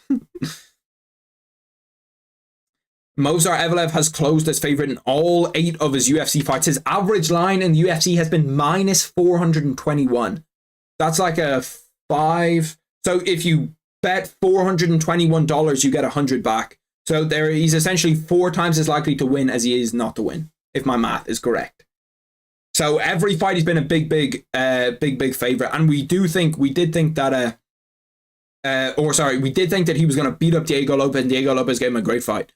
So it does make sense that he was a huge favorite in those fights. Arnold Allen being an underdog is strange though. It's strange. It's strange for him to be an underdog here. But we're seeing that a lot in the UFC now, where the guy with much more experience is the underdog. Charles is the underdog. Dustin's the underdog.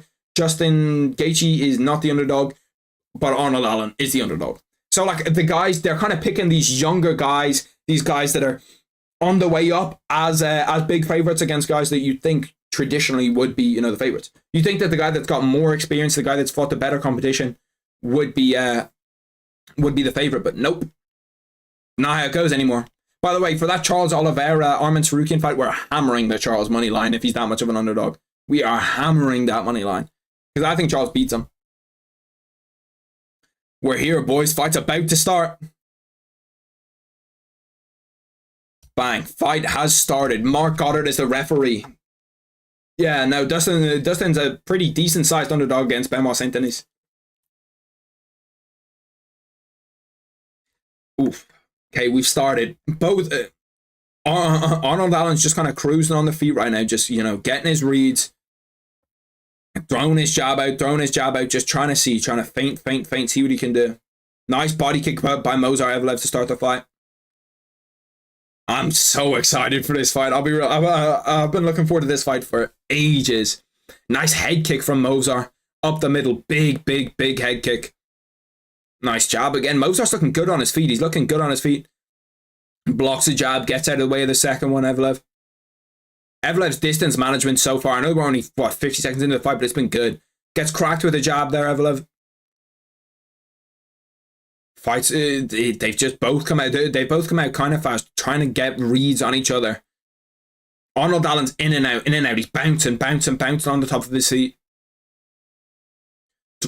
Evloev's feinting the shot, which is what he should be doing. It'll be interesting to see when Evloev first shoots in this fight. How much does he want to rely on his wrestling? Because obviously he is a better wrestler than Arnold Allen in my eyes.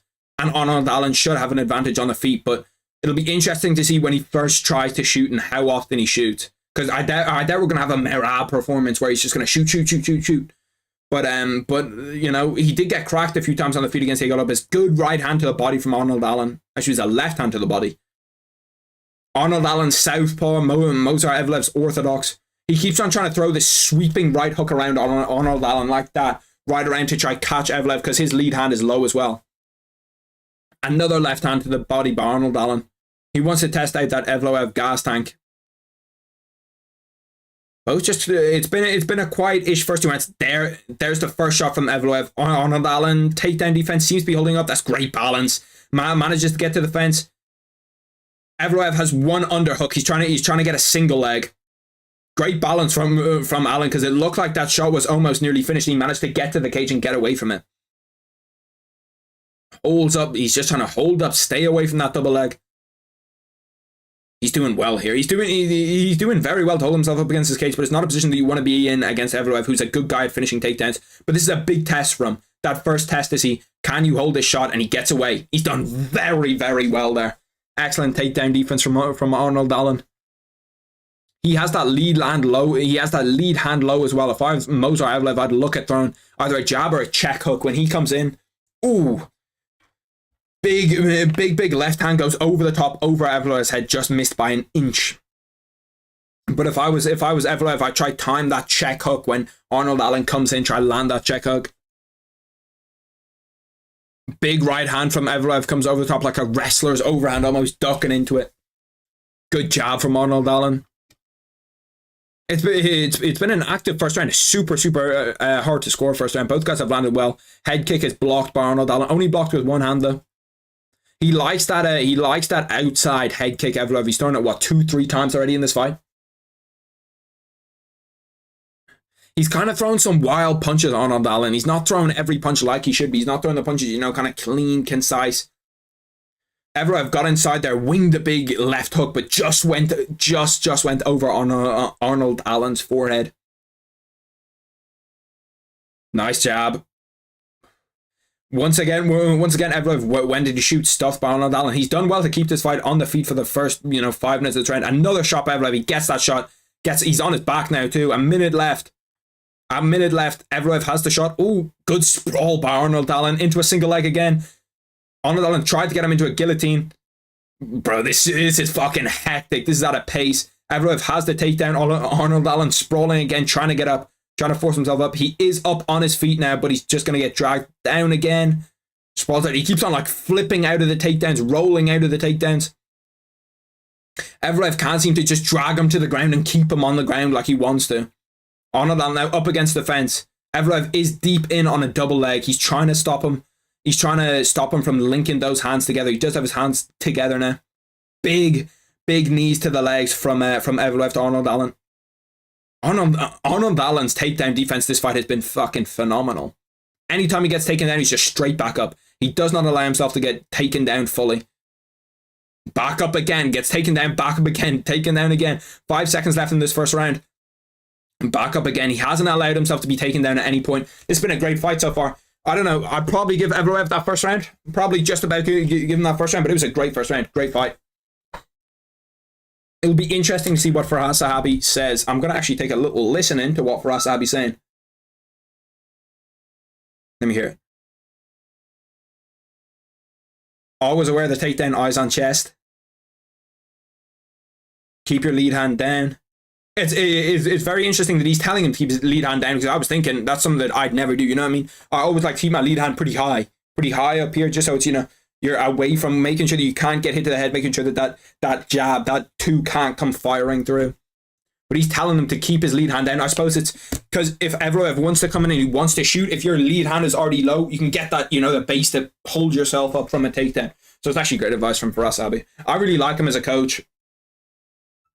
Didn't get to hear any of Evloev's corner advice, but good corner advice from Arnold Allen. Obviously, Firas Zahabi's a really, really good coach. He coached GSP. He's coached some top of the chain UFC guys. So he's going to be a good coach. Probably first round I'd give to Evloev. It was a close round, though. Close round. What does this save $10 on every UFC event promotion? You see them all the time. Save $10 on UFC 298. Once again, Arnold Allen comes out. He looks loose, and Evloev looks good on the feet. He looks better on the feet than I thought. Nice leg kick by Evloev. That was kind of shin to shin, though. He went for an inside leg kick on Arnold Allen. It's a fucking tongue twister to get out. You only practice boxing? Yeah, I don't do any kind of MMA. I do kind of want to get into jiu-jitsu. I want to try jiu-jitsu and see what I can do with it. But right now, I only do boxing. Yeah. And I love boxing, bro. I love the sport of boxing. I love just boxing in general. I don't like getting hit, but I like, like the technique. I like the art of boxing, you know, kind of like the art of boxing defense. I love that shit. Movsar Evloev now, he's starting to feint that takedown a little bit more. He's starting to go down, you know, feint, and he's going to come over with an overhand. Arnold Allen had a left hand that just missed by that much, just clipped him. Throw that. He just needs to throw that jab out a little bit more, because now Evloev's hand is also starting to get a little bit lower. Ooh, got him up against the fence. Evloev missed a head kick and was kind of, you know, wobbly for a minute, and not that he got hurt wobbly, but just off balance, and nearly got clipped with a head kick by Arnold Allen. He loves that. He loves that outside head kick. Evloev. He's thrown it, what, 4 or 5 times in this fight. He hasn't landed it properly yet, but it only takes one of those to land properly. Nice right hand by Evloev, right down through Arnold Allen's guard, splits the guard. Arnold Allen keeps on trying to, you know, keep that left hand low. He needs to just throw that jab a little bit more, because with Evloev's hand being low as well, he can throw that jab, just fire it off. Went for that outside head kick again. He loves that fucking head kick. I'd like to see him get into the pocket a little bit more. Arnold Allen, try force an exchange, try get into the pocket, try see what you can do with him. Because it is only 3 rounds. Bear in mind, most of Arnold Allen's last fights have been 5 rounds. So the pacing's a little bit different in terms of 3 rounds and 5 rounds. It's not the same kind of pacing.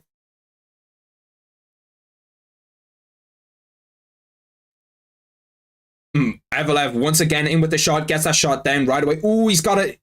How tight is that?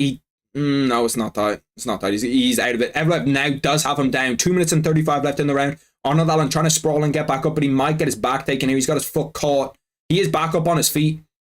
Trying to land elbows, take him back down again. See, the thing about Arnold Allen is that he's so hard to keep down. Once you get him down, he doesn't just stay down and accept the fact that he's taken down. A lot of the time, he's going to, you know, sprawl back up and be like, I need to get back up, which is huge for him in this fight. This is another fight. It's really, really difficult to score. How do you boys have it going right now, halfway through round 2? I have it currently 1-0 Evloev, and he's probably winning this second round too. It's just that Arnold Allen isn't landing anything meaningful on the feet. You know what I mean? He's not landing anything where I'm like, ooh, that's a big shot on the feet. You know what I mean? Anything where I kind of, you know, anything that's lasted in my head on the feet. Only what I remember about the fight right now is that it's been pretty even on the feet, and Evloev has been able to take him down, but not been able to keep him down. Okay, gets away from it. They were up against the fence for maybe a minute there. Evloev did hold control. Arnold Allen just can't seem to time that big shot, that left hand, to just kind of, you know, pop him. I think he's too worried about the takedown right now, and not worried enough about, you know, winning the fight, winning these rounds.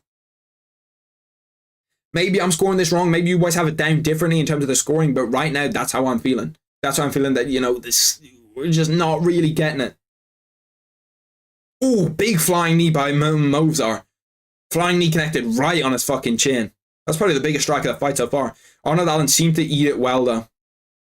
Keeping that lead hand low is working okay for him in terms of, you know, stuff and takedowns, but it does affect his offense a little bit, because he's not been able to, you know, land like he would. That jab is obviously the range finder in most situations, so when he's not able to throw that jab out, it's difficult for him to find his range. He's kind of, you know, just about missing on shots. There's another nice shot to the body. That's been his best shot of the fight so far, just that left hand to the body, but it's oh, he stumbled him. Evloev with a jab hurt him bad. Stumbled him bad with a jab. Oh, he looks hurt. He caught him with a right hand, though, Allen, on the way out. It'll be interesting to see how he recovers. His legs do still look a little bit stumbly. His eyes now bleeding as well. Right under the eye, he's got a cut. Bleeding bad. It's like pouring out blood. That was a big shot by Evloev. It's just a jab he caught him with. It wasn't anything major. But it hurt Arnold Allen bad. Another jab hurts Arnold Allen. He's looking to kind of go in here for a finish. 5 seconds left in the second round. My bad for not doing the timer. That's on me, boys. I have it currently going into the last round. I have Arnold Allen is down 2 rounds. Let's take a look and see what Faraz is doing. Faraz is usually calm in the corner, so.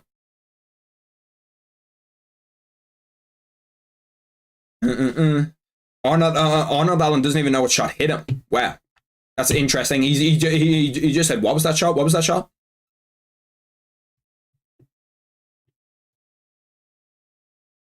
Push forward, little steps, little punches. He's trying to get him to close the distance. He has struggled with closing the distance. To be fair, his corner are being honest with him. They're saying that he lost those 2 rounds. Or are they saying that I'm actually not sure. His corner said exactly word for word, second round you lost. So that could either mean that he's lost the second round or he's lost 2 rounds in a row. You know what I mean? I'm not sure what his corner means by that. But in my eyes, he's down 2 rounds. In my eyes, he's down 2 rounds. He needs a finish here. Could he get it? Yes, 100%. Do I think he's going to get it? No, probably not. And if he doesn't get it, Movio Evloev is probably next in line for a title challenge. We are ready to... Oh, Evloev is eager to get back out there. He wants to get at him. Timer has started, by the way, if you're watching. Evloev is winning this fight. I think he might finish him in the 3rd. He just... Arnold Allen is too worried about that. Is too worried about the takedown. If he wasn't so worried about the takedown, he might be able to do better. But it's just that lead hand being low is stunting his offense. It means that he can't really land as he wants to. He can't throw where he wants to throw. Good teep kick up the middle by Evloev. Arnold really needs to put it on him this fight and see what he can do. See if he can finish him. Because Diego Lopez has had him in trouble. Ooh, nice left hook by Arnold Allen. Just catches him right on the chin. He's starting to kind of push the pace a little bit, Arnold Allen. It'll be interesting to see this last round because he needs a finish. But he's obviously, he respects Evloev's power. Evloev has his respect on the feet, so he doesn't want to just rush in and get clipped. Still 4 minutes left in this. There's still a lot of time for him to get a finish, but you know, it is a difficult, he's a difficult guy to finish. Obviously never lost in his career. Hasn't really been in that much trouble apart from the submissions that he was in against Diego Lopez, but oh no, he like fake shot it. I thought he got hit with a shoulder there for a minute and was hurt, but no, he wasn't really. Arnold Allen's leg looks to be hurting a little bit from those leg kicks now. Those leg kicks are starting to add up. The inside leg kick from Evloev. He keeps on tagging him with that body shot, but the body shot hasn't done much for Arnold Allen. I can't get that fucking name out. Keep on trying to say Arnold Allen, but it's just something about the Arn and then the L that just fucks up my mouth. Oh, big left hand to the chin from Arnold Allen. Evloev takes shots so well though. He must not cut a lot of weight because his chin looks really, really, really good. Like that was a clean left hand right to the chin, and it wasn't even like it wasn't like some of the left hands that we usually see where it's kind of like a left hand. It was like a whoppa. You know what I mean? He really did hit him with that. Was that a shot to the groin? I missed it. Timeout. I think he got hit low. I think Evloev got hit low there. To be fair, a breather's probably not good for Arnold Allen. Let's go. What is it? 1, 6. Let's see. Let's see the shot. Let's see. Was it low? Was it illegal? Oh yeah, no. It was an illegal knee. That's close. To be fair, that's close. That second one, I'm not sure if that second one is illegal. That 4th one was definitely illegal. Yeah, there was 3 or 4 shots in there that didn't look legal to me. It's not. I don't know. He could. I'm gonna take a listen in. I'm getting the AirPods in so I can listen in to see what they're saying. I'll obviously relay all the information. Doctor's coming in to take a look at the cut.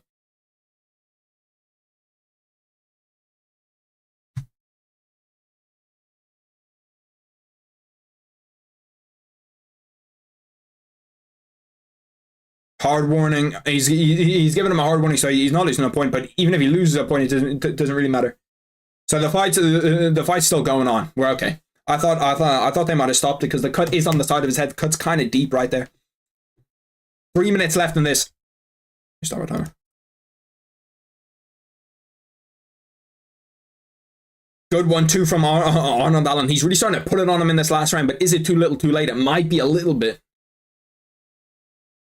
In terms of like what he can do, I'm not sure if it's gonna work for him. I'm not sure if he can, really hold and maintain this. Evloev shoots. He has a single leg. Arnold Allen keeps his balance well, gets away from it. Oh, he nearly landed an uppercut. That was close. See, I don't know why Arnold Allen doesn't want to stay in the pocket there.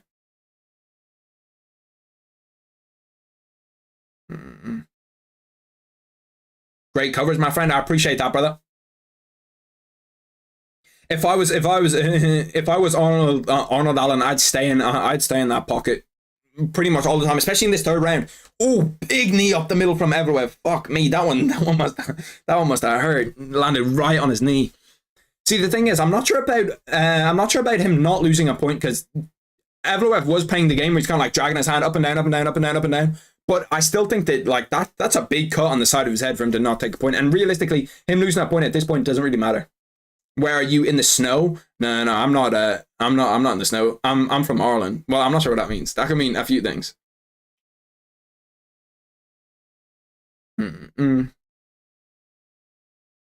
you're referring to me rubbing my nose, it's not.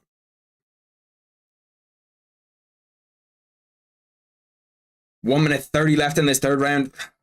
It's difficult to see Arnold Allen winning this. I think that Movzar will come through and pull through. And I think, boys, what do you think? If Movzar wins this fight, Arnold Allen has him in a choke. That looks deep. That looks deep. He's trying to get out of it, trying to wriggle his way out of it. Arnold Allen, he got out. Damn, that was deep for a second. It looked like he was deep into that choke. He's kind of... It's a reference to the Walker stoppage. Oh, yeah. Oh, yeah. I remember that, bro. That was so fucking funny. That was one of the weirdest things. I did a watch party for that too. I was so confused because obviously I didn't have my AirPods in for that. So I was like, okay, you know, Walker's fine. And then I saw that he called off the fight, and I was like, what the fuck happened there? And then I saw Walker trying to fight him still, and I was like, this could get fucking busy fast. I was so confused. Is it snowing in Toronto? Oh yeah, it definitely is. I've been to Canada twice in my life because my cousins live in Canada, and fuck me, is it cold. That place is a different level of cold. Because obviously in Ireland it doesn't get that cold. The coldest it'll get maybe like -4, -5 Celsius, not in whatever the other one is. Celsius, you know what I mean? Not in Fahrenheit, in Celsius. So it's like kind of cold, but not that cold. That's the end of the fight. Movzar Evloev, Arnold Allen. For me, I'm not sure how that last round goes. I think it was probably pretty close, but I'd probably go 30-27 Movzar Evloev. What do you think, boys? How did we score that last round? 30-27 Movzar?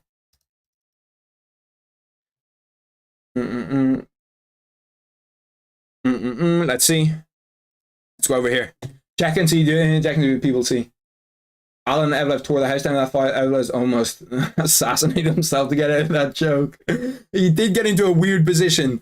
He got into a position where his head was like this and he was getting choked, and I was like, what the fuck is going on there? Great fight, Movzar won. What type of mutant shit is these Dagestanis on? That was a grand tool. Now scrap that. 29-28 Evloev.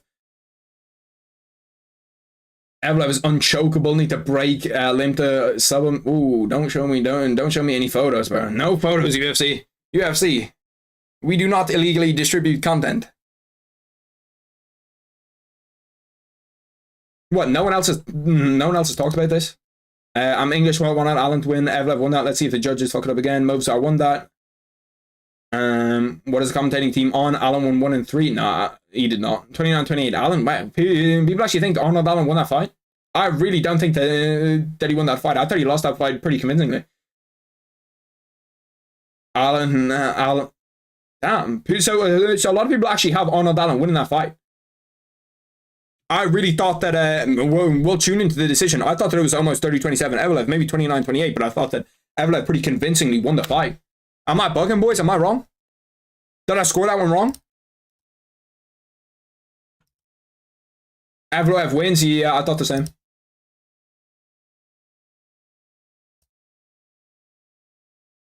I thought the same. I thought it was a close fight. Don't get me wrong, it was a close fight. But I did think that Evloev wins the fight. Let's tune into the decision. Georgia scorecards. UD 29-28.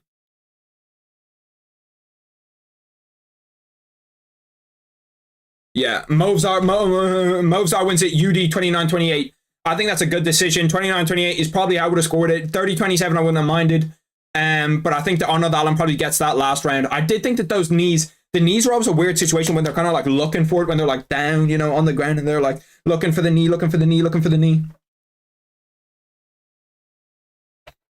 Let's see. I want to see if Movzar Evloev calls out Volkanovski, looks for a title shot. Because I think if Volkanovski beats Ilya, there really is no other contender apart from Movzar.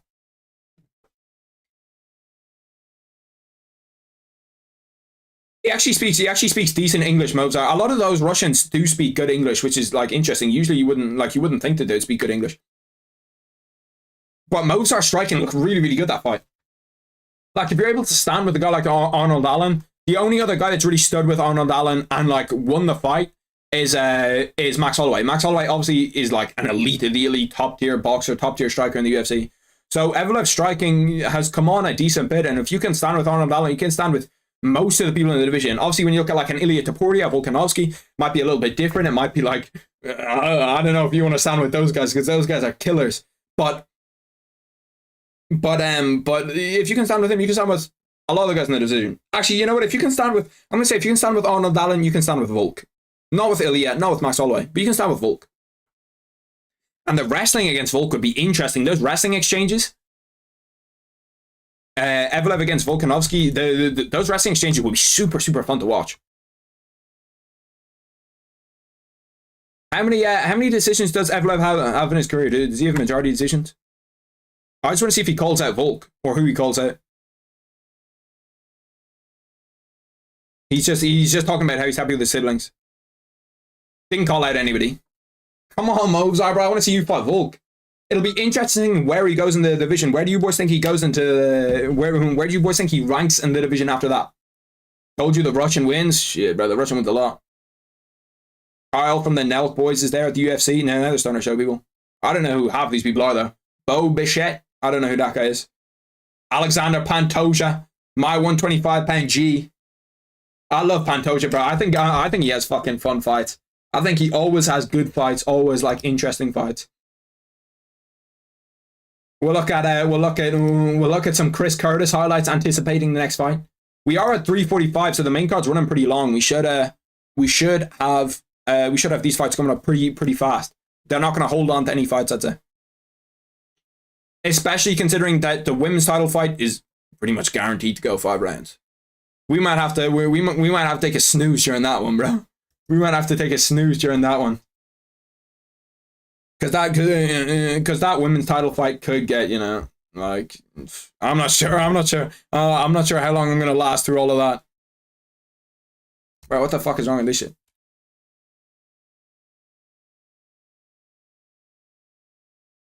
Chris Curtis. This is all pretty much Chris Curtis outside the UFC. I didn't realize that Chris Curtis has only been in the UFC for 2.5 years. Chris Curtis has not been in the UFC for a long time. Like, I really thought that he'd been in the UFC for a while, you know what I mean? But he hasn't. He's not. Bo's a baseball player on the Blue Jays. I've never watched baseball. It's legit one of the only sports that I don't watch. Is it good? Like, is it fun to watch? Chris Curtis is a guy that I feel like has been in the UFC for fucking ages, but he hasn't. He's been in the UFC, what, 2.5 years, 3 years now? He's legit been in every other promotion apart from the UFC, and he only got into the UFC recently. Mm-hmm. This fight's a real toss-up fight. This fight's an interesting fight because it's a litmus test for Marc-Andre Barriault. I like these fights. This fight and the one after, Mike Malo's fight and Marc-Andre Barriault's fights are both litmus tests. It's like, how good are you? Let's see how good you are against against people that are on that top stage, against people that are really, really good, against, you know, kind of the gatekeepers of those divisions. Because Neil Magny probably never going to like touch UFC gold. In fact, I'd be pretty confident betting he's never going to touch UFC gold. And then obviously Chris Curtis, I also don't think will touch UFC gold. They're just in difficult divisions, and I don't think that they really have the talent to do it. Maybe they can, you know, but I think that they have the talent to do it. So they're both gatekeepers of their divisions. If you can beat them, it's like we can take the next step up. Then we got clipped there. Okay, let me take a piss really quick. I've been drinking too much water. Give me uno secondo. I'll be back. I'll leave the highlight on though.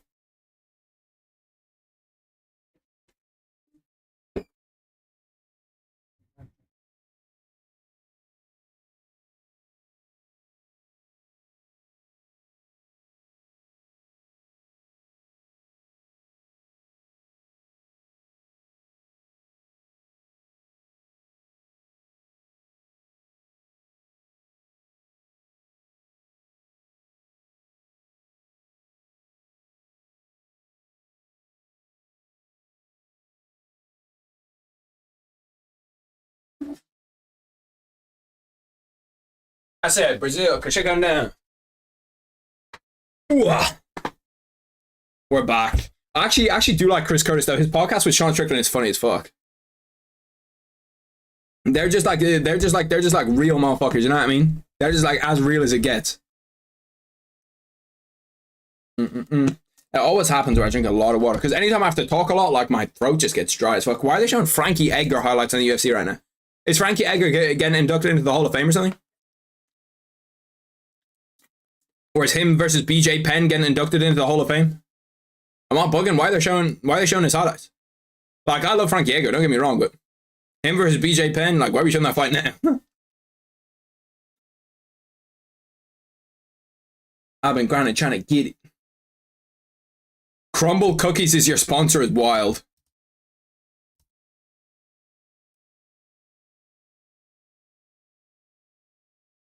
See, look, he literally fought on every promotion that wasn't UFC. Like, he fought on legit a stupid amount of promotions, and none of them were the UFC. Icon, he fought in where? He fought, like, PFL. I'm pretty sure he fought in Bellator. Frank Yeager must be getting inducted into the Hall of Fame, because they're showing fucking, like, loads of his highlights on the UFC broadcast. But this UFC fucking shit is gonna run late as fuck. And I'm not really trying to do that, you know what I mean? I'm trying to, you know, watch it. It'll probably be like 6 a.m. by the time it's over. I'll record a little video, little breakdown of it. Do a video next fight. To be fair, I'm going to be staying up all day. I'm trying to stay up all day. What I usually do, obviously because I'm from Europe, and I don't really want my sleep schedule to be, you know, 6 a.m. to, or 8 a.m. to 6 p.m. or 8 a.m. to 4 p.m. You know what I mean? I'm not really trying to have that as a sleep schedule just because it's not great. Most of the time what happens is as soon as a UFC main event is done, so when this main event is done, I'll stay up the rest of the day, stay up all throughout the day, and then hopefully just reset my sleep schedule back to where it's kind of at like a normal spot, you know what I mean? Frankie Edgar is getting inducted into the UFC Hall of Fame. I was wondering why. Bilal Muhammad, speaking of Bilal, he's in the crowd. They don't do like the little walking. Damn, there's a body in the crowd. If you're watching the broadcast, if you look at like the left behind the guy that looks like Mike Perry's shoulder, damn, there's a motherfucker. There's a motherfucker back there that's bad as fuck. Still shouldn't have my seat. First 2024 UFC Hall of Fame inductee, modern era wing.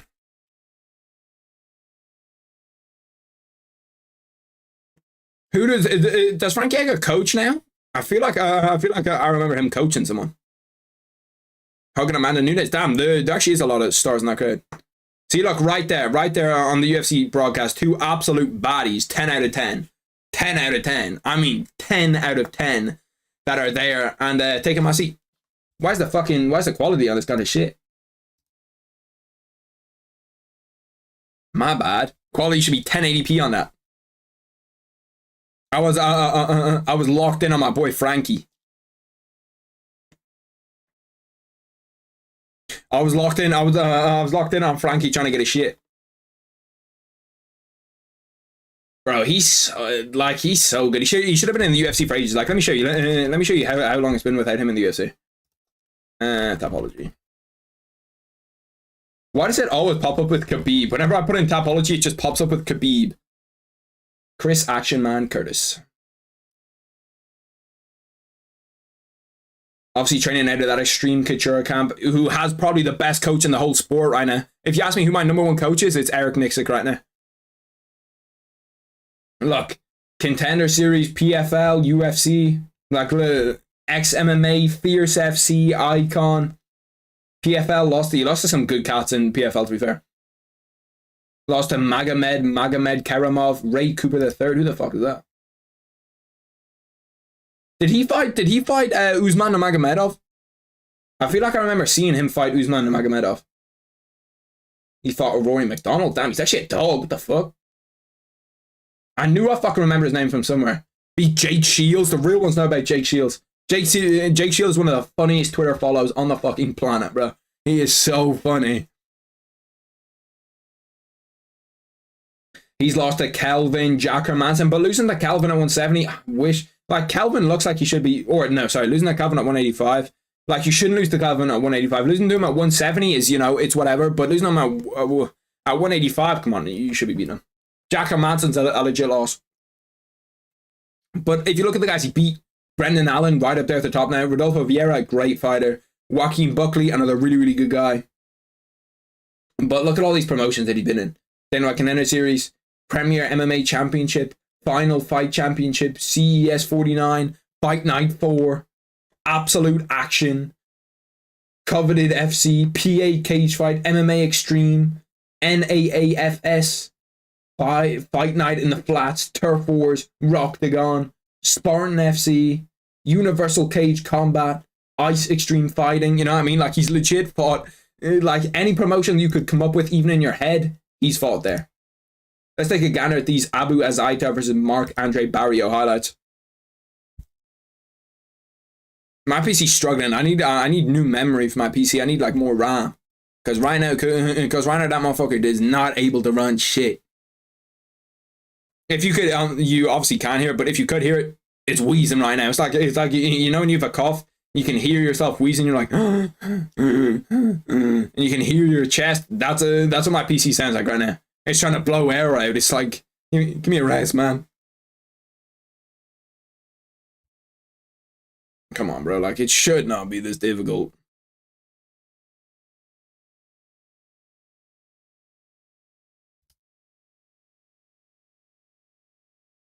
Megan Levy on the UFC broadcast. Actually, I do want to check how the 49ers are doing too.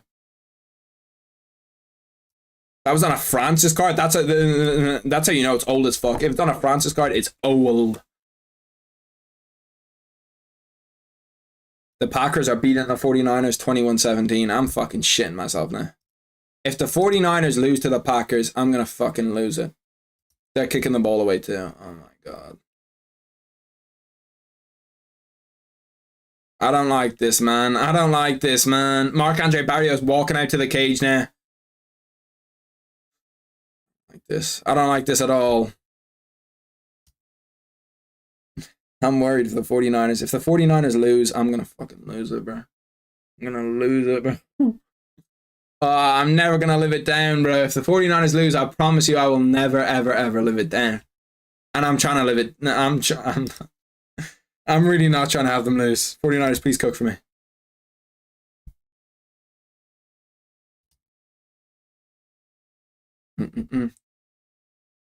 This fight should be an interesting one. Though I can, it just should be a good fight. Go full face cam since that doesn't want to fucking load. Do I have like 100 tabs open or some shit? Like, my PC is acting like I'm fucking putting it through the works right now. When really I'm fucking not. I'm not doing shit. Marc-Andre Barrio, back-to-back wins, 5th highest significant strike rate in UFC middleweight history. 5.97 strikes a minute and 10 wins via knockout. Who do we think wins this fight, boys? Predictions. I have Chris Action Man. No, actually, I don't think I do. Pretty sure I bet against Chris Curtis. I'm pretty sure Marc-Andre Barrio is an underdog in this, and I think I took him. I think he's going to win it and win it via finish. Let's go over here. Marc-Andre Barrio versus... Why does he have to have such a long name? We're just going to put in Andre. Gonna have to go straight to Google to see how to spell this. Marc-Andre Barriault. It's not an easy one to spell. I probably should know it by now, but it's because it's not like a normal name. You know what I mean? It's like a Barriault. Chris Curtis walking out to the cage. He's always got good walkout music with him too. I suppose it doesn't really matter if I spell it wrong. There's some fighters that I feel wrong if I don't type in their full name. You know what I mean? Like Chris Curtis, I can't just put in Curtis. It feels wrong. I have to put in Chris Curtis. You know what I mean? And to be honest, even Chris Curtis sounds wrong. Chris Action Man Curtis is the only thing that sounds and looks right. But I only have so much space. I can't have the whole thing and then the next 2 lines clogged up with just that. I went to take a piss. What did you miss? Not too much, to be honest. I was looking at the Chris Curtis highlights. I was looking at the Marc-Andre Barrio highlights. So yeah, not a whole lot. And the 49ers are losing. I need the 49ers to win so bad. Please, 49ers, please win. Chris Curtis wins via finish or UD. Damn, that girl in the background, the like where the fighters get checked, just to like make sure they have their gum shield in and get their Vaseline put on and everything, has these silver like eyelashes put on where they like glitter as soon as she blinks.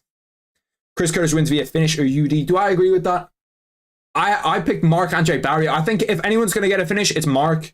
And I think if it goes to decision, Chris Curtis will win. And I think that's fair enough. Like I could see Marc-Andre Barriault just hitting him and sleeping him. But Chris Curtis, I could also see grinding out a decision and getting a pretty easy decision. I'm getting nervous for my 49ers, man. I'm nervous. First and 10 at San Francisco 24. Why do I even give a fuck about the NFL? I don't even watch the NFL. Like, why would I give a fuck? Why would I give a fuck? I don't watch it. I give a fuck. Don't talk myself out of it. I didn't realize that Chris Curtis was only 14th ranked. Why was the Movsar fight not ahead of this fight? Why was this fight before the Movsar Evloev fight? Chris Curtis is 14th ranked. Marc-Andre Barriault is what? Not ranked in the division, so that doesn't make any sense. There's so much shit about this that I look at and I'm like, why the fuck is that a thing? That makes no sense. Marc-Andre Barriault 6'1", but Chris Curtis does have a 1.5 inch reach. What is the NFL? It's American football. It's just like the American Football League. It's a good sport. I enjoy watching it, especially if it's on at the right time for me. I do enjoy watching it. I think it's good. I only really started watching it this year, but essentially the team that I support is playing the team that my friends support, and I was talking a whole lot of shit, and now they're losing. Marc-Andre Barriault is 0-3 as a UFC underdog. That's actually a pretty interesting stat. Most time when they show stats like that, you're like, what the fuck? Like, what is this dog shit stat? But that was actually a pretty interesting stat. 3-0 as an underdog is not what you want to see going into a fight where you are the underdog. Or sorry, 0-3 as an underdog, not 3-0 as an underdog. Chris Curtis, minus 185 favorite, 5'10", 185.5 pounds. What he weighed in at? I wonder. He doesn't look super big. I reckon he's only like 190 maybe when he's actually in there. Because he's not super big for 185. Like you see some of those 185ers where you have like Izzy, you have Alex Pereira who are like 6'4", 6'5", and even you have guys like Joe Piper who are like 6'2" but look huge. Chris Curtis is not that. He's not a guy that looks really really big for 185. Then again, the guy that's the champion right now, Sean Strickland, is what, like 6'1", and he's at 185. He's not huge either. I have to say, the ring girl game for Canada could have been stepped up. Drake's always talking about how good looking the girls are in Canada. Drake, let me see it. Drake is meant to be ringside for that. Ringside, cage side. Fight has started. Marc-Andre Barriault against Chris Curtis. Should be an interesting one. This is a fight that, is a coin toss for me. Like, I really don't know that much. I really can't tell you, like, a whole lot about both. Well, I can't tell you a whole lot about both, but, like, I can't tell you who's going to win based off what I know. Chris Curtis right now throwing his jab out, just kind of leaving that jab out bit by bit by bit, trying to see what he can bite on. Southpaw and orthodox. We've seen a lot of southpaws today. Usually you're not going to see a whole bunch of southpaws, but I feel like we've seen a ton of southpaws. Trying to just fire that jab out. Nice one, too. Marc-Andre Barriault covering up. He blocked that shot pretty well. It's slow start, slow first 45 seconds. Just kind of feeling each other out. Just trying to get to see what they can do. Nice calf kick by Chris Curtis. He seems to be the more comfortable of both. Marc-Andre Barriault feinting, but it's not like a good feint. It's like a, you know what I mean? Like, we're seeing this feint coming all the time. You know what I mean? That's not a feint. That's a feint. Whereas he's kind of throwing these slow-ass feints.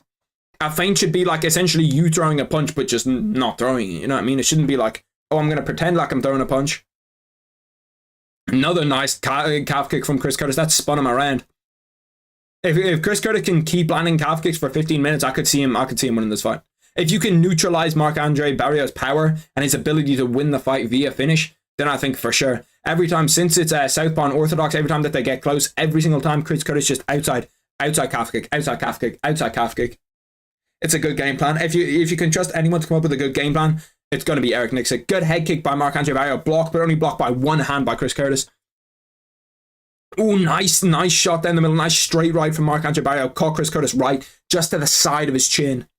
He seems to be the cleaner striker right now. He seems to have the distance better, Marc-Andre Barriault. seems to, you know, just kind of be getting his stuff off a little bit. Chris Curtis started well, but Marc-Andre Barrios starting to come into the fight a little bit now. Starting to, you know, kind of get his read, get a feel down for the fight. It always is weird, southpaw unorthodox. When you're watching southpaw unorthodox, the big thing to watch out for is the feet. Feet finder, foot fetish. Foot fetish when we're watching southpaw versus orthodox. Because essentially you're just trying to get that outside foot position. And so if his foot is here, you want your foot to be outside his foot, outside his foot, outside his foot. Because it means you can throw your right hand right through the middle. He's just kind of stalking him down there. To be fair to Chris Curtis is he's, you know, commanding the cage. He's kind of he's making sure that he's fighting on the front foot and Marc-Andre Barrios is fighting on the back foot. And for a guy who's not like a big counter puncher, you know what I mean? He's not like a lean back and then throw everything into a right hand, kind of like a Sean O'Malley would, where he's trying to set up a trap to get you to lean in and then he throws. He's more a guy that lands big on the front foot. So I think it's a good game plan from them. Should work pretty well. Nice body kick by Marc-Andre Barrios. Nice body shot by Chris Curtis. It's kind of just like 1 for 1, you know, I tag you, you tag me for the first 2-3 minutes of this. Goes for a front kick, misses just by an inch. I do like the diversity of weapons that Marc-Andre Barrios come out with though. You know, he's throwing everything. He's not stuck to just throwing his jab or throwing a 1-2. He's throwing some hooks. He's throwing, you know, a few leg kicks, a few body kicks, a few high kicks. Chris Curtis coming out with that Philly shell. I'm not sure. I don't really like when MMA fighters use that Philly shell. Obviously, Sean Strickland did it well against Israel Adesanya, but I think that it leaves you open to a lot of shit that you wouldn't be open to if you didn't use it. And I think it limits your offense in MMA. Like, a Philly shell's not going to work well when there's an elbow. A Philly shell's not going to work well. The fuck is going on? Chris Curtis just walked away for a second. He just turned around and walked away. I was so confused. He wants Marc-Andre Barrios to start to come into him. He doesn't want to, you know, have him fighting on the back foot, him trying to counterpunch the whole time. Marc-Andre Barrios is definitely feeling the pressure. You can tell he's feeling the pressure because he doesn't want to get hit. And obviously nobody wants to get hit. But you're going to get hit. You're in a fucking boxing fight. You're in a mixed martial arts fight. You're going to get hit. It's just, you know, it's the game. You're trying not to, but he's just a little bit jittery, a little bit in and out, in and out, in and out, in and out. You know what I mean? A little bit too worried about getting hit. I think Chris Curtis said, you know, he's saying in the pre-fight press conference, he was saying pretty much on all the build-up to this fight that he wants a war. You know, he wants to just go in there into the center of the ring and just bang with them and someone gets knocked out. And I don't think Marc-Andre Barrios wants the same thing. Ooh, he does not look comfortable in the pocket. Mark, when you get him inside that pocket, when you know, you really close that distance down, he didn't look comfortable there when we saw that. He looked like he was a little bit timid, you know, he kind of had his guard a little bit weird, kind of not too secure. Good job there by Chris Curtis. Good job down the middle, just split his guard. Another good job by Marc-Andre Barrios. Decent first round, interesting, you know. They're both trying to pick up on each other's reads. They're both trying to, you know, get a feel for each other, kind of see what the game plans are, see what the fights are. I do want to plug in I do want to get the earbuds in just so I can see what Eric Nixick's saying.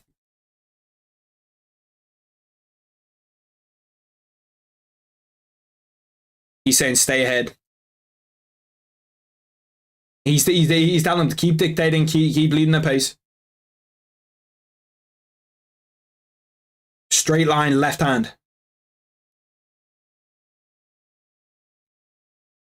Calf kick, straight cross. To be fair, they do give the only one who owns the Philly shell is Sean Strickland. He's the only one that does in MMA. The Philly shell is done by loads of fighters in boxing. Shakur Stevenson puts up the Philly shell sometimes. Floyd Mayweather's probably the guy that's most known for it, but he wasn't the guy that created the Philly shell. Andre Ward used the Philly shell a little bit. There's loads of boxers that have used the Philly shell. It's like this motion where your shoulder is here. Essentially what you're trying to do is your shoulder is here, your hand is here. This hand is to block jabs and is to block like a right hand and to block a hook. You put it here for a hook, and any kind of like jab that comes at you, you roll with your shoulder. Essentially the concept is to roll with your shoulder so the punch rolls off your shoulder here. And if it rolls off your shoulder here, you can set up a right hand there. Second round has started. Let me get the timer ready. But the problem is that's how it works in boxing if you've only got straight punches coming at you. But in MMA, you've got a lot more diverse weapons. You got kicks coming at you. You've got, you know, leg kicks. You got elbows. You've got everything coming at you. So it becomes a little bit more difficult when your shoulder's here and you're trying to shoulder roll an elbow. You know what I mean? That's a little bit more difficult. Okay, let's get this. 260. Timer might be a second or two behind. Good shot from Chris Curtis. Chris Curtis a -2 favorite right now in the live odds. Good shot. It's a good shot from Marc-Andre Barrios too. They're both kind of trading, just good shot for good shot. This is another difficult fight to score. Right now, I have Chris Curtis up around. You boys, let me know if I'm bugging. Let me know what you guys think. Let me know if you think that Chris Curtis is down around. Who won that first round? I think just leading the pace. You know, the fact that he's landed some clean shots. It's not easy though. It's not an easy fight to score. We've had a few ones like that where it's difficult to score.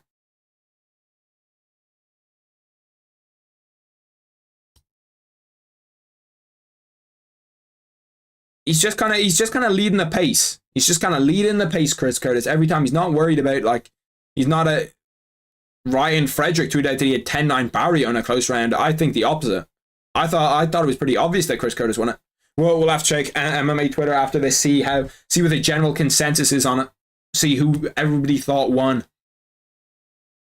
After this fight, what's after this fight? It's Mike Mallow, isn't it? Mike Mallow, Neil Magny. That's a great fight. That's another litmus test fight to see how good these guys really are. You know, what can they really do?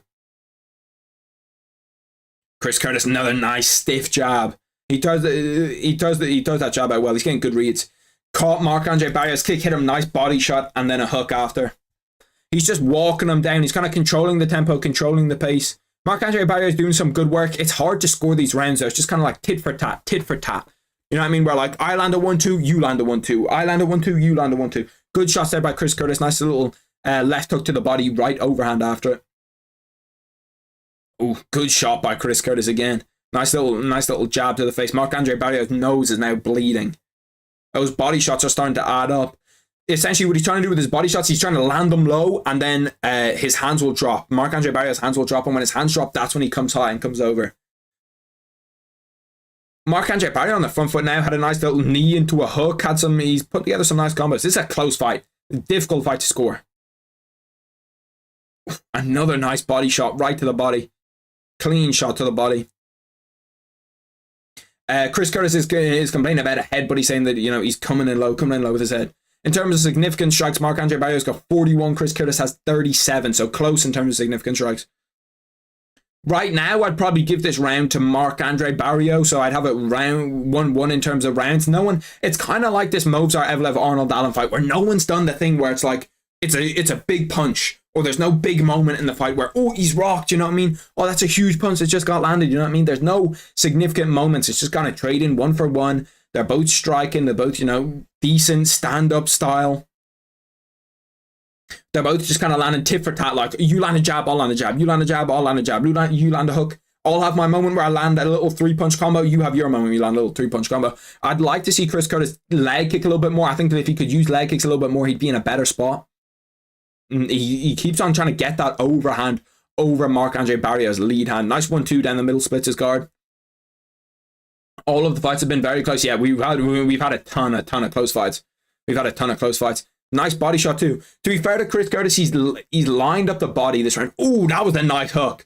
Marc-Andre Barrios he didn't even see that he hurt him with it, but as his head was dipping down, came over the top like that with his hook and just caught him right on the chin. Probably the best shot of the fight, to be honest. Chris Curtis acknowledged that it hurt him. It's just kind of they're both taking turns. You take your turn to lead the fight. I'll take my turn to lead the fight. Once again, we got Chris Curtis leading the tempo. Difficult round to score. I'd probably go Chris Curtis. I don't know. We'll have to see after 20 seconds.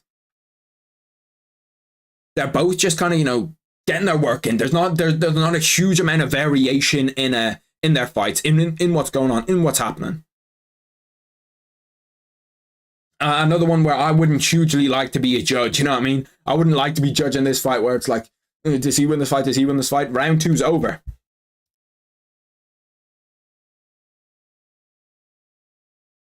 Chris Curtis with his hands up at the end of the round.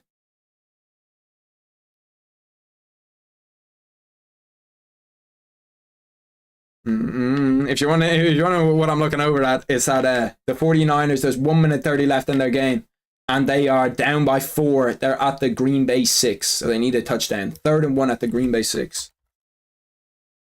I'm gonna pull up something for this. Gotta make sure that the desktop audio is off.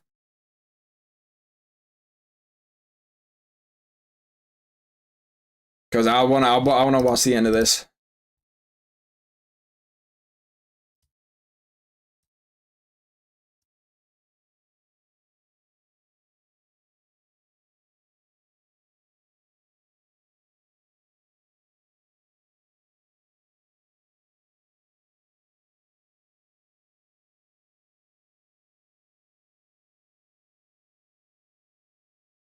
I don't know what's going on. The whole chat. So my bad for not saying shit. I was looking at the chat. The whole chat for the NFL thing is going fucking wild.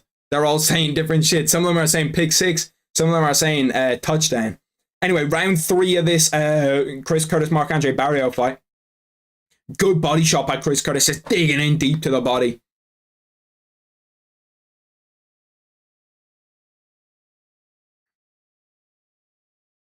Christian McCaffrey, touchdown. 1 minute and 7 seconds left. Christian McCaffrey gets a touchdown. Let's hope they can close it out, get the 1-point conversion. Close it out. I need them to win that fight, please.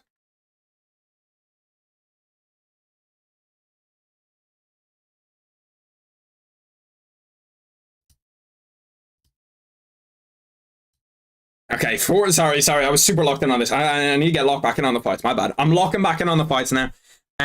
4 minutes left in this round. It's pretty much been the same fight for 10, 11 minutes so far, where we're looking at it and it's like, you know, you have your turn, I'll have my turn. Super difficult fight to score. I really don't know how I'm scoring it so far. I really don't know how I'm scoring it.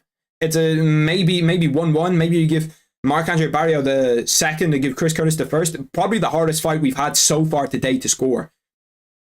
Kevin Ioli says he's got it 19-19 after 2 rounds. Pretty much everyone says 19-19. Could be 2-0 one way. Could be 2-0 the other way. Could be 1-1. It's the closest fight we've had so far. We've had, and trust me, we've had a lot of close fights. That Mozart Evelev fight was close. But for me, it's like watching. It's like if you showed someone that doesn't watch the UFC, yeah, this same round, the same round 3 times, and then show them this 15 minutes, it's like spot the difference, because it's pretty much this, like you're seeing the same round over and over, where they're both just kind of taking their time, getting their work in, taking their time, get their work in. Good shot by Chris Curtis again. Good shot by Chris Curtis. Nice knee up the middle. It's weird to talk about because they're both just landing clean shots. Nice big. It was a big shot to the body by Chris Curtis. I think it hurt Marc-Andre Barrios a little bit. Just a digging uppercut right to the body.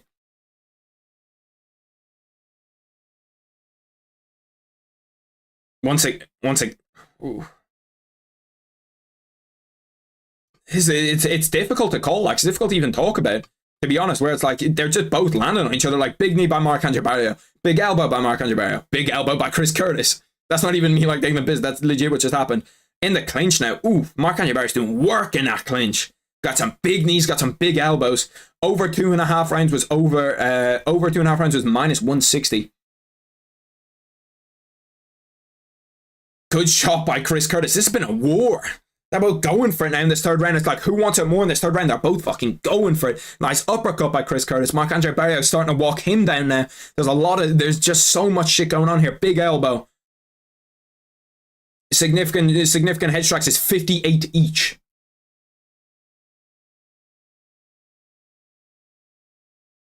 Nice uppercut again. It's like, it's legit the same shit over and over again. And I'm looking over the NFL games. There's 1:38 left in the fourth quarter. And I need my 49ers to win this. Please win this. Nice shot. Nice shot again, bro. They're both landing clean on each other. They seem to not be able to land anything to hurt each other. Like, they're landing. Oh, that was a big uppercut by Chris Curtis. That one stunned Marc-Andre a little bit.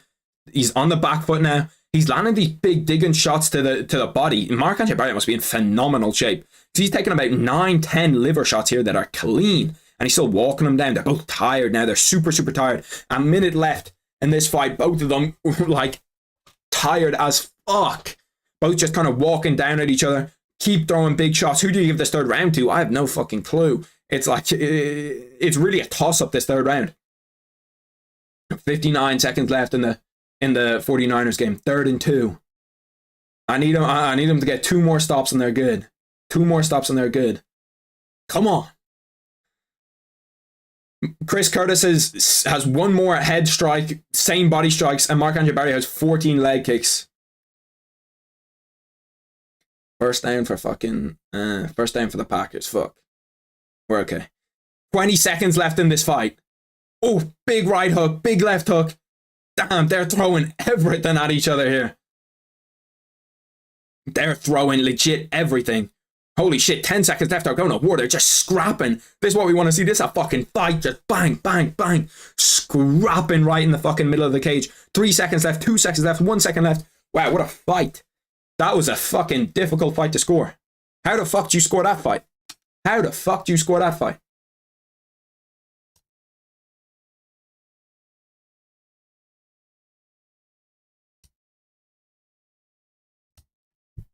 How the fuck do you score that fight? I have no idea. I have no fucking clue how to score that fight. That's a close fight, man. That's a close fight. I've got the NFL up on my left, too. Every time I go out of the NFL chat, they say something different. So I'm trying to see.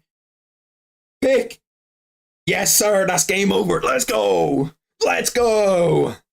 Let's go.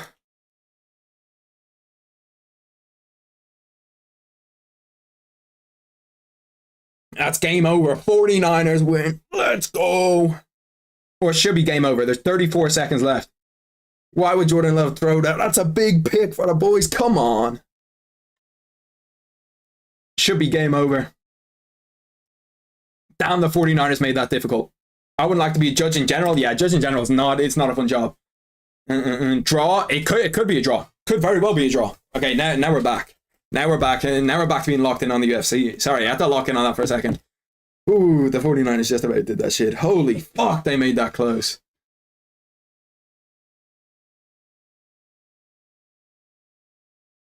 Chris Curtis. Oh, I don't know, bro. That's such a fucking difficult fight to score. How do you score that fight? How do you score that fight?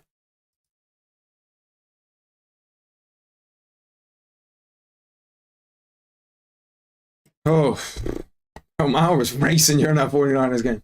I thought they were going to smoke them. They're a 10-point favorite.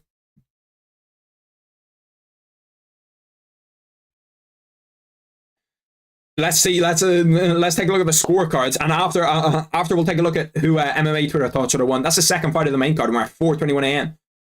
This is going to go long. Judge scorecards. 30-27, Curtis. 29-28, Barrier. 30-27. Split decision. Chris Curtis by split decision, 30-27. Super difficult fight to score. That fight's that's a toss-up fight in my eyes. That's as close as it gets in terms of fights. Really, really close fight. Both had their moments in the fight. Like, I would not like to be a judge for that fight. It's who knows. Canada's getting some good fights. We had that Mozart Evloev, great fight. Chris Curtis, great fight. We've had probably two more that are fight of the night contenders. Great fights here. I've enjoyed a lot of them. It's been like you saw a lot of people say that this card isn't good. Oh, this card, this card's not great. I'd like if we had a better card. They always do kind of the dirty with the cards. I actually think that this was a good card, and I think this card, made sense. That was a great fight. If I was Dana White, I'd give out two fight of the nights. That and the one before. I think they were both fight of the nights. I think they were both super, super good.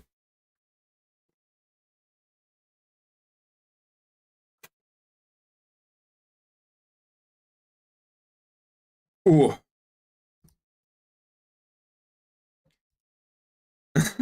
bro, I didn't have my earphones in, so I couldn't hear what the crowd were doing, but apparently the crowd were booing. If the crowd are booing at that fight, bro, what more do you want? That's as good of a fight as you can get.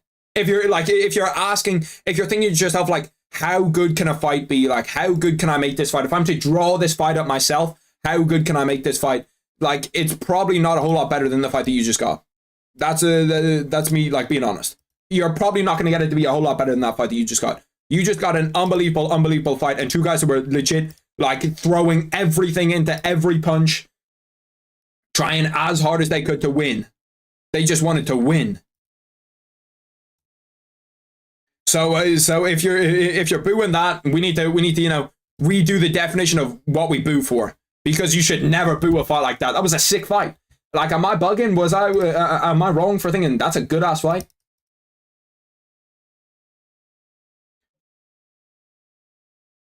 Let's take a look at what MMA Twitter thought of that fight and the decision.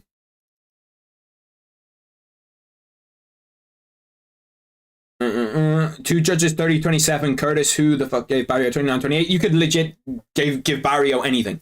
You know what I mean? Like, it could have been anyway. Chris Curtis should fight through Allen versus Vittori. Wouldn't mind that fight. Chris Curtis and Marc-Andre Barrio didn't open the main card, but well, very true. Proxy Analytics. I actually definitely agree with that. How is Chris Curtis and Marc-Andre Barrio split decision 30-27? I don't think it was. I thought it was a close fight. At least Curtis was understanding. Yeah, no, they both they said they were going to go to war, and they went to war. Boring fight though for me. How the fuck's that a boring fight? They legit just scrapped. Bro, like, what? Have these guys watched the UFC, or have they been watching Bare Knuckle? It was a great fight. I thought it was a good fight. Stinker. Like, they just throw everything. They threw everything. They tried. They went out there and had a striking battle. Had a good fight. Not happy with that decision.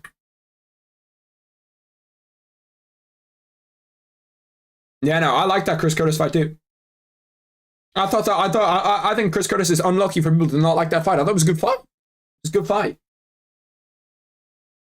Am I bugging? Good fight? No. No, it was a war. Yeah, exactly. I thought the exact same thing. I thought that was a good fight.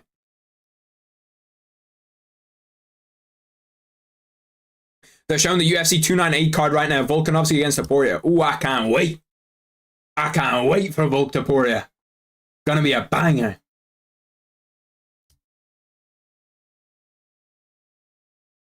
Mike Mallow 2023 highlights. That's what's going on right now. We're getting Mike Mallow highlights on.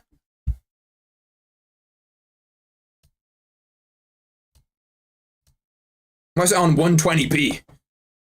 They don't think I got it like that. 120p. Come on, respect me, bro.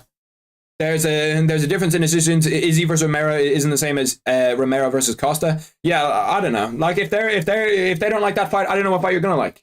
You're not gonna like that many fights if you don't like that fight.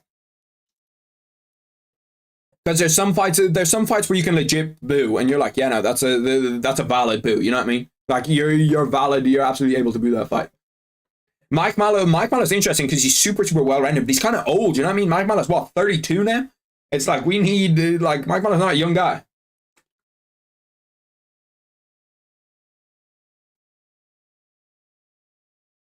I think Mike Mallow could get this done. He's the favorite, obviously, but Neil Magny's just well rounded. He's just a vet. You know what I mean? Like I said with Chris Curtis, he's one of the gatekeepers. He's one of the gatekeepers, and he's a gatekeeper for a reason. He's good. You know what I mean? Like, he's not bad at all. Don't think just because Izzy stomped him that it's like that all of a sudden he's like not good. You know what I mean? He's a very, very good fighter.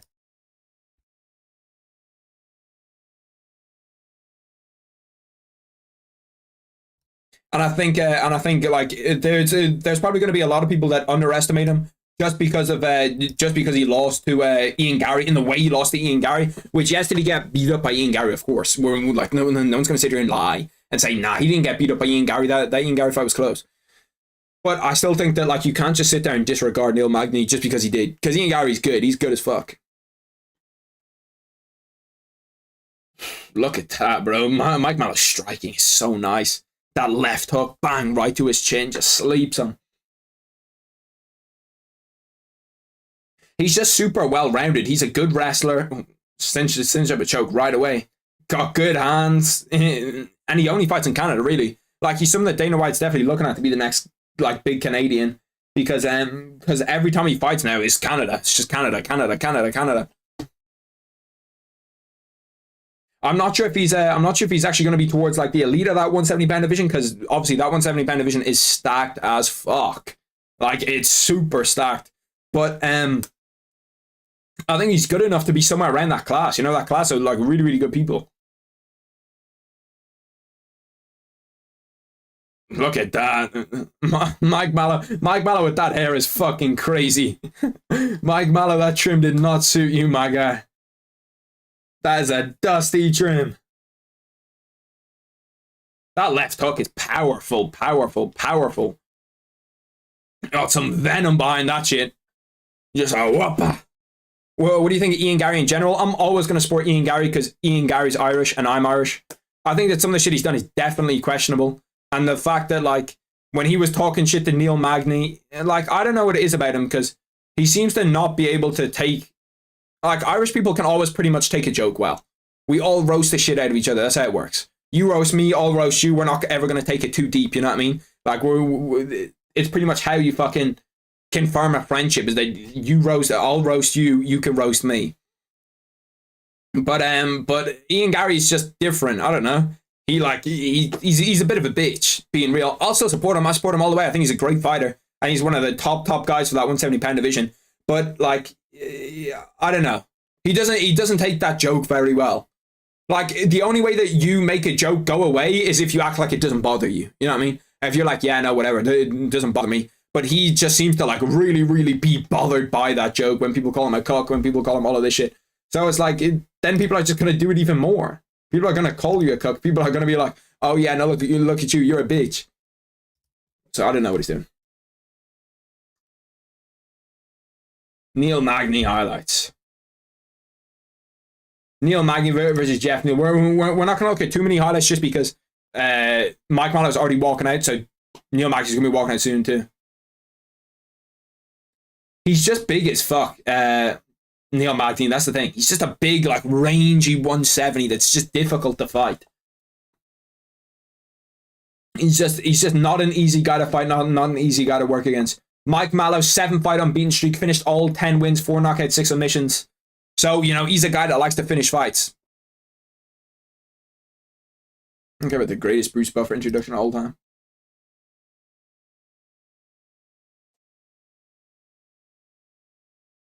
UFC OP Eurosport. Let's watch an Ian Gary masterclass because that's what this was. He read a script on LM Money's program, bro. That was comedy, bro. This guy needs to fucking Ian, bro. Please, brother. Please respect the name. That was so funny, though. That was so funny. That was so funny. That like reading a script is a different level. Reading a script is actually like a different level. Where it's like, brother, what are we doing here, bro? What are we doing here? And you could see he was reading a script because he was looking down at it. He was like, and the savage attack on my wife was disgusting, and my kids, and you know, I'm just really trying to get out there and go and prove it all the next time that I fight. It's like, bro, we know that's a script, brother. Please, Ian, you're making us look bad, gee. I don't know why he felt the need to read off a script too. It's like, he's not a bad shit talker. You know, like, it's not like he can shit talk at all. Like, is he the greatest shit talker ever? No, probably not. But he's not bad. I definitely wouldn't consider him to be a bad shit talker. So it's like, why the fuck? Why did you? Do you think his wife read it? She could have. I don't know. If I was Ian Gary, I would have left her. I don't know. Maybe I wouldn't. I don't know her well. I don't know him well. I know some people that are acquaintances of him because he's not that much older than me. But I don't know him myself, and I don't know really that much about him. I like him as a fighter. Obviously, he's Irish, so I'm going to support him all the time. Legit, no matter what happens to Ian Gary, I'll support him because he's Irish. But it's a weird situation. It's a weird situation.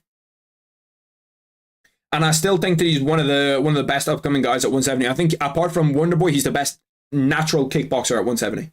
Him and Leon Edwards. Neil Magny walking up to the cage now. Get ready for this fight. Well, Neil Magny's on what? Is he on a 3-fight loss streak?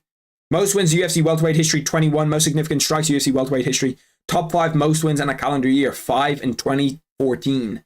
See, he's been there for ages. Like, Neil Magny's been there for so long. He's been fighting for so long. And he's a good fighter. Like, you know, he's just a gatekeeper, though. He's not anything more than a gatekeeper. And, like, there's not really wrong with that, you know what I mean? But it'll be interesting to see how he fares against Mike Mallow. Because Ian Gary's top of the line competition, but Mike Mallow might be, we need to see. We need to see if he's a level under that. We need to see if he's a level above that. We need to see really where he's at. Because obviously you can see here, the beating Ian Gary put on him was crazy. Ian Gary should have finished him in the fucking first round of this fight. Never mind the third round. I don't know how Neil Magny got it to a decision when he was basically like hobbled for the whole fight. But Ian Gary should have finished him there. He should have finished him. Neil Magny's got an 80-inch reach, by the way. 7-inch reach advantage over Mike Mallow. Second tallest active UFC welterweight. He's a 6'3" welterweight. Who's taller than him? I think I know who's taller than him. I can't remember though. Jalen Turner's 6'3" at 155, so there can't be that many people taller than him.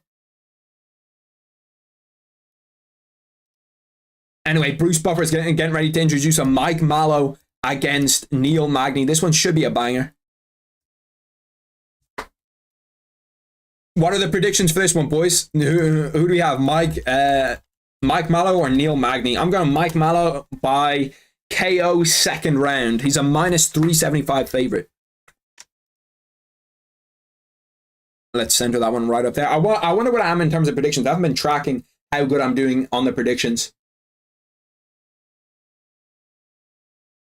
We've detected video in your stream belonging to someone else. You may be temporarily blocked if you...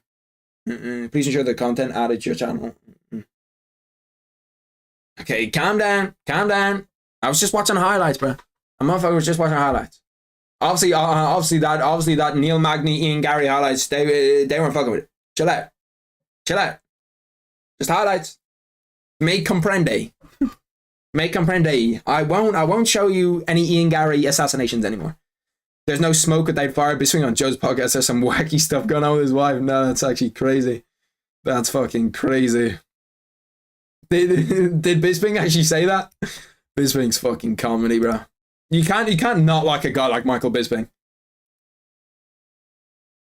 Here we go, boys. Fight's about to start. I don't like Neil Magny's hair. Oh, fuck me. I started my timer a second or two early, and my timer's wrong. How do I start the timer wrong every time? What are we at? 285.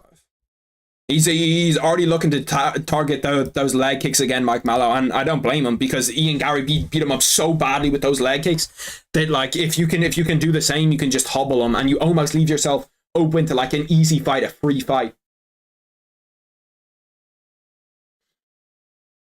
I'm interested in this one though. This one should be a banger, boys. It's just a great litmus test for Mike Mallow. He was talking about steroids, but the quote applies. Yeah, no, it does apply. Another nice calf kick from Mike Mallow.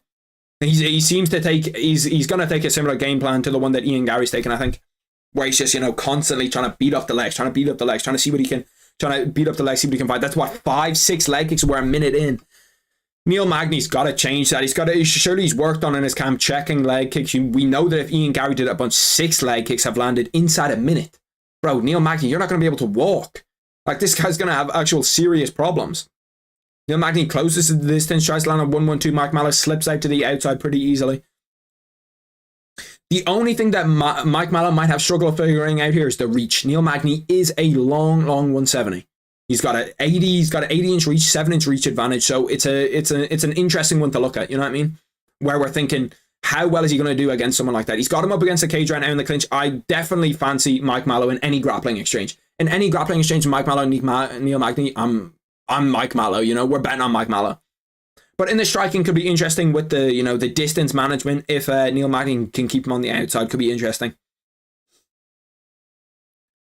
I'm not seeing many feints from Mike Mallow. I'd like to see him feint a little bit more, feint that leg kick, because obviously after Ian Gary beat up his legs so badly, he's going to be a little bit wary about taking a lot of leg kicks. So I think if you can just, feint that leg kick to try land something else, I think that's probably the game plan that I'd go with if I was in his shoes.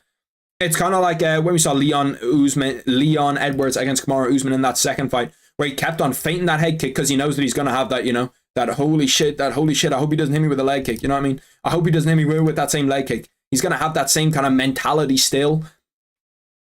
So I do the exact same thing. They're both kind of feeling each other out. They're struggling to time each other, get that timing just kind of right on the, it's kind of getting that range, get that timing right. 2.5 minutes in though, Mike Mallow's definitely commanding this fight so far. Oh, that was a nice little question mark kick. I was trying to remember the name earlier. Question mark kick. Nice question mark kick from Mike Mallow. Just went over the top of Neil Magny's head. Now they're in a grappling exchange. Mike Mallow has Neil Magny up against the fence. He does have an underhook here. He has one underhook. Neil Magny's trying to just, you know, get those strikes and kind of hit him in the liver, kind of wear him down a little bit. But he's got him pressed up against the fence. Mike Mallow's looking to go for a double leg. No, doesn't get it. Neil Magny comes out from outside the cage. Lands a good right hand as he exits the cage too. As he exits, like, from the cage. Nice leg kick once more from Mike Mallow. Those leg kicks are just so... Like, the calf kicks are so devastating. Ooh, nice little blitz, though. Neil Magny seems to be trying to, you know, get his work done, and Blitz is coming in with a 1, 2, 3, 4. Just like a long, long blitz where he's just landing punches on punches on punches. See, now we're starting to do it. Now we're starting to feint that leg kick. We just saw right there. Mike Mallow feinted that leg kick. He got a reaction out of Neil Magny, just as, you know, we could see how he sets that up. It'll be interesting to see if his corner says anything about that to him. He's landed 10 leg kicks inside the first round. You can't keep going with that many leg kicks over and over again, taking leg kick after leg kick after leg kick if you want to win a fight, if you want to still be able to walk after a fight. He needs to throw that. We haven't seen this fight be super, super active, though. We're not seeing anyone, you know, throwing a whole lot of punches. We're not seeing anyone, you know, really, really get to throwing a ton. I need him to throw that jab out, Mike Mallow. Just throw that 1-1-2 out. I think if he can, you know, try close that distance, really try land on him, really try, you know, get that big shot to land, I think he'll be in a much better spot than what he is right now. 35 seconds left in the first round. Right now, I definitely have it scored for Mike Mallow. I think he's commanded this round. I think, you know, he's done the better work. He's landed the bigger shots right now. But it'll be interesting to see in the second round. I think that, I don't know, Neil Magny just doesn't really look like he's going in there with the intention of winning fights, with the intention of hurting people anymore. Winning fights is probably a stretch. Obviously, everyone goes into a UFC fight trying to win a fight. But in terms of really going in there to hurt someone, it doesn't look like he's doing it. It doesn't look like he wants to go in there and really, really hurt somebody. Damn, his leg is already hurt. He's already hopping on that leg. He swapped to a southpaw after this. He swapped to a southpaw after that last leg kick, which, you know, obviously if you're switching stances, we already know that you're hurt. You know what I mean? Those leg kicks are stacking up. And it's something you really have to think and look about. What did he do in his last fight? What did he do in his last fight? In his last camp? Because, like, Neil Magny beat up his legs. Ian Gary beat up his legs. Really, really bad. Like, had him hobbling. Surely you're going into your next fight going, damn, that was the game plan to beat me last time. Let me sew that up. Let me make sure I can't, you know, just get hit leg kick after leg kick after leg kick after leg kick again. But in this first round, he's been hit with 12 leg kicks.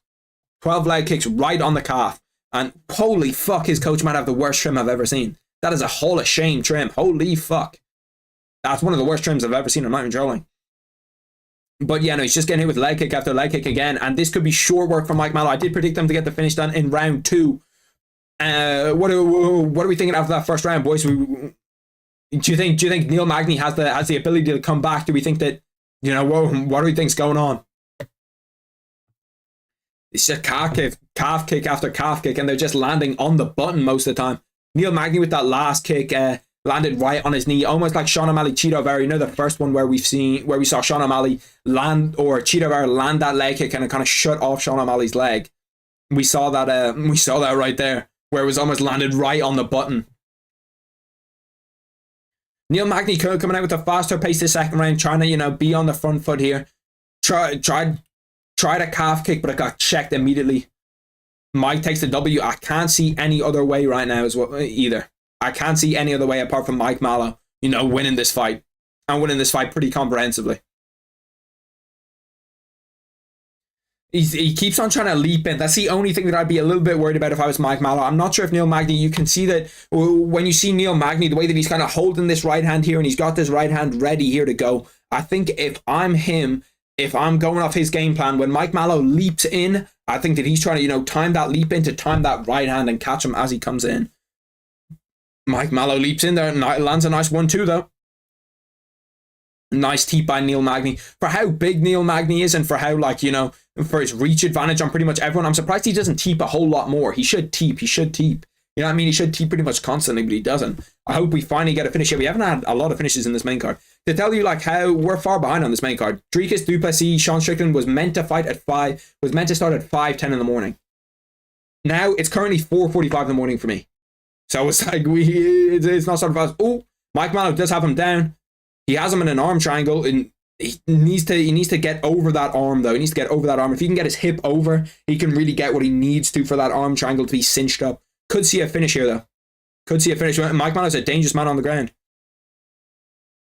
He's kind of trying. Ooh, he was inside control for a minute. No, he's back out. He's in his guard.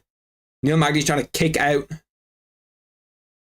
He's letting him up, just beating up his legs on the ground once more. It's a problem for Neil Magny. It's a hole in his game that he needs to fix. Just getting beat up. The legs get beat up, and then when the legs get beat up, you have no power anymore. Because if you think about where your power comes from, you're coming low, dropping, like loading onto one of your legs and throwing that shot. That's where the power comes from. Whereas if your leg is dead, if you can't stand on your leg, you can't draw power from it. Neil Magny now, so trying to take down Mike Mallow. I'm not sure if I would have, clinched up against Mike Mallow. Mike Mallow gets a takedown. I was right. He shouldn't have clinched up. 2.5 minutes, a good amount of time for Mike Mallow to work up against the fence here. So there is space for Neil Magny to, kind of push off the fence, use the fence to get up. But he is kind of got one leg over.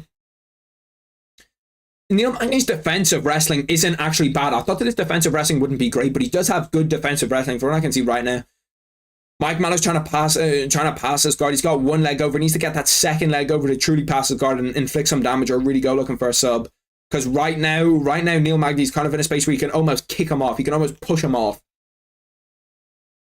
He's got one leg over, but that other leg is trapped, so it's going to be hard for him to set anything up with that other leg trapped. He can kind of drop some elbows, drop whatever he wants, really, to, try impose him, try to do anything to, stop him from breathing in. Try to do anything to just mess up his flow, make him think a little bit more. I am hoping for a finish, though. We haven't had a finish in, 3-4 fights? Everyone has a plan until they get kicked in the legs. Muay Tyson. I actually like that. Trust me, I'd rather get punched in the face 10 times over getting calf kicked. Honestly, I'd rather get punched. I'd rather get punched than get calf kicked 100%. Mike Mallow now has passed. He's passed his guard. So this is where he can really do some good work. He's got 1:15 left. If he can, if he can get here, if he can get a finish, if he can get a submission, if he can do something here to, really get some work in on the ground. He's looking for them. He's trying to set something up, but he has a minute left. He doesn't have a whole load of time to set something up here, but he's got one arm isolated. It'll be interesting what he do with that. He's trying to take his back. Neil Magny's trying to offer up his back to get up, but it's not really going to work. I think he's looking for an armbar, maybe a Kimura. Yeah. Okay, Neil Magny, no, he had his back for a minute, and then he's just back to pass guard. He's winning the second round easily. So maybe we're going to see a finish in this third round. If he can't get it done in the second round, we're going to see a finish in the third round if Neil Magny comes out and he tries to get a finish. Mike Mallow's got 30 significant strikes, then Neil Magny's 13. It's been, it's almost been like this Ian Gary fight, just a little bit less dominant. Just a little bit less dominant to the point where we're seeing, Neil Magny hasn't really showed anything to trouble Mike Mallow. There's nothing he showed where you're like, ooh, Mike Mallow could be in trouble here. Mike Mallow, got hit with a big shot. I can't even really remember him getting hit. Just in full guard, 10 seconds left. He's not going to get a finish this round, but Neil Magny's just getting beat up. Mike Mallow, once again, another dominant display. Going into round 3, I have a 2-0 Mike Mallow, and I do not see Neil Magny knock him out at all. I don't even see how he could knock him out. We're going to go over here and take a look at what MMA Twitter's saying. How's Neil Magny still in the UFC? Dricus Du Plessis finishes Strickland. Might be the worst card of all time. It's wrong. What the fuck is that? That's a crazy photo.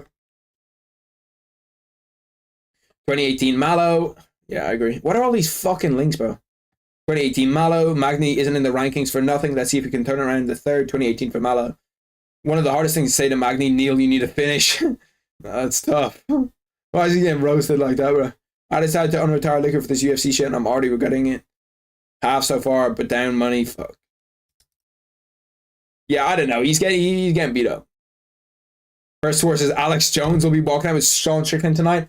I would do anything for Alex Jones to walk out with Sean Strickland. I would do anything. And I legitimately mean anything. Ready for the third round. Third round starting. Neil Magny needs a finish. Can he get one? I do not think so.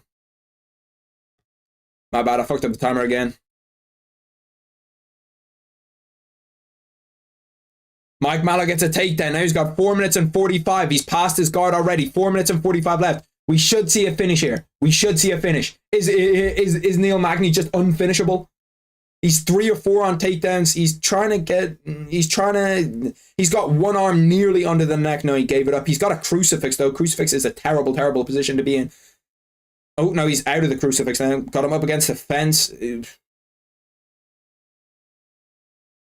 Let me see something here from you, Mike. Let me see something here from you that, you know, pushes you up to that, you know, to say that you're really one of those guys 170, because he's not super young.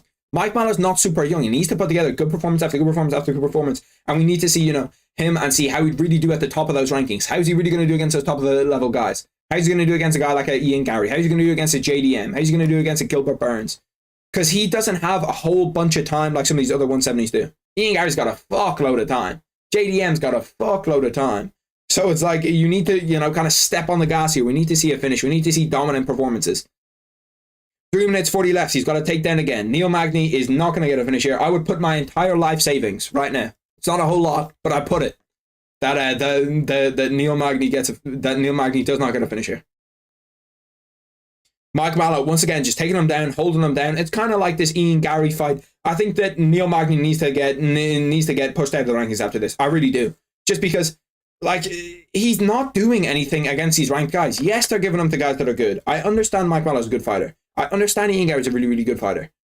But, like, bro, he's not even competitive.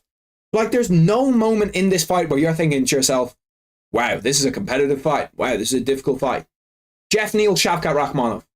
Jeff Neal, Shavkat Rakhmonov. Okay? That's the standard that I'm holding people up to. Shavkat is an absolute dog.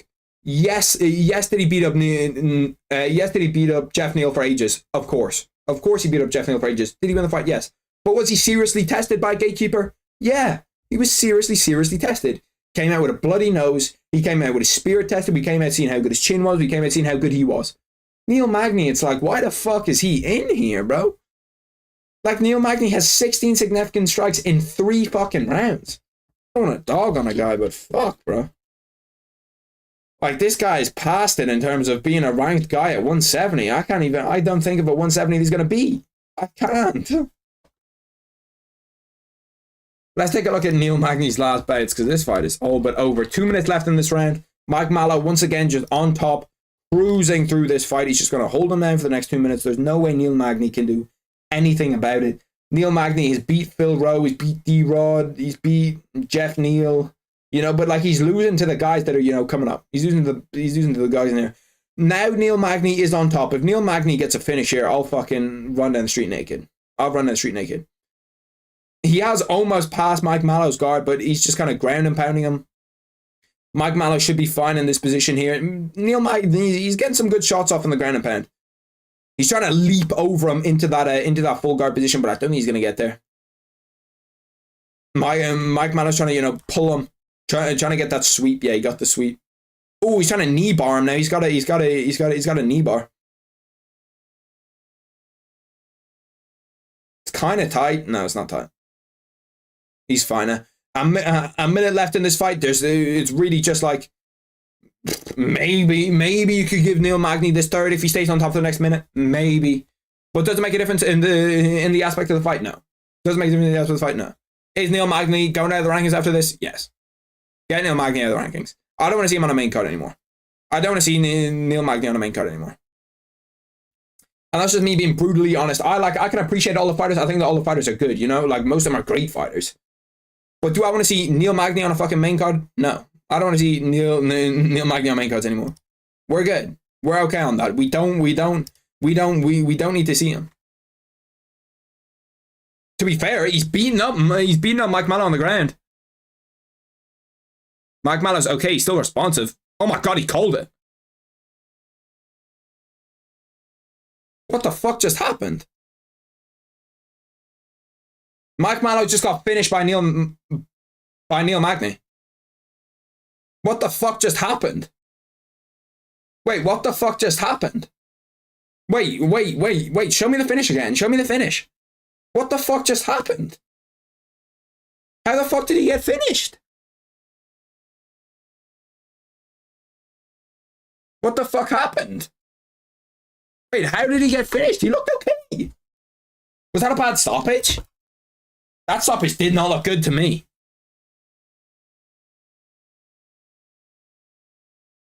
Did he gas out? How the fuck did Neil Magny get a finish? Was that? I'm not sure about that stoppage.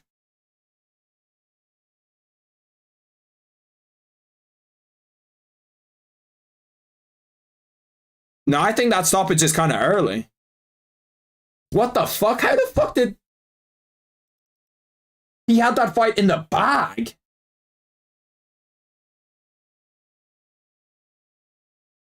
He had that fight so far in the bag that, like... how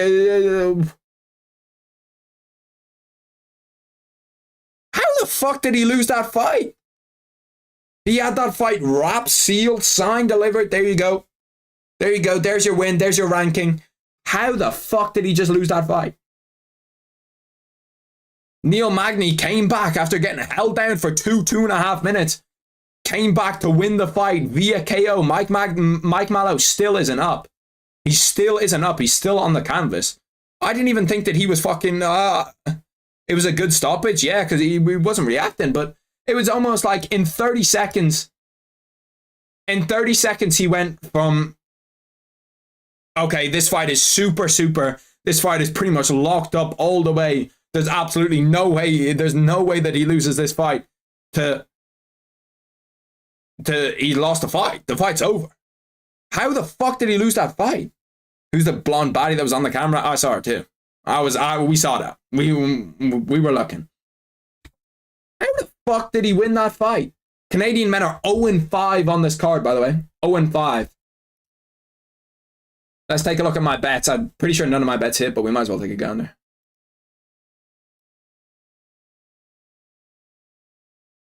Damn, this bet I had, one of my bets is absolutely finished. How the fuck did he just lose that fight, bro? That was legit, like, that was the lock. That was the one that couldn't fail. That was the one that wouldn't fail. And somehow he's lost. I'm fucking mind blown. Look at this bet, finished. This bet, finished. Charles Jourdain, I had Charles Jourdain winning that fight, and I had Sergey Sidey, so this one could have for sure came through it. And this fight is all over the one. This fight's all over the place. All over the place.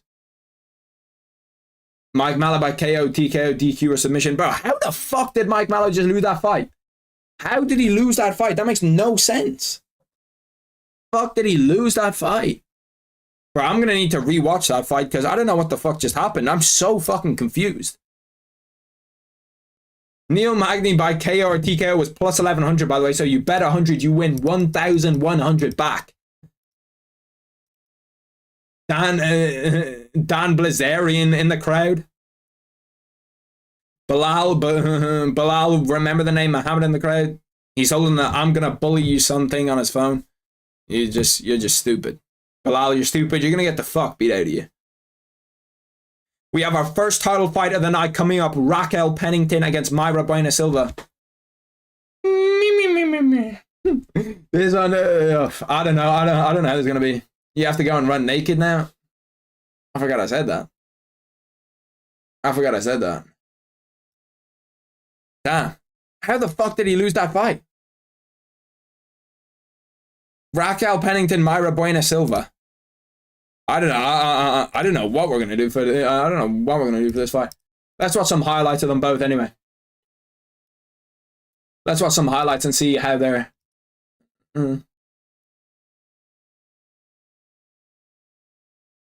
Watch later. I do have every single Mayra Buena UFC submission so far. 3 minutes and 58 seconds. So let's see how she's looking. Every single Mayra Buena. This against Gillian Robertson was also on the card. Was on the card earlier. Armbar, bro. Armbars are the nastiest submission by distance. Like when you see someone's arm just there, like about to get broke, you're like, oh fuck, don't break. If you see it snap, it's nasty. I could have another protein bar. I'm hungry as fuck. Actually, no, fuck the protein bar. We're having an energy bar.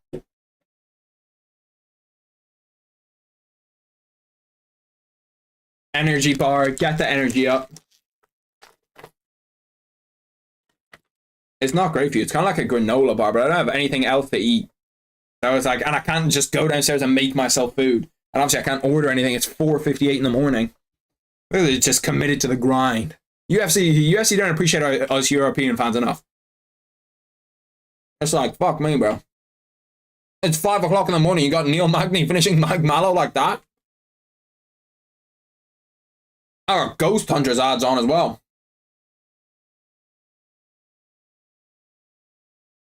Watching Mayra Bueno Silva submit someone. Top 10 best Ultimate Fighter finishes. Actually, I have to watch that. See, I know what you're going to say. You're going to say, well, why don't you watch some Raquel Pennington highlights after this? There is none. Raquel Pennington highlights do not exist. They just straight up don't exist. Like, name one person that Raquel Pennington's beat. Me too. Me too. like there's no one. Mayra Bueno wins, but who the hell knows at this point? You're speaking facts, bro.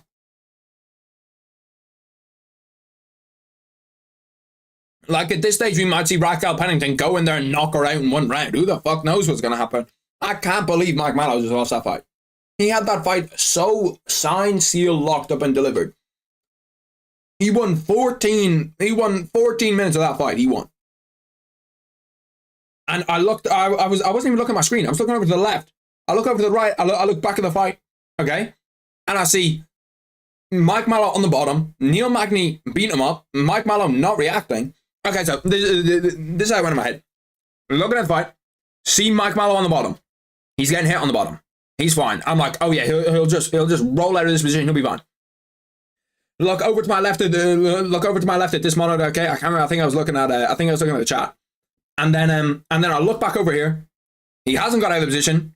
He's laying there, and he's like, I just thought he was tired. And then the ref just waved it off. I was so fucking confused. I don't know how he lost that fight. Like, he won so much of that fight, it's unbelievable. Legit. Like, I don't know. I'm fucking lost for words. I'm lost for words with how he managed to lose that fight. He had that fight so locked up. Legit locked up.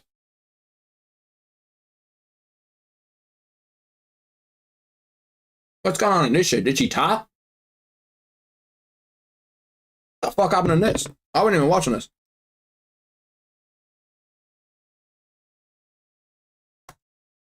Oh, is this one of the ones where, like, she says she topped, or she says that she didn't top, but she did top?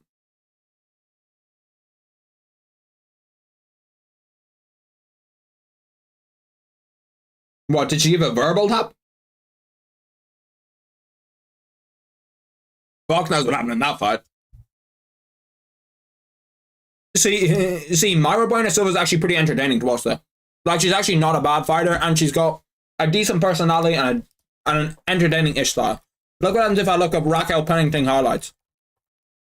They might just put me in prison. They might actually just lock me up on the spot. Like, look, they legit don't exist. Fuck. They don't exist. You can watch the countdown, but fuck what's on the countdown. They're 11 minutes long. Mike Mallow, you better get off my screen. You better get off my screen, Mike Mallow. You are not in a good spot right now. Mayra Bueno Silva's walking out. How is Raquel Pennington the A-side in this fight? Let's go topology.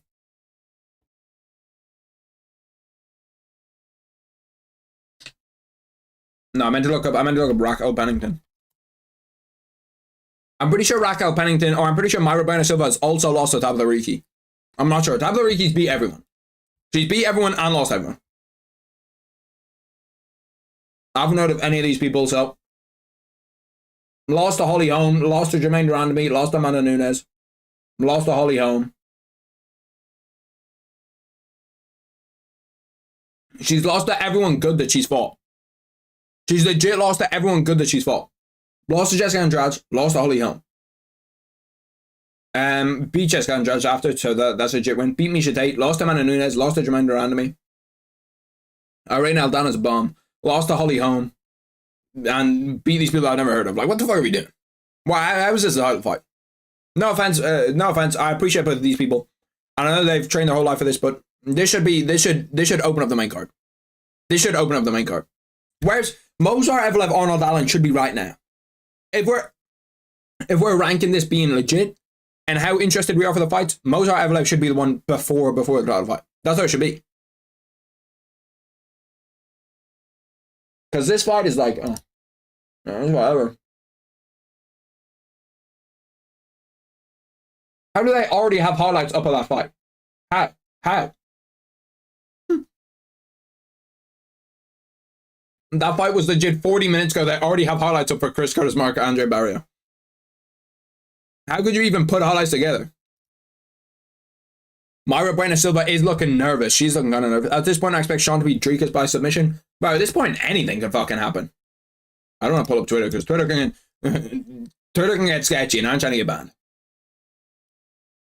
Like, legit, anything could happen. I have no idea what's going to happen. It's a mystery. All of my bets didn't hit.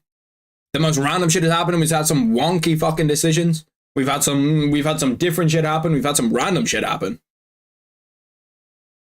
Stephanie Egger, Lena Landsberg, Yanan Wu, Manon Ferro, Jillian Robertson, Mayana Souza, Diana Firmino, Bobby Firmino's cousin. Shun Lee, that's not a real name. That's also not a real name. She must be some fake people. She's beat Jillian Robertson. Who are losses to? Manon Ferro. You see, Manon Ferro is a monster, though. Manon Ferro is like a legit monster.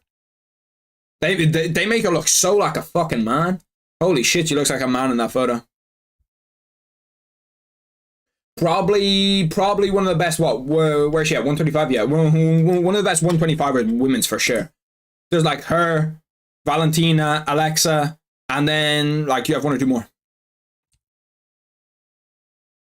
She's for sure one of the best women fighters there. We have Raquel Pennington's walk to the cage now. I wonder what music she comes out to. 6-0 in the UFC. Erin Blanchfield, yeah, Erin Blanchfield is also in this. That's actually one fight I'm looking forward to. Erin Blanchfield, Manon Ferro. See, that's a good women's fight. This 135-pound division should just be disbanded. Like, it shouldn't be a division. It's just a mid fucking division. Like, I can't really, like, there's nothing I really like about this division. Why is Raquel Pennington coming to the cage with headphones on? No, see, I'll be real. I dislike her. I have a dislike. And I don't dislike any fighters, really. I like pretty much every fighter on the roster. Like, I'm not like a, there's no one I can really say that I dislike. But Raquel Pennington, she annoys me. She annoys me. Like, it's just the way that she is. I don't know what it is about her. She's from Colorado Springs, Colorado. One of 11 active Colorado fighters. 1 or 2 title fights. It should be, you know what? My expectations for this fight are low. So, it can't go bad. Bueno Silva versus Pennington. Everybody, come shake my hand, come shake my hand. We're on this road together through the storm.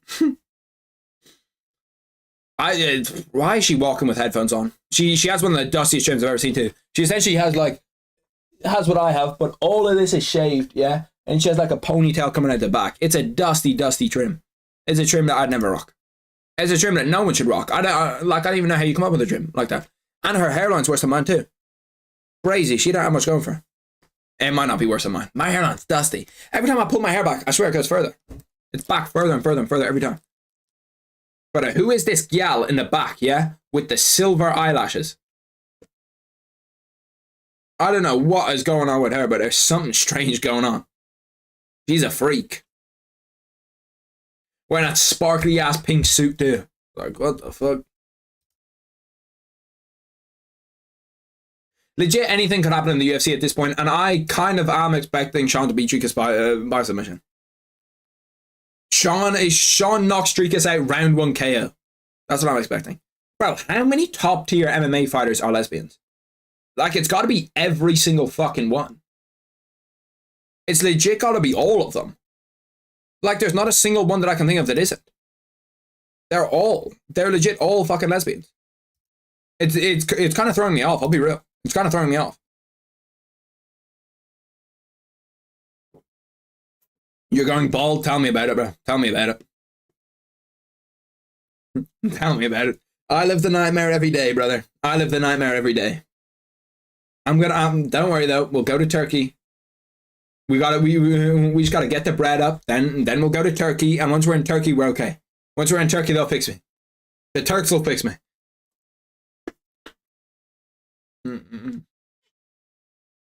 Myra Bueno Silva is a slight favorite. Alexa Grasso, my future wife, bro. Alexa Grasso, different gravy.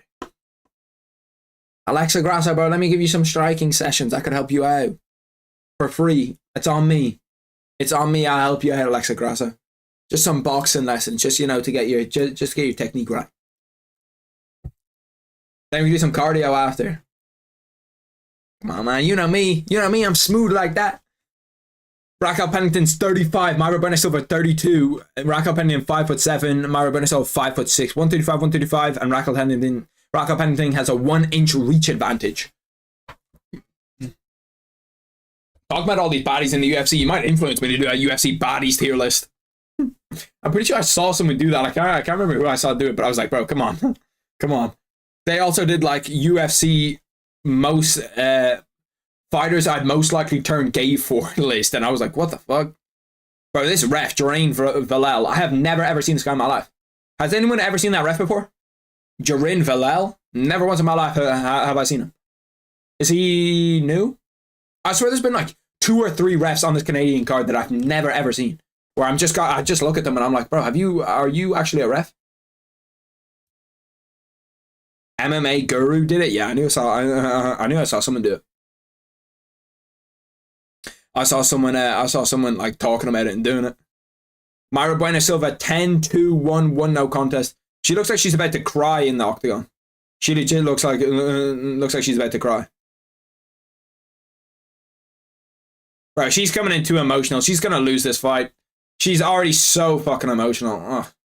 Raquel Pennington's actually gonna be the 135-pound champion. My God.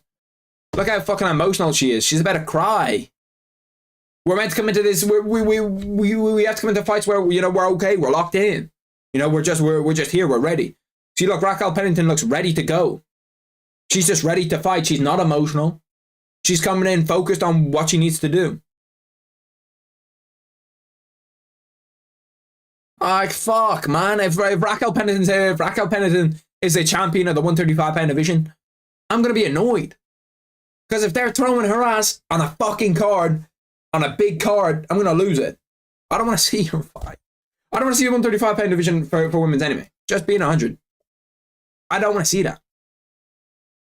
I don't want to see it at all. Okay, fight's about to start. Raquel Pennington, Myra Bueno Silva. Let's see how it goes. I just want an early finish. DDP Sean Strickland was already meant to start. I want to finish this early. Finish. Somebody go out there and get a finish. Come on. Someone, please. She doesn't look like she's fucking, I don't know. Myra Bueno Silva doesn't look like she's ready to fight. She looks super, super emotional. I don't know, maybe she's going to fight better when she's emotional. Round 1 has officially started. First title fight of the night. Myra Bueno Silva against Raquel Pennington. Nice leg kick from Myra Bueno Silva to start it off. Misses on the second one. Good blitz from Raquel Pennington. Came in, land 2, 3, 4 punches. Myra Bueno Silva switches up to go southpaw. Raquel Pennington looks loose. She looks ready. She's actually looking good teep from Myra Bueno Silva right to the stomach. It was a fucking heavy teep. See, the thing is, these 135-pound women fighters aren't even in shape. Like they honestly come in not in shape. Raquel Pennington grabs a leg, already looking for a single leg takedown. Myra Bueno Silva holding her balance pretty well. Pushed up against the cage. She's trying to impose herself, trying to, you know, show her strength. Twist the position from Myra Bueno Silva. That's well done. That's what we're looking for. That's what we're looking for. Nice knee to the body. Come on, let's see something. Let's see something. Get a little elbow going. Get something going. Come on. Come on. Bro, I need to see something from you here. Show me something. Got an elbow again. Walks out. Okay.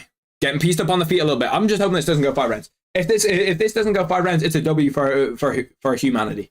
If this goes 5 rounds, holy shit, I might be asleep. I might actually be asleep by the time the fucking Strickland's on. We might have to leave and come back. I'll leave, go downstairs, cook some food, watch this on my phone, come back. Actually, you know what we need? You know what we need? Caffeine and taurine pill. That's what we need. Raquel Pennington once again just has her pinned up against the fence. Mayra Bueno was trying to twist off this position. She still looks fucking emotional. She still looks like she's about to cry in the cage. Like, legitimately looks like she's about to cry. I just don't understand. I just don't understand what's wrong with her. Whatever weather through the storm. Now Mayra Bueno was holding her up against the cage. Kind of got that cage position now. Drop low, looking for a double leg. Come on, take her down, finish her, get her out of here. Yeah, double leg, got the double leg. She's almost past her guard too. She's close to passing her guard. If she could flatten her out here, she could pass her guard. Come on, pass her guard, pass her guard. She's almost crumpled up in a ball, like in the fetal position. Oh yeah, here we go. Here we go. We've got some life. We've got some movement. Get that leg over. Rear naked choke. Get that in. Come on, come on, come on. Get that rear naked choke in. You can sit on her back. We're happy to be here. Aljo vibes. Aljo backpack. Come on, bro. Come on. Let's see this. Come on, get a finish. Get a finish. Get a finish. Round 1 finish. Fuck me, Raquel Pennington is not in shape. She's got one arm almost under the chin. She's fighting the hands though. To be fair to Raquel Pennington, she's doing a good job of fighting the hands. But she's got to get tired fast here. She doesn't look to be in elite shape, and she's going to get tired fast. With like not being able to, with all of that, with all of Mayra Bueno body weight on top of her, just holding her. She's happy to sit in this position, and I'd be able to sit in this back position too. She's trying to wiggle her off. Most time we see people do is try to wiggle them off through the front. She's trying to wiggle her off like through the back.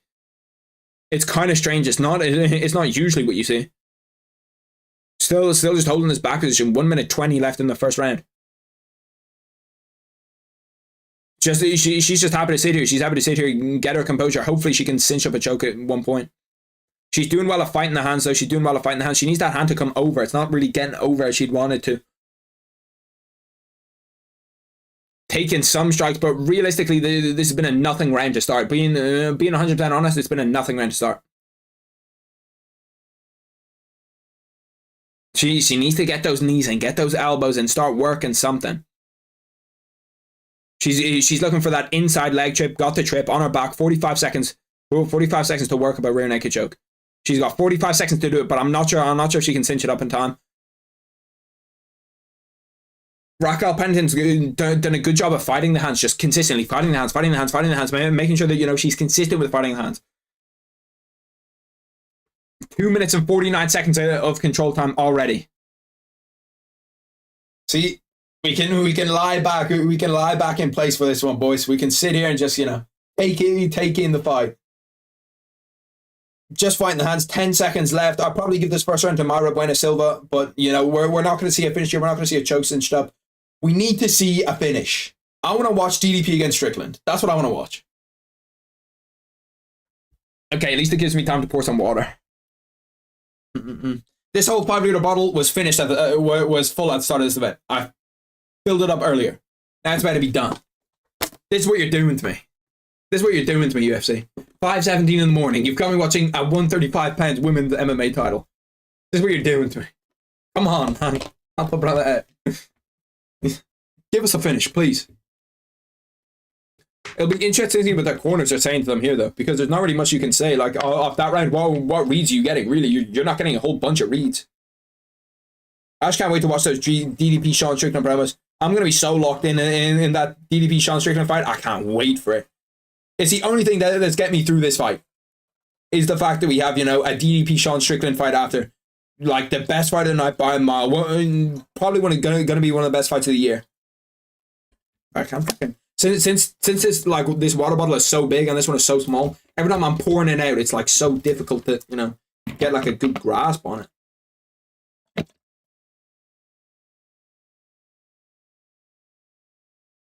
I drank 5 liters of water. I feel like I'm gonna drown from inside myself. Alright, second round is starting. Mario Bueno Silva trying to come out with a little bit more of a pace, but Raquel Pennington is still in there with a stiff jab. She does have a stiff jab. Nice little right hook from her. Lands clean.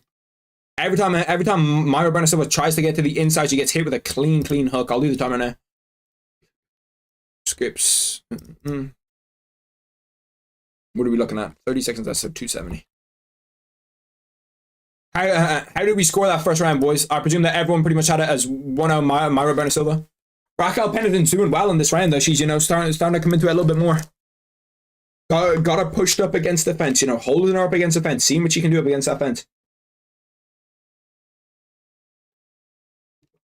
Knee to the body, knee to the body, knee to the body. And she's actually this is really a fight way of what do you determine?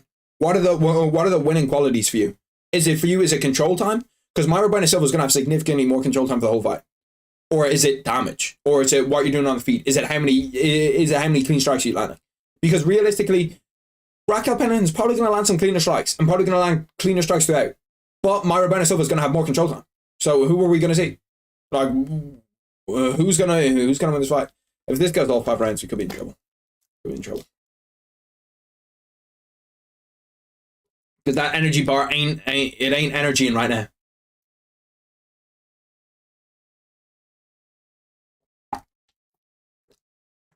Silva first round, but God, I hope we don't get another decision. I'm in the same boat, bro. As long as, to be honest, I don't really give a fuck who wins this fight. Just keeping it 100% with you, yeah? I don't really give a fuck who wins this fight. But I don't want it to go to fucking decision. I don't want to watch it for 25 minutes. Would I like to see Mario Bueno Silva win this fight? Yeah. But do I get, if Raquel Pennington finishes it right now, am I happy? Yeah. I just want to see Strickland DDP. That's all I want to see.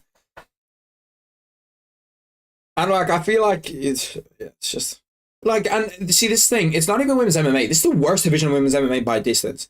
If there was Valentina Shevchenko against Alexa Grasso, yeah, I'm happy to watch that fight. That's a good fight. Good fight, we're happy to see it. If it's Zhang Wei Li against the fucking other one, I forget her name.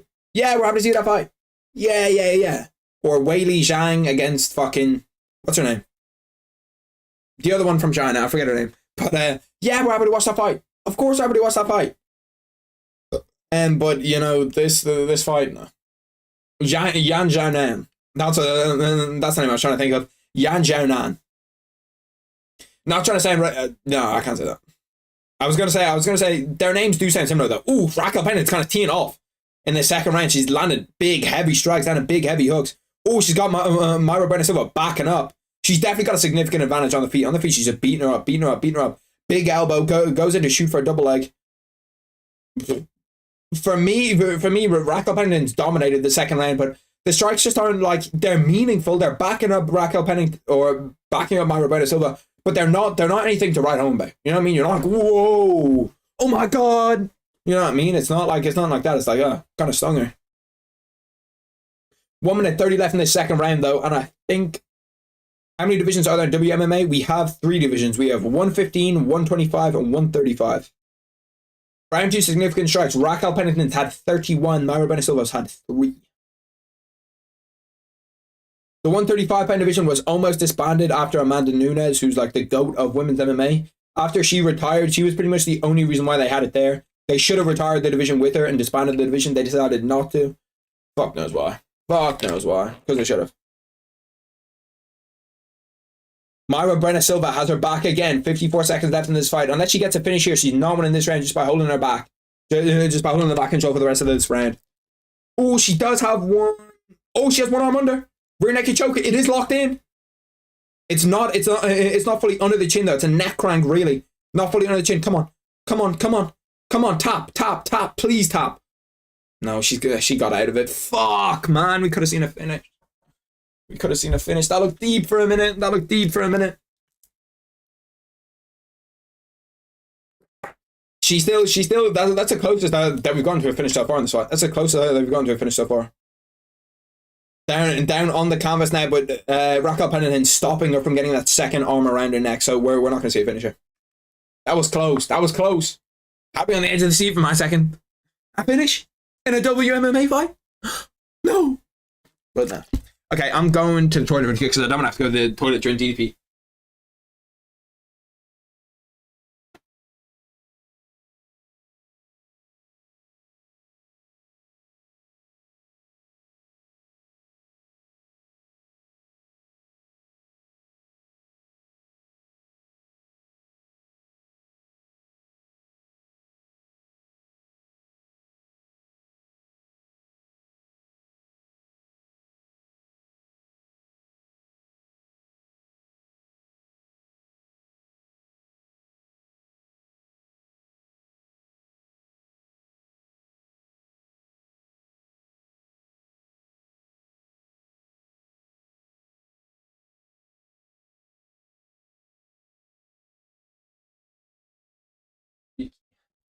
We are back. We are back. We are, in fact, back.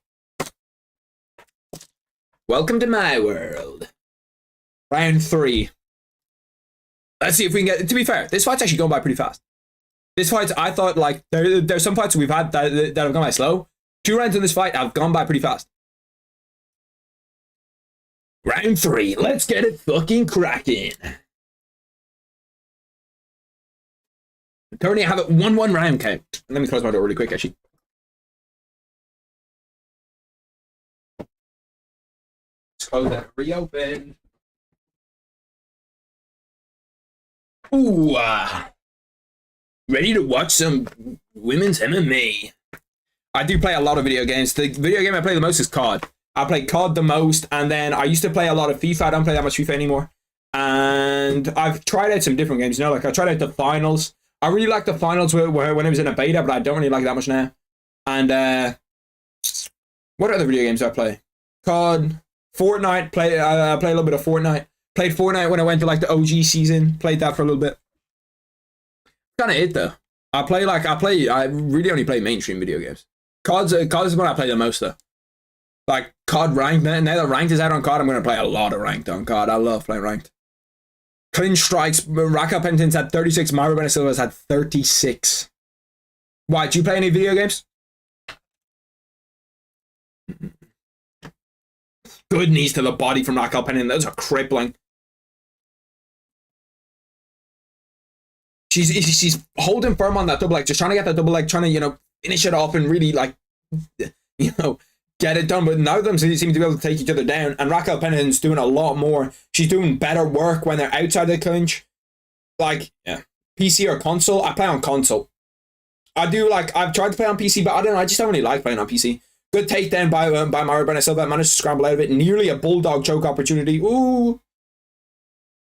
Nah, I have a life. Yeah, I wish. Ooh, that choke's tight. That choke's tight. Bulldog choke. Bulldog choke. Bulldog choke. Women's MMA bulldog choke. No, it's not. It's fucking not under the neck. Damn. Do you play PUBG? I used to play PUBG Mobile when I was in class a whole lot. I used to play PUBG a lot when I was in class, but I don't play that much anymore. I never really got into PUBG. I would have liked to have played it because, like, it seems like a good game. Seems like it's like a tactical BR, which is kind of what I like. But no, I never played it too much. I played it in school a lot because in school we had iPads. We had these iPads, and we were the first year of getting iPads in school. Okay, so it meant that like they didn't block anything you could download on it. In the future years, obviously they like had made it so you can only download like school books and school stuff or whatever. Whereas we didn't have that, so everyone just YouTube, PUBG, like there was nobody getting educated. There was nobody getting educated. 2 minutes 10 seconds left in this round. Why is that timer wrong? That timer is like 30 seconds faster than where I am.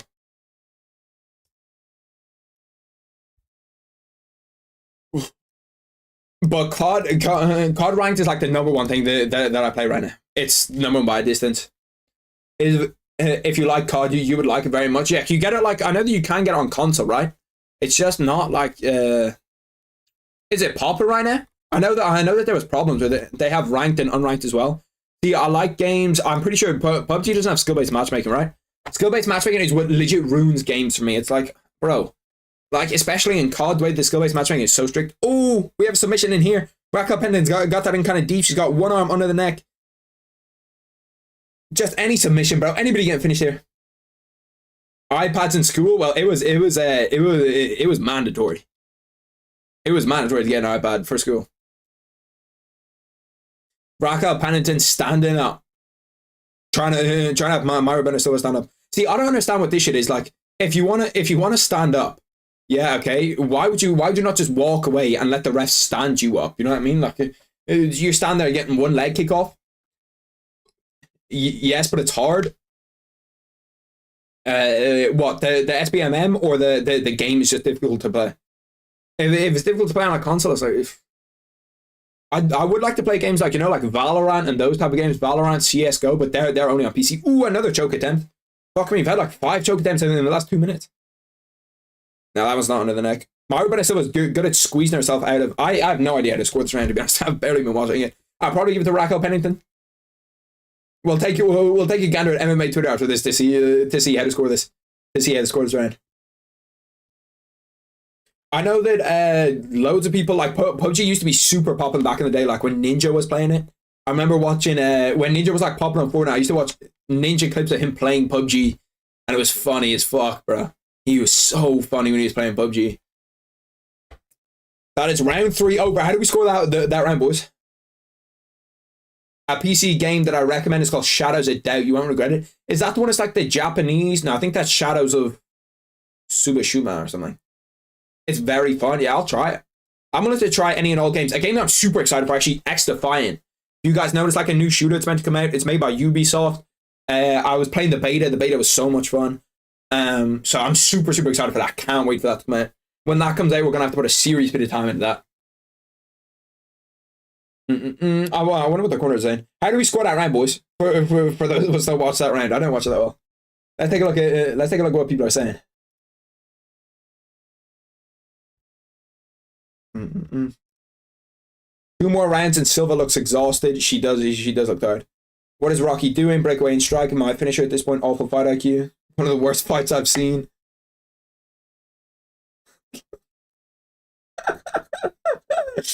Bro, that meme is comedy. It's going to full 5, isn't it? Oh, Jesus.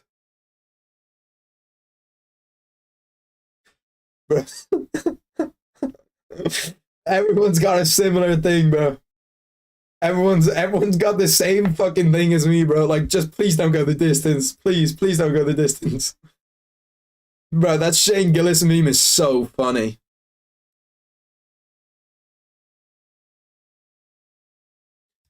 It's going to full 5, isn't it? With that meme, it's crazy.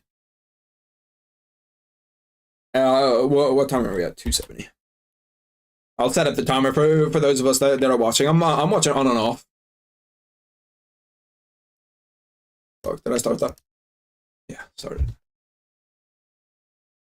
Who do I have in the Sean fight? The Sean O'Malley? Oh no, Sean Strickland fight. It's very difficult. That's a toss-up fight. That's a toss-up fight. It's a who do I have in that Sean Strickland fight? I've changed my point like 3 or 4 times. I said Sean Strickland via decision. Then I said DDP is going to get the finish because of how Sean Strickland looked this week, you know what I mean? I just thought, you know, he looked kind of down, he looked kind of strange, where it was like, what is he feeling? Like, I didn't think that he was like looking great his I don't want to say vibe, because vibe just feels like, yeah, no, his vibe wasn't great, man. But like, I don't know, he just didn't look good. The way he was talking didn't seem great. But I think I'm going to go Dricus. I think Dricus via KO is the one that is what my final prediction is going to be. I think Dricus is going to get tanked early. Yeah, it's legit a coin flip. It's a coin flip fight. I have no idea what's going to happen in it. Because you have Dricus Du Plessis, where it's like, his cardio looked good against Robert Whittaker after he had that nose surgery. If his cardio is really good, could he beat Sean Strickland? Yes. If Sean Strickland's defense is as good as it was in that Izzy fight, is he probably going to beat him? Yes. If they both have that, fuck knows. Like, who knows? Because Sean Strickland put on an all-time performance. Sean Strickland put on an all-time performance against Israel Adesanya. Yeah. just like a fucking Hall of Fame great performance. But if you look at him against Alex Pereira, if you look at him against Jared Cannonier, he didn't put up that kind of performance. And if you look at Dricus against Robert Whittaker, he looked really, really good in that fight. He put on a Hall of Fame performance against Robert Whittaker, but he didn't look that good against, like, in the other fights he's had. Oh, Mario Bueno Silva's got that choke tight. That's tight. That's tight. Squeeze. Squeeze. Squeeze. Squeeze. Squeeze. Come on, come on, come on. Please finish that fight. Oh my god, her fucking head got out. Oh my fucking god. Why do you subject me to this, Dana, man? Please, for the love of fucking Christ, bro. I might just start watching highlights. I might just start watching the Sean Strickland DDP promos right now. How the fuck did she not finish that choke? How the fuck did she not finish that choke? Sean's gonna eat him up in the final rounds. Yeah, I think he will. Sean Strickland, if it goes to decision, Sean Strickland wins. But I think we haven't seen, this is the thing, we haven't seen Dricus Du Plessis in a fourth round, in a fifth round. So one, we don't know how his cardio is. Two, we don't know if he carries his power. If he carries his power into that fourth, into that fifth round.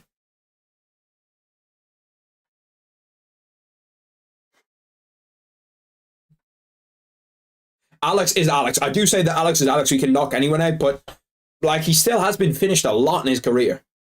And I'm a big Sean Strickland fan. I'm a big fan of both guys. And it's how I like to watch a fight, you know what I mean? I feel like it's more fun. It's a lot more fun watching fights when you're like, I like both of these guys a lot. I think that they're both super, super good fighters.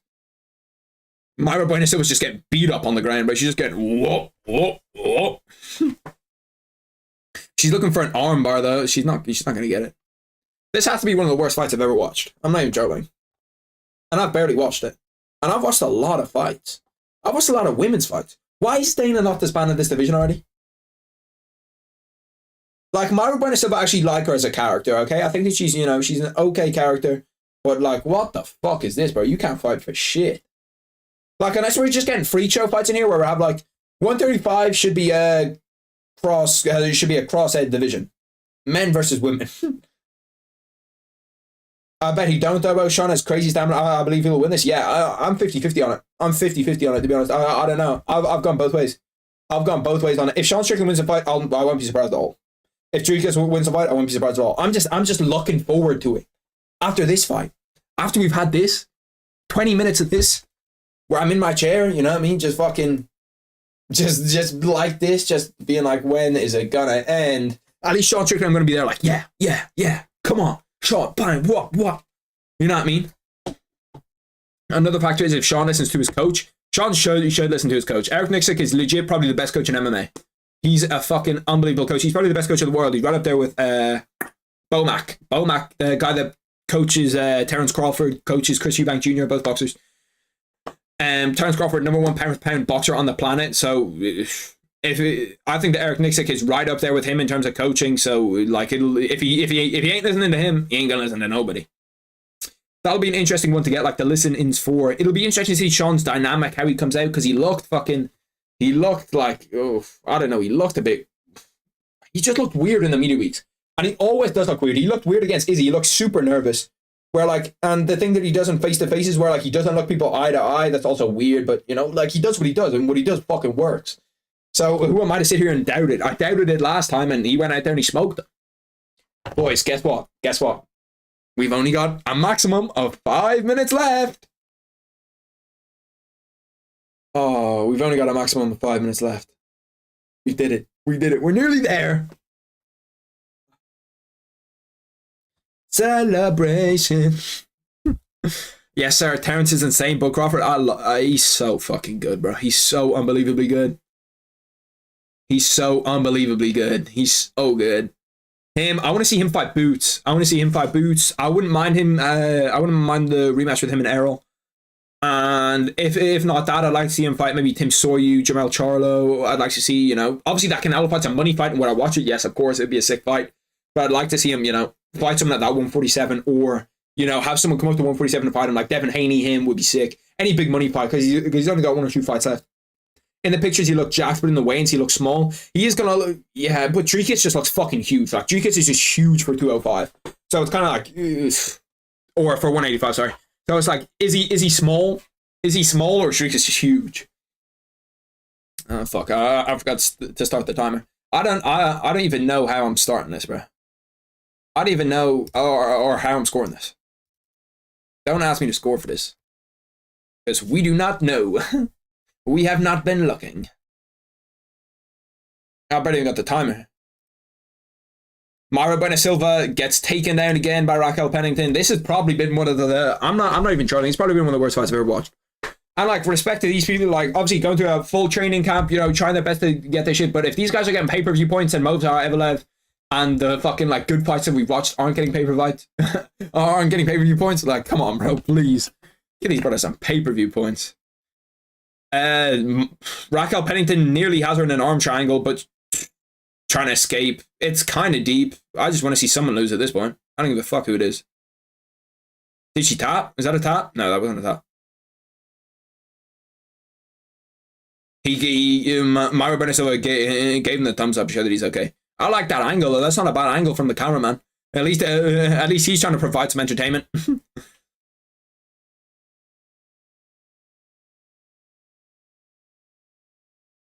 3 minutes left in this fight. 3 minutes left. Like, what the fuck? Like, I swear she's been in the submission for 2 fucking minutes. What the fuck is going on? Get me to that DDP Strickland fight now. Not another decision, please. Am I going to put the fight on here? No, I can't. Dana White would smoke me. He'd fucking... Dana White would come through with that Pereira left hook. He sent Pereira at my door just waiting. I cannot do that. I put like 6 seconds of a knockout the last time, and Dana White copyright striked me.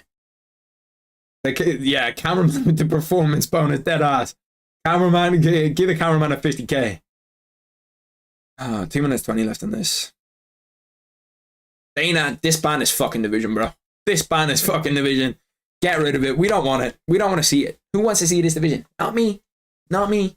Not anybody. We're looking on Twitter. Nobody. Nobody wants to see this division. Get Amanda Nunes in here against one of them to just chin.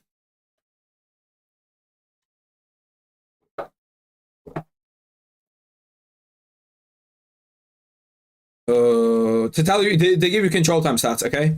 2 minutes 21 around, or 2 minutes 27 around 5, 4 minutes around 4, 4 minutes around 3, 4 minutes around 2, and 3 minutes and 30 in round 1.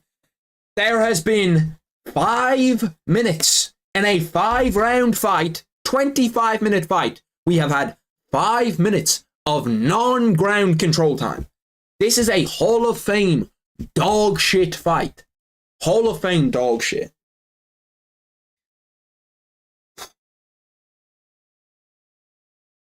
Oh, Jesus Christ. How we've got 1 minute left. Who knows how we made it? Who knows how we got here? But let me just tell you, this is one of the worst fights we've ever seen. Next 135-pound fight, we will not be there. Is there anybody coming up 135? Maybe, I guess, if Tatiana Suarez goes up a weight, it might be slightly interesting, but apart from that, do we really give a fuck? No. Like Max fight that was trash, that David coaching was garbage. Yeah, it was weird.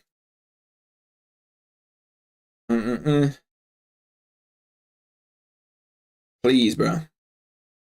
Please, bro. Like, please tell me. I'm not listening to. I'm not listening to the broadcast, but please tell me that they're booing. Please tell me that they're booing them. Raquel Pennington, Mayra Bueno Silva, you fucking gimp! You're losing a title fight with 20 seconds left, and you will not get off the fucking ground. Oh my god, bro! Fucking cut her ass! Jesus Christ! Cut her ass!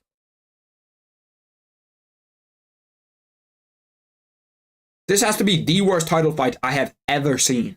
I've ever seen in UFC. This is the worst. I'd rather watch Izzy Romero 100 times.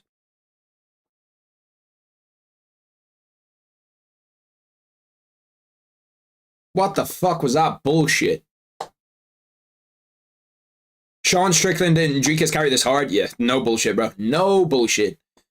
If they put some ring girls on the division, I can see it. Yeah, at least, like, if you're gonna miss a bullshit fight like that of 2 girls just fucking just ground control time, you could at least, you know, take a layer off. Why is Amanda Nunes hugging people? What the fuck? He's hugging people on the sideline.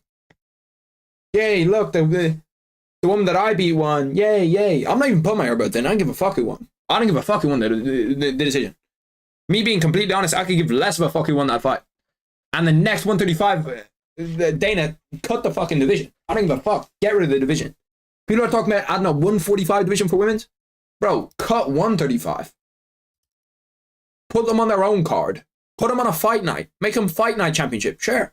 If that's a fight night championship fight, sure, okay. Fight night, you know, it's whatever. Everyone has it. In terms of MMA Twitter, people have it as 49-46. 49-46. Raquel Pennington being UFC champion is insane. Worst card in a while. Fuck me, that's bad.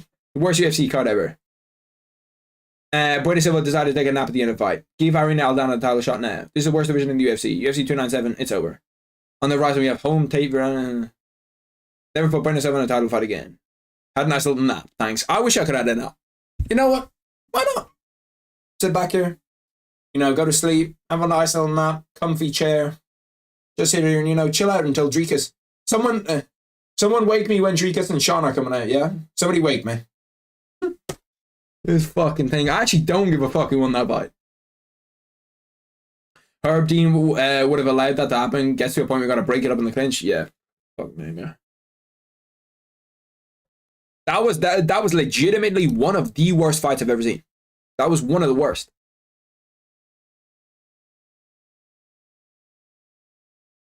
Even the judge, the ref is getting ready to raise her hand. There, at least her coaches and shit are super happy that she won because nobody else is happy. Everybody else wants to see it. Allow them to use TRT and see what happens. Yeah, I agree. Let's do something about this because this is dog shit. Don't even give her ass an interview. Tell her ass to get the fuck off the stage.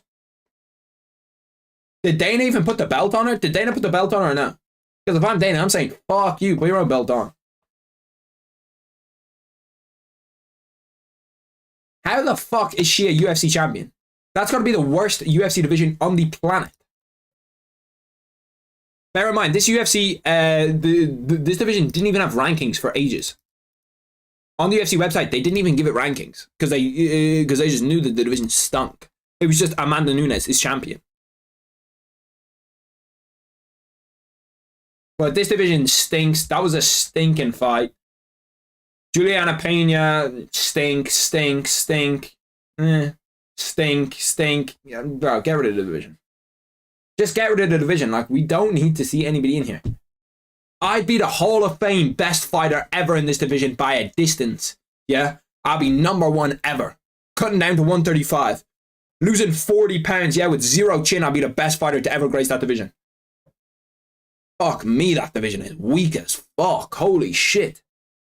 That division is so ass. So ass. I'm almost angry. Like, I'm angry I had to sit through that. It just wasted my time. It's okay. It's okay.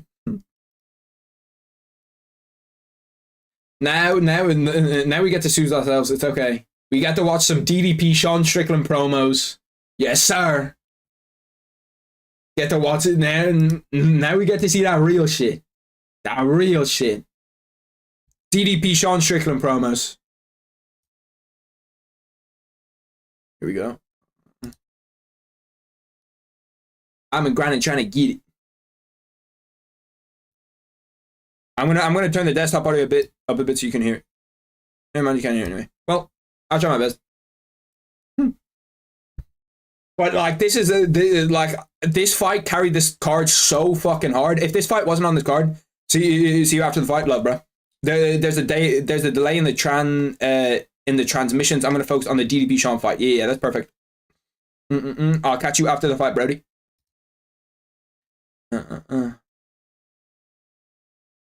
Need to pull shit up. Bye. This fight's gonna be a banger, though. I actually can't wait. Like, this is the whole reason. It's 5:47 in the morning. They're meant to walk out 40 minutes ago. Now we finally get to watch Sean Strickland DDP. Finally, I can't wait. It's like legit one of the fights of the year. It could be fight of the year by the end of it. Sean Strickland talking about to the death. We're gonna see to the death. We're gonna see to the death, and we're gonna, you know, fucking. I would have legit rather watched Power Slap. I'm not even joking. I would have rather watched Power Slap. If Power Slap was on at the same time, I would have went and streamed Power Slap. Power Slap would have been better to watch. Miles better to watch. Like, and it's not even close. Power Slap low-key, when I see some Power Slap ads, I'm thinking about it. I'm thinking, like, if I was bored, Power Slap might cook. Power Slap might cook, you know what I mean? Like, watching some Power Slap could hit. Power Slap, women's MMA. Power Slap, women's MMA. Power Slap. That's Power Slap for me. Dricus Du Plessis.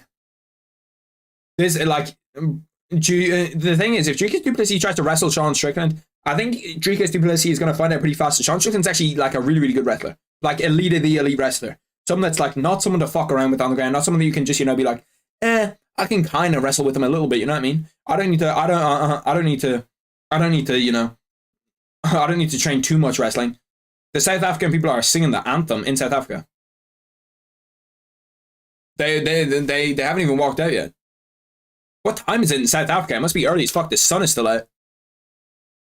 Let me look up time in South Africa. Is South Africa a big place? It's probably bigger than Ireland. It's 7:48 in the morning in South Africa. Look at them. They're ready to go. They're fucking... They just got 30 minutes extra sleep because Mara Brenna Silva wanted to sit on her ass. All they're watching at 7:30 a.m. is typical passion. I respect that out of the South Africans. If Ian Gary ever gets to a title fight, I'll be here watching it. But even if it's on at fucking 8 in the morning, we're watching that. Now we got more fight promos. You got more. Sean Strickland, champ. Israel Adesanya, number 1 in the rankings. After that, we got Robert Whittaker at 3, Jared Kenny at 4, Malcolm Victoria at 5, and obviously Dricus still knocks Du Plessis at number 2. He's just fucking, he's unbelievable. He's unbelievable, Sean Strickland. If we see the defense that we saw in that first fight, we could have a Hall of Fame Sean Strickland performance here. We could have legit, like, one of the best Sean Strickland performances. Because I feel like, and I don't want to say this because I feel like they're both actually really good fighters, but I feel like we could, like, these guys are kind of a placeholder in that 185 pound division until some of the young talent comes up. Until we get an Ikram Aliskrov coming up. Until we get a Kaya Baraya coming up. Until we get, you know, some of that top of the line talent at 185 pounds coming up. Because the 185 pound division is stacked to the brim. You got Brendan Allen. Obviously, you got Hamzat Chimaev in there. Obviously, you got Israel Adesanya. I think that, you know, these guys are kind of, you know, holding until they get a belt. Which, you know, it's interesting. We never know. Like, we just don't know how good both of these guys are. We haven't seen... We've obviously seen them at a good level. We've seen Dricus Du Plessis at a great level. We've seen both of them at a decent level. But we've never seen them... We've never seen, you know, how... We've never seen them really, really tested. Dricus Du Plessis, he was meant to be tested against Robert Whittaker. He wasn't. We haven't seen the gas tank. Sean Strickland was meant to be tested against Israel Adesanya. He wasn't. He was too good for him. So, this fight tells us a lot. This fight tells us a lot about both guys. They're watching on the UFC stream. They're watching the exact same promo that I'm watching for Sean Strickland. Look at Sean Strickland on the bike, rolling through on the bike.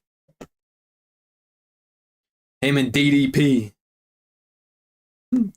I'm surprised that Dricus didn't bring up his dad, or no, his dad and his family more. Because if I know that you have that soft spot, yeah, fuck it. Of course we're going after that. We're going after that soft spot. You show us that you're soft, we're right there. We're ready to, you know. Once you show us that you're soft in any way, we're right there. We're talking about that. We're talking shit to you. That fight in the crowd was crazy too. Do you know, I only heard it on Craig Jones and Volk said it too. Do you know that Sean Strickland tried to bite Dricus when they were in that fight on the ground? He legit tried to bite him. Like, tried to take a fucking chunk out of him. Dricus has beat Darren Till. Yeah, no, he's beat some good cats, but like, he just hasn't fought anyone that's as defensively good as Sean Strickland. Sean Strickland, in terms of a defensive, monster defensive fighter. When's the next pay-per-view after this? It's like 27 or something, isn't it? These guys still haven't even walked out yet. I need more promo. To be fair, I could find a shitload of promo videos for Dricus Du Plessis, Sean Strickland, shitload of highlight videos. When's this? 18th of February? Is that a whole month away? Bro, a month in between the UFC pay-per-views. Come on, man. And then what, another month? 18th. 3 weeks, right? 3 weeks. 3 weeks. Okay, so we have 3 weeks in between the next pay-per-view. 298, 299. You know I'll be here. You know I'll be watching them here. And I can't fucking wait for those guys. Look at this, look at this, look at this. No women's title fight. I used to pray for times like this. That meme is so funny. Bro, that guy that put up that Shane Gillis meme of him putting his... I gotta pull that back up, bro. That meme was fucking comedy, bro. I'm scrolling through to find it, bro. It's legit the most accurate thing that I've seen about that fight. It is the most accurate thing I've seen about that fight. Where it's Shane Gillis. Shane Gillis is essentially putting it on his bed and he's like, it's gonna go 5, isn't it? Fuck me, I'm not gonna be able to find it. It's too far down. Holy shit, everyone's tweeting.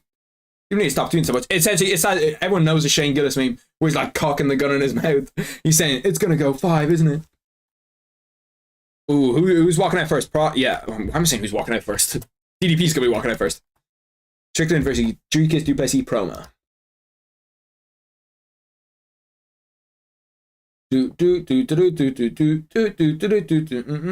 Ed Matthews, who the fuck gives a fuck about that?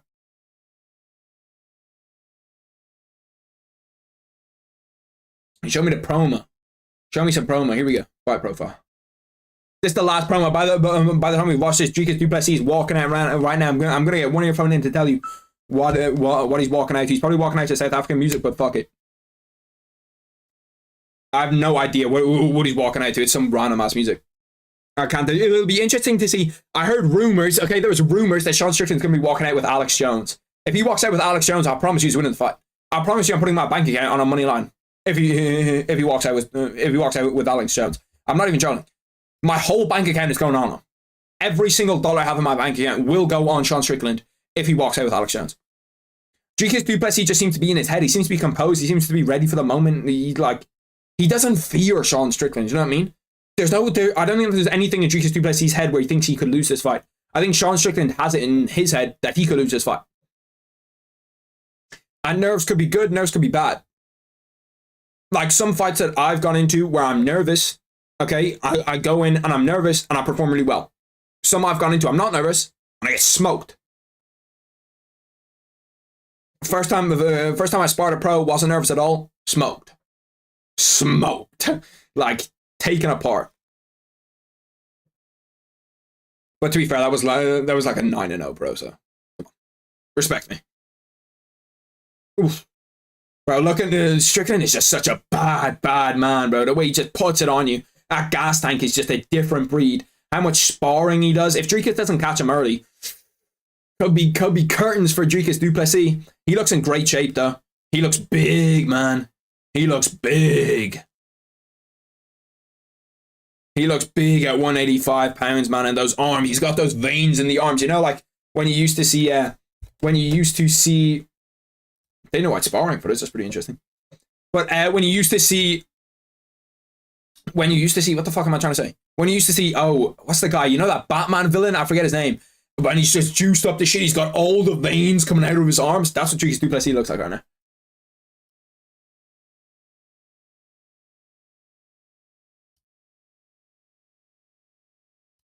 I can't show too much of this because I think the UFC will back me up, but you know, I'm not going to show that because the UFC will actually just ban me. I tried to show him betted once and the UFC were like, no, you're done. Fuck off.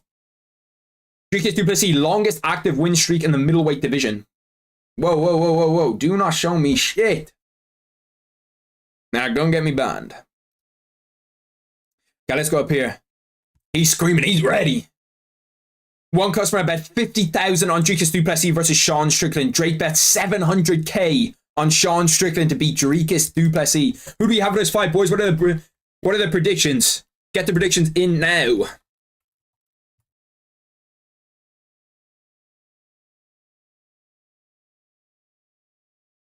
Dricus Du Plessis versus Strickland.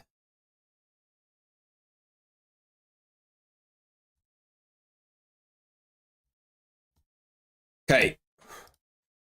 We are ready to go. I can't fucking wait for this fight. This is what I've been waiting for. This is what we're looking for. This is like, this is what we need. This is what we need. We need this shit. We love this shit. This is what we want. We don't want no Myra Braina Silva. We don't give a fuck about that shit. We want Sean Strickland. We want Dricus Du Plessis. We want a fucking war to the death. This is why I'm up at 6 a.m. This is why. I want to the death. And I want it now. Sean Strickland, get ready to walk out. Let's see how he looks in his walkout. Let's see if he's looking a little bit calmer, a little bit better. I'm nervous. I'm not even fighting. And I'm nervous. He's walking out to the rocky road to Dublin. Rocky road to Poland. Rocky road to Poland, I think. It's an Irish song. You know the song? That's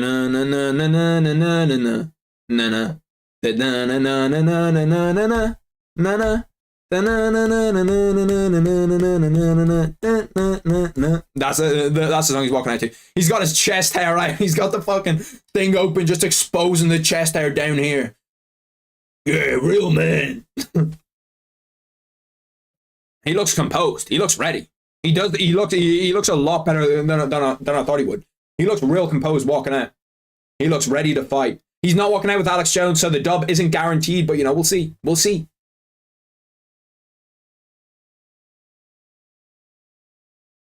Oh, he looks ready to go. He looks locked the fuck in. Oh, this is gonna be a good one. This is gonna be fucking good, boys. This is gonna be a fucking banger. I can't wait for this shit. I cannot wait. Eric Nixick in his corner. Will be interesting to see Eric Nixick's adjustments, what Eric Nixick talks about, what kind of game plan they're coming in around to build around Dricus Du Plessis. Because with Izzy, we obviously saw that Izzy said at the end of their fight, Izzy was saying, your boy saved you, your boy saved you. If he didn't call out all of my reads, I would have knocked you out. You're lucky that he was calling out my reads. Because that's what a great coach does. That's what Eric Nixick does. So it'll be interesting to see the game plan that Eric Nixick has for Dricus Du Plessis. Because Dricus is an unorthodox guy. It's going to be difficult to get sparring partners for him. It's going to be difficult to get guys to replicate him. It's just a tough challenge. You know what I mean? So how he's going to do against this, we don't know. But I can't fucking wait to see. Theo Von tweeted out, time for some trauma. I love Theo Von, bro. Theo Von's another funny motherfucker, bro. And the great thing is, after this fight, we have great fights anyway. We have Israel Adesanya, we have, DDP Israel, Sean Strickland Israel 2, bangers. Hamza Chimaev, all of these bangers. Oh, this is why we're awake. This is why we're here. Let's go. I fucking can't wait to get into that. I can't wait to get into it now. If this goes all 25 minutes, we're happy. We're happy for this to go all 25 minutes. We're excited. We're waiting for 25. We're waiting for a war. Look at them, ready to go. They're both ready to go. Look at Sean Strickland before the fight. Come on. I'm fucking ready. I'm ready. Sean Strickland looks good too. He looks good. He looks ripped. Both 6'1". Dricus came in 184. Sean Strickland came in 184.5. Both 76-inch reach. Sean Strickland's 32. Dricus Du Plessis is 30. This is going to be a fucking banger, boys. This is going to be an absolute fucking banger. I actually can't wait for this fight. I can't wait. Pick'em fight. Probably the closest title fight that we're going to get all year. I can't think of another title fight you could put together in any weight division where it's this close. Where we don't have a favorite like this. Because we, legit pick'em fight. Legit, who knows who wins this fight? Who knows? I don't know who wins this fight. Nobody knows who wins this fight. Pick'em. Banger. Derek Cleary, Eric Collins, Sal D'Amato, the judges. It could go to the judges. Mark Goddard is the ref. Mark Goddard has had some stoppages that were questionable. So we'll see if there's another questionable stoppage in this Mark Goddard. For Mark Goddard to add to his collection, but I doubt it. I think that he'll do a good job on this fight. He usually does do a good job on the fights. Dricus Du Plessis looks ready. Sean Strickland looks ready. They both look calm. I legitimately think we could get a fight of the night type fight, or a fight of the year type fight. I think we could get an absolute fucking banger here. I'm nervous, boys. I'm nervous. I have no idea who's going to fucking win. I said Dricus, I have no idea. Dricus looks more nervous of the two. Dricus looks more nervous than Sean does right now. I think he looks more nervous of the two. Bro, I'm fucking nervous. I'm more nervous than both of them. They're just out there ready to scrap, bro. I'm just looking for a scrap. I'm looking for a good fight. Give me a reason, you know, give me something to talk about. Give me something to talk about. When I do my recap, I want to talk about this for fucking 15 minutes and have unlimited things to talk about. I will be putting up the recap for all the boys in here now. I'll be putting up the recap and each fighter's next fights probably an hour or two after this is done. I'll just need to edit it, you know, get it all up, get it all ready. But I will be talking about it after the fight's done. We'll be here and I'll probably just, you know, do essentially the recap live and then I'll just edit it from there. Dricus Du Plessis 20-2, 6'1", 184 pounds. Pretoria, South Africa, -110. Pick him. He looks ready. He looks ready to go. He looked big, man. He looks really big in there. He's rehydrated well. He must be what, 205, 210. He doesn't have that kind of ripped, shredded aesthetic that he had though. So could he have cut too much? There's a guy in the fucking crowd with a South Africa Speedo on. No fucking way. Fighting Sean Strickland. Sean Strickland, 28-5, 6'1", 184.5 pounds, -110. Pick him. Ooh, I'm ready. I can't wait. I did not know that Sean Strickland fought out of California. I thought he fought out of... I don't know where I thought he fought out of, but it wasn't California. Undisputed middleweight champion of the world. I gotta get this timer ready so that we're ready on the clock right away. Like this is such an exciting part of fights where it's like now is the before the fight. I don't know what happens. Who knows what's gonna happen? You know what I mean? I can't fucking wait. I can't wait. Mark got it, giving out the rules. I'm putting my thing down after this just so I don't listen to the commentary. But at the when it comes to the corner, I will be listening into the corner because I want to see what Eric Nixick says. It's here, boys. The main event is here. Oh, I can't fucking wait. Sold out arena. Sean Strickland, Dricus Du Plessis. This is the moment we've been waiting for. Here we go. Here we go. Oh, fuck me, my timer's wrong. Not a good start.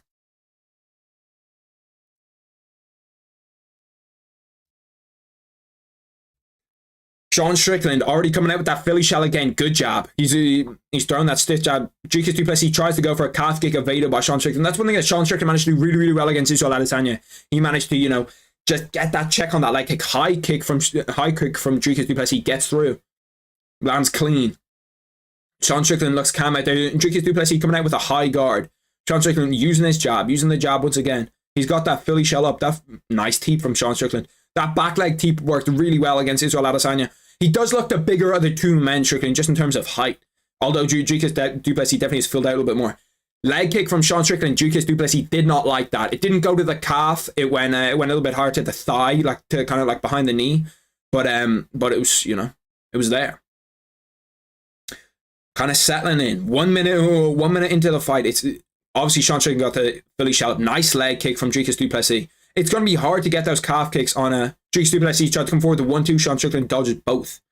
Manages to get away from both. Sean Strickland got that stiff jab. Stiff jab from Dricus Du Plessis. Back lands through his guard. And both guys staying disciplined. Both guys just staying super, super disciplined. Making sure that they're, you know, defensively sound. Not trying to give away too much too early. Dricus Du Plessis, the one thing I'll say about his hands is that his hands do look a little bit flimsy. They look a little bit flimsy here when he's throwing. Another good jab from Dricus. Both go jab for jab, both miss. Sean Strickland's firing that jab from low. It's hard to see because it's coming from low. When he's fighting like this, whoop, that jab comes from low. It's hard to see. Good check from Sean Strickland. He's checking those leg kicks, but it's obviously in the Dricus Du Plessis game plan to, you know, check kicks. He's biting a little bit too much on the Sean Strickland feints for what I would like from Dricus. Biting on jab feints. Right hook from Sean Strickland hits Dricus Du Plessis' gloves. What did you think of the Allen stoppage? The Allen stoppage? You mean the Mike Mallow stoppage? Or you mean the illegal knees? If it's for the illegal knees, I thought they were clean, to be honest. I think if you're playing the game and you're putting your hand down, putting your hand up, putting your hand down, putting your hand up, I think that, you know, that's, you're gonna get kneed. Eric Nixick once again, he's shouting instructions for the Mike. Oh, big head kick from Dricus Du Plessis. Lands clean on Sean Strickland, but he eats it well. Took it very well. It doesn't look like it hurt him. That's twice though that head kick has landed for Dricus. That jab is hurting him though. For the knees, yeah, I thought that they were legal, but you know, you're flown a line. It's up to the referee. It's a difficult decision for the referee. But I think that, you know, if you're putting your hand down and, you know, up, down, up, down, up, down, I think that we're counting those as legal. Good body kick by Dricus Du Plessis. Ooh, good jab by Sean Strickland. Comes in, catches him with a stiff jab. Dricus Du Plessis is trying to close that distance and come in and land with a 1-2. Nice calf kick by Dricus. Lands clean. Dricus Du Plessis switching stances. He keeps going southpaw orthodox, southpaw orthodox, southpaw orthodox. Throws him off a little bit. Nice jab by Sean Strickland again. That jab is so fast and comes from so low. It comes from low, so it's difficult to read. Hard to get a read on when that jab is coming. Dricus Du Plessis goes for that outside head kick again. Doesn't hit this time. He goes to shoot. Sean Strickland sprawls. He's got a good base there. I don't think Dricus will be able to take him down. He does take him down. Gets the takedown. Dricus gets that leg over. Sean Strickland is up against the cage though. He should be able to get up fairly easily here. He's trying to get the base to get up, but Dricus has his leg in between Sean Strickland's leg. He's holding him down. 1 minute left in this round. If Dricus Du Plessis can hold him down for the rest of this round, he's in a great spot. He decides not to. Gives it up. Just gives up the position, wants to strike with him. Good jab by Dricus Du Plessis. Breaks Sean Strickland's guard. Good jab by Sean Strickland. Good body kick. We're seeing that he's trying to use those outside kicks, Dricus Du Plessis. It's obviously something that they plan. Outside kick to the body, outside kick to the head, trying to set something up. Significant strikes for round 1. Sean Strickland has 18. Dricus Du Plessis has 7. Sean Strickland with a good check hook, landed kind of flush. Dricus Du Plessis' nose is already swelling and bleeding a little bit. Good. That's another good jab from Dricus Du Plessis. Jab is clean. Good leg kick from Dricus. Dricus starting to come into a little bit more. 26 left. Question mark kick lands clean on Sean Strickland once again. It's that outside kick once more. That outside kick comes over the top and it just lands on Sean Strickland. Good jab. That's a good jab by Dricus. 10 seconds left in the round. Good leg kick by Dricus once more. Dricus starting to come into it a little bit more as the round started to come on. Oof. Big right hand from Sean Strickland. Dricus Du Plessis comes in wild at the end. Is it me or does Du Plessis seem smaller? He definitely seems smaller in terms of height. He's definitely more filled out, you know what I mean? But in terms of how tall he is, he does seem smaller. Even though they're both meant to be the same height. That's it. Let's get the earphone back in. He's already tired is what they're saying. Breathe. Tell me where Eric Nixick's saying. Tell me where Eric Nixick's saying, bro. Good round. To be fair, with Dricus Du Plessis switching stances, it could trouble Sean Strickland. It's something that's difficult to read, that switch stance, especially if you're throwing that outside head kick. When you switch stance, the outside head kick is just there. But yeah, no, Du Plessis does definitely seem smaller.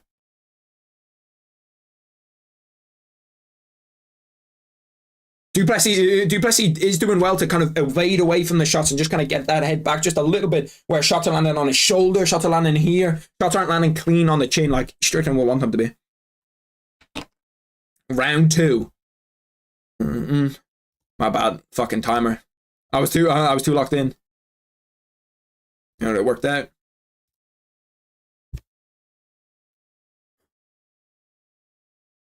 Du Plessis keeps on trying to land this big overhand, this big right hand overhand, and he just can't seem to get the timing down on it like he would.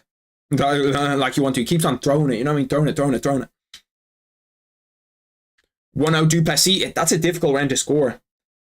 I think I probably would have it 1-0 Du Plessis, but it's a difficult round. It's a close round. Sean Strickland does well to push away that body kick up the middle. Nice 1-2, but it's blocked by Du Plessis. A little bit of it gets through the guard. Sean Strickland kind of starting to, you know, walk Du Plessis down a little bit more now. Kind of starting to push the pace a little bit, which is what you want to see. Nice leg kick by Du Plessis. Spinning back fist doesn't really land cleanly. It's the problem. It's hard to land anything cleanly on Sean Strickland. Sean Strickland, 29 significant strikes to Du Plessis 15. So in terms of, but I don't really trust significant strikes because I feel like the number's weird. Like, I just watch the fights and score the fights how I'm watching them. You know what I mean? I think that was a close round. That's either way, close. Ooh, left hook stumbled Dricus Du Plessis. I think that was more off balance than he actually was hurt by it. But he did take a stumble. He's trying to shoot through the middle with that jab. Ooh, big jab by Sean Strickland. Breaks Dricus Du Plessis' guard. Dricus is struggling to get around the jab of Sean Strickland. That jab just comes through. and it comes through pretty fast.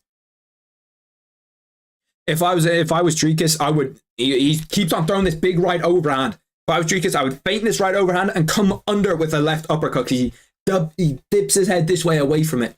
So if you want to come over with the uppercut or a left hook, I think that's a shot to throw.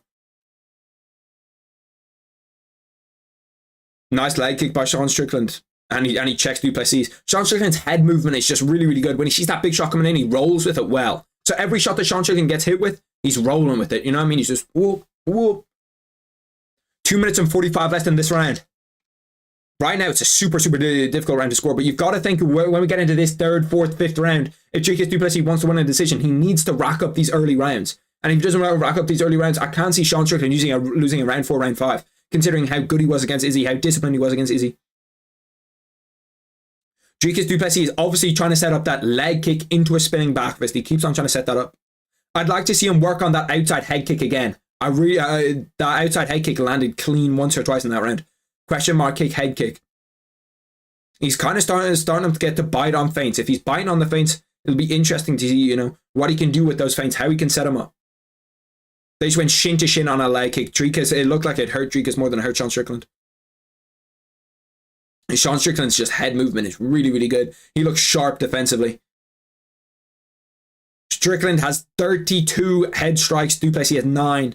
6-4 in terms of body and 3-7 in terms of leg strikes. Strickland being the first one, Du Plessis being the second. With Strickland's walk you down style feels weird.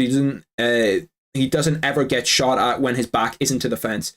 Yeah, it's a strange, especially in MMA, because you're not used to fighting guys like that. You're not used to fighting guys that throw up a Philly shell, because usually it doesn't work in MMA. Nice right hand from Dricus Du Plessis, gets in over the top. Sean Strickland rolled with it well though.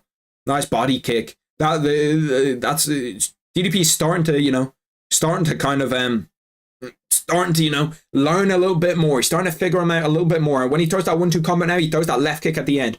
Nice left hook, just grazed the nose of Sean Strickland, just a centimeter off. Kind of figuring out how to close that distance a little bit now. Another nice left hook. He's landing. Dricus Du Plessis gets a takedown on Sean Strickland. Good takedown. See, the thing about Sean is that he's so difficult to keep down, though. He's got a cut now, left side of his eye, Sean Strickland. Or is it right side? Yeah, it's right side because he's opposite to me. Right side of his eye. Dricus Du Plessis 3 of 4 on takedown. Sean Strickland is someone that's notoriously difficult to take down, but the problem is once you take him down, is how do you keep him down there? Because, you know, he's a Brazilian Jiu-Jitsu black belt. He's a great wrestler. Most of the people that know Sean Strickland that, you know, talk about him say that he's a good wrestler.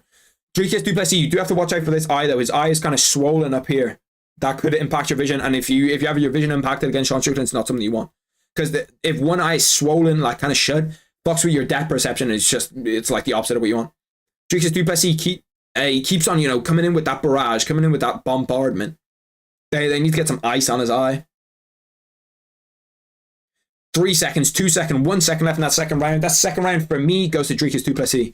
First round was super, super close. I don't know how I'd score that first round, but the second round for me is Dricus Du Plessis. Let's get the earphone in so I can hear what the corners are saying.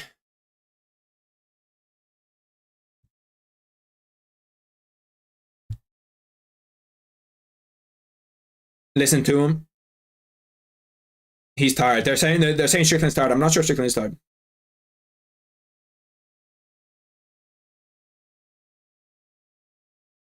DDP looks more tired of both, to be honest. He looks like he's tired. Sean Strickland is standing up. He's not even sitting down in his corner. He's standing up. They're trying to get that cut on his eye fixed. We haven't seen a Sean Strickland Eric Nixick corner, which is what I'd like to see. I want to see what Eric Nixick is saying, how they're adjusting to this. DDP's eye is fucked up.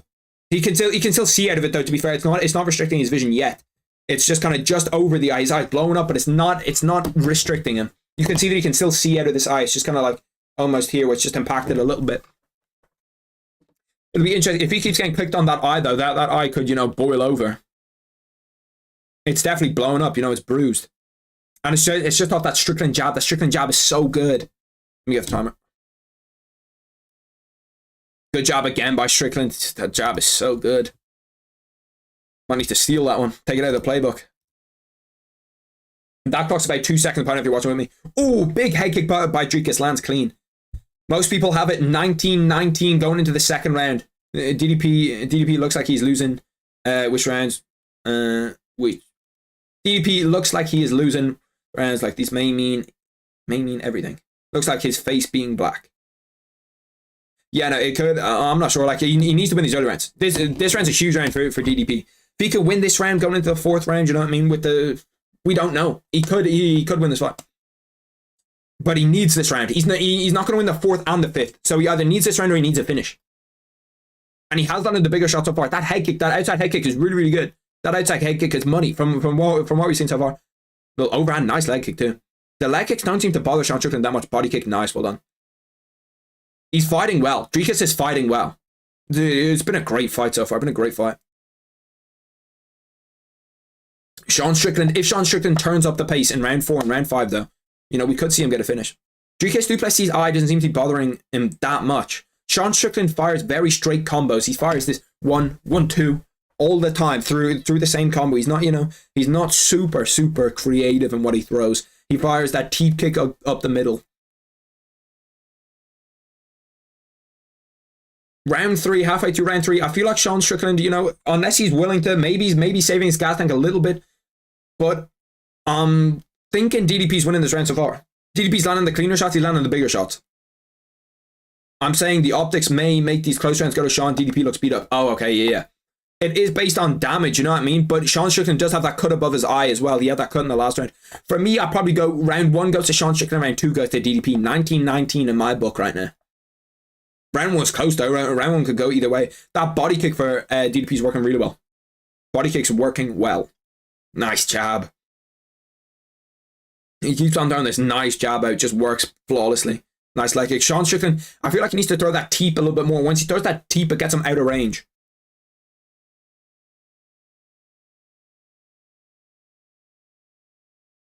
Sean Strickland's really good at getting out of the way of that overhand. When he throws that overhand, he just kind of pushes them away off of it. DDP's kind of hunting him down. Lands a nice little left hook. Nothing lands clean on Sean Strickland. That's the main thing. Nothing lands super clean on him. I have a 2018 DDP. I don't mind that scorecard. I think that if you have it, yeah, it's a really close fight. Really close fight. Good body kick by DDP again. Good overhand by DDP. DDP needs to be just a little bit cautious when he's coming through, because when he's coming through, he could get clipped. He's got a cut now under his eye right here, DDP. Sean Strickland, for a guy that's not meant to be, you know, the heavier puncher out of these two, seems like his punches are doing more damage. Because DDP's trying to rush in. I'd like to see DDP, I don't know, almost fight off the back foot for a second just to see what he could do off the back foot. Because I feel like Sean Strickland is someone who could trap. Someone who goes off impulse. Someone who's not. In terms of round 3 significant strikes, it's super close.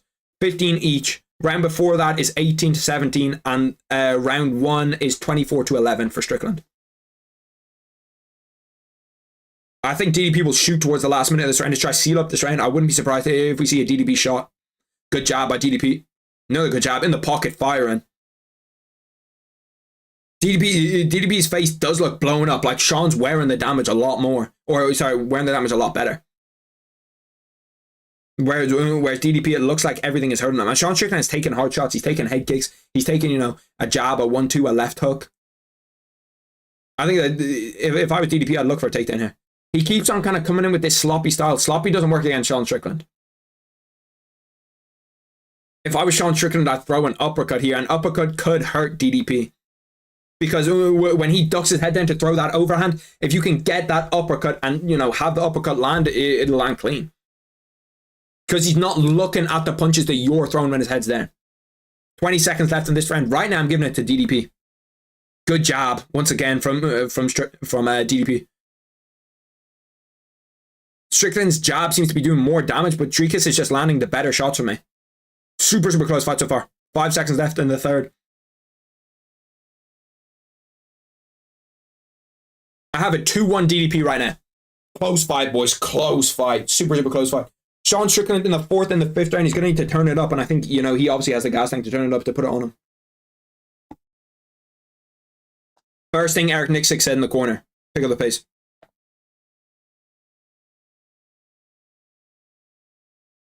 He's saying, watch your barriers. Watch the barriers.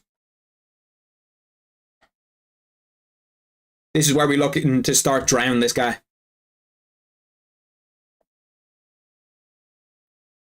Tell him to hook around the hands, bro. His fucking I'm surprised he didn't tell him to look at the uppercut.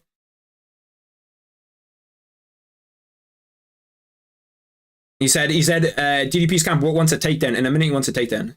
God damn, his eye is fucking blown up. It's not actually impacting his vision, but it is blown up. The eye is fucked up.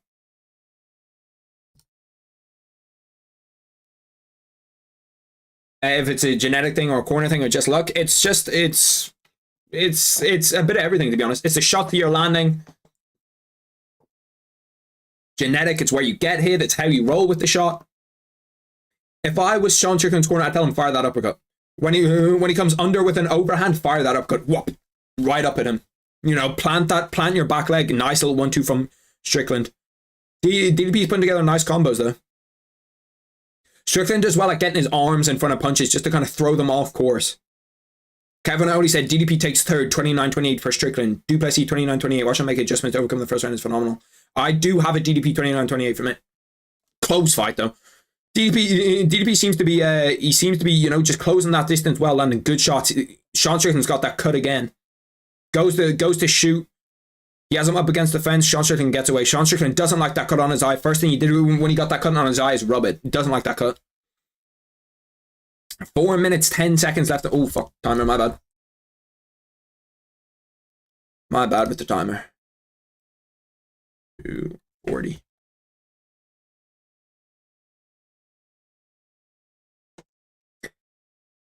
It feels weird to have a 30-27, but that's how this works. Yeah, like you can... It's a close fight. It's a really, really close fight. It's a really, really close fight. DDP seems to have landed the... Ooh, that's a big overhand from Sean Strickland that just landed. DDP, when he comes low to throw that overhand, it seems like he doesn't bring this hand back to his head. So when he throws this overhand, it kind of comes low. Ooh, what the fuck happened there? Sean Strickland got clipped. His eye is fucked up. Is that cut on the top of his head too? He might also have a cut on the top of his head. Significant head strikes. I don't like that significant strikes thing. Because it says Strickland has 70 and DDP has 33. Like, how the fuck does that work? Because I think DDP's landing clean shots on the head. Nice calf kick from DDP. Sean Strickland starting to control this last minute of this round. He's controlled. First minute I gave to DDP. Obviously, he's got that big cut in towards Sean Strickland's eye now. But Sean Strickland started to control this last round. Or this last minute. Nice right hand. DDP's kind of... Ooh, now they're throwing. Big left hand from DDP. Sean Strickland goes to wrestle him. DDP's defensive wrestling has looked good against Robert Whittaker. Ooh, DDP spins it and gets a takedown. That's phenomenal. That's phenomenal work. Sean Strickland trying to get up to the corner to get up. Really, really well done from DDP.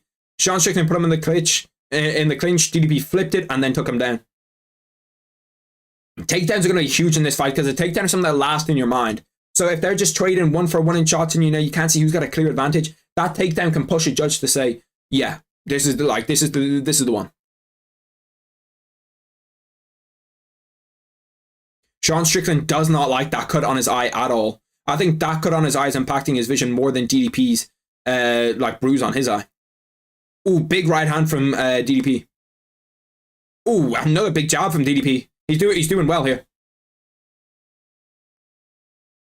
DDP's having a good fourth round. Another good right hand from DDP. He seems to be landing that right hand over the top now. Sean Strickland, if I was him, I'd tell him, stay at distance. You use your jab. The jab is what hurt him.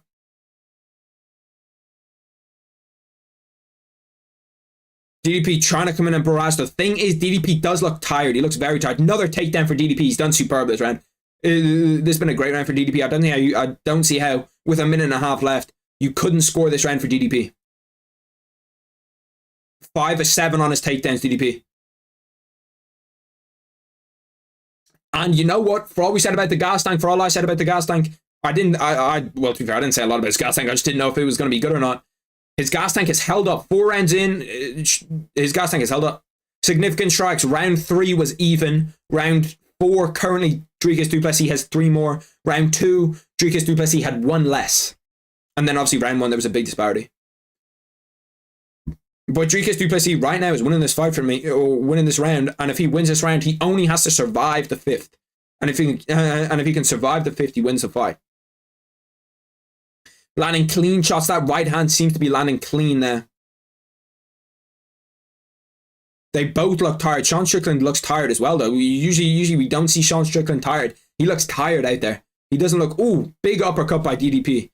I want to see Sean Strickland throw that uppercut. When he throws that overhand, come under it with an uppercut. It must be a punch that he's not... from a Philly shell, from here, it shouldn't be that difficult of a punch to throw because you plant your back foot and whoop from there. But maybe he's just not comfortable throwing it.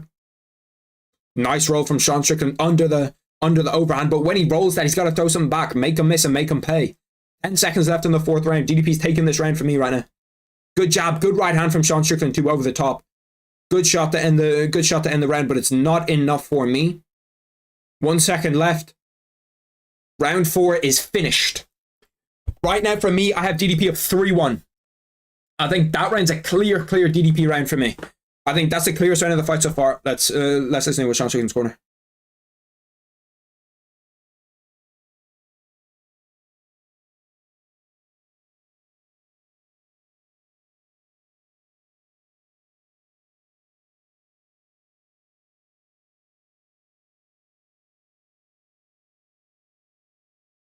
He's saying, push your jab pace, don't let him inside. I really think that he should go after him, push his pace. For me, Sean Strickland needs a finish in this round. That's just for me. I don't know how everyone else is scoring it. I don't watch it with commentary, so I don't know how commentary's scoring it. But for me, he needs a finish. For me, Sean Strickland needs a finish.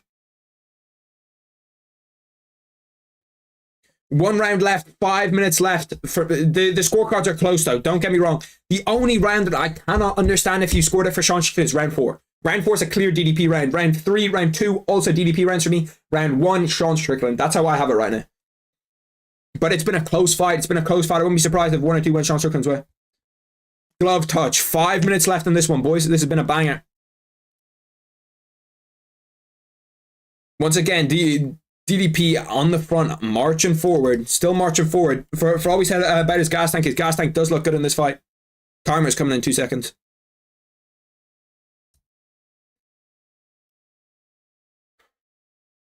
Hey, turn this down just so the mic doesn't pick it up. Good job by Sean Strickland again. Aaron Bronstetter says he has 39-37. Adam Martin says he's 39-37 DDP. 4-0 to DDP feels wrong. I have a 3-1. Sean Sheehan says he has a 2-2. Could be 3-1 Du Plessis. Kevin Ioli says 38-38 on his card. Fish should decide it. It's a close fight, man. It's a real close fight. Ooh, that was a nice move from DDP. Just the uppercut was just wrong. He went to fake a shot and then came under it with an uppercut. I'd like to see Sean Strickland throw an uppercut. DDP looks the more active of like both men. He looks like he's the one that's more active. He looks like he's the one that's pushing the pace. He's the one that's, you know, really going after Sean Strickland. And if you're talking about wearing damage, DDP's wearing his damage better now than Sean Strickland is. Sean Strickland, you know, he has that big cut on his eye.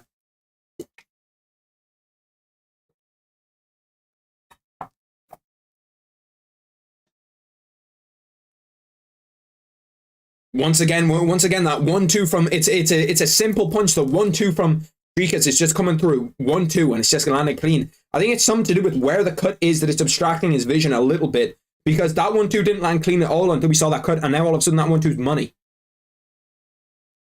He's not getting that same zip on the jab that he was. For me, in those first 2 rounds, the jab was like a, you know, it was there was some zip to it. There's a bop, you know what I mean? Now we're seeing the jabs coming through. It's kind of like a is. Good right hand from Strickland over the top. Jamal Hill said that this round is for the belt. Good jab again from Strickland. Ooh, DDP catches him when he comes in. It's when Strickland gets lazy with that jab. He doesn't bring it back properly to his face. So Strickland throws the jab, comes low, comes back up. And it's when it comes here that he's throwing. He's getting caught. Good defense from Strickland there. Didn't get caught by that. Du Plessis goes for a shot stuffed by Sean Strickland. We need to see Sean Strickland, you know, pour it on him here. I need to see how good, like this Sean Strickland gas tank. This, I could do 10 rounds of sparring. This, you know, all of this. I need to see him really push it on DDP. Good jab through the middle, splits DDP's guard. That jab in the first original rounds was splitting DDP's guard all the time. He needs to, you know, let that jab go. Good right hand from Sean Strickland. Good right hand from Sean Strickland over the top after a good DDP jab. Good 1-2 from Strickland. DDP comes out with the wild left hand, misses. Another big 1-2 from DDP goes missing. Left hook, Sean Strickland rolls under the left hook, pushes him away. I'd like to see him when he rolls under that left hook, go for a liver shot. Try see what you can land to the body. Because we haven't seen Sean Strickland really throw to the body or any calf kicks, anything like that this round, this fight. DDP's trying to fake a shot to switch stances, try open up angles on Sean Strickland, not working. DDP, if he goes jab for jab with Sean Strickland, it's not going how he wants to do. Sean Strickland stuffs another shot. 1 minute 30 left in this fight. Round 5 significant strikes. Strickland's up by 10 in round 5 significant strikes. I think it's a close round though. Sean Strickland wiping his eye again, keeps wiping his eye. That cut's obviously bothering him. DDP comes around side with the left hook. Good jab by Sean Strickland. Sean Strickland, another good jab. He's beating him 1-for-1 in the jabs, but DDP just seems to be more active. This last minute, he's putting it on him a little bit more. That DDP gas tank looks good. We've got 1 minute left in this fight. For me, Sean Strickland needs to finish in the fight. He's down 3-1. Could be 3-2 after this round, but we're going to have to listen in tightly to them scorecards. Sean Strickland kind of throwing wild. They're both throwing wild now. It's whoever wins this last minute. Sean Strickland needs to step on the gas tank. He needs to step on it. For me, he needs to finish. I could understand if he wins this 5th round if he gets a decision. It's been fucking a close fight. Both just going for it now. Both just scrapping this 5th round. Good 1-2 from Strickland. Another good 1-2 from Strickland. DDP still coming forward. 1-2 blocked from Strickland. DDP tries to throw a jab. Sean Strickland's starting to land now in these last 30 seconds. Big right hand over the top from Strickland. Another good jab. 20 seconds left. DDP covering up. Good knee to the body. They're going for it. DDP saying, come on. Let's throw. 15 seconds left. They said to the death. 10 seconds. 10 seconds left in this 5th round. Both throwing. Flying knee from Sean Strickland doesn't land. 5 seconds. 4 seconds. Teep from Sean Strickland. That's it. We're done. I have a DDP as your new 185-pound champion. But who knows? Who knows? That was a close fucking fight, man. I have a 3-2 DDP. How did you boys score it? How did everyone in here score it? How did we score it? That's fucking tight, man. That was a close fight. That was a great fight. Great fight.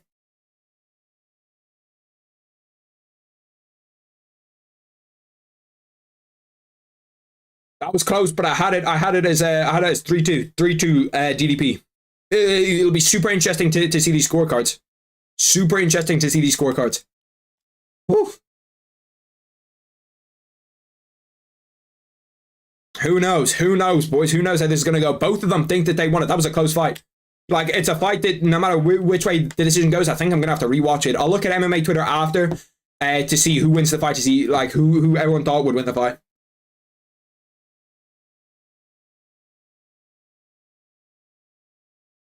DDP for me, lost round 1.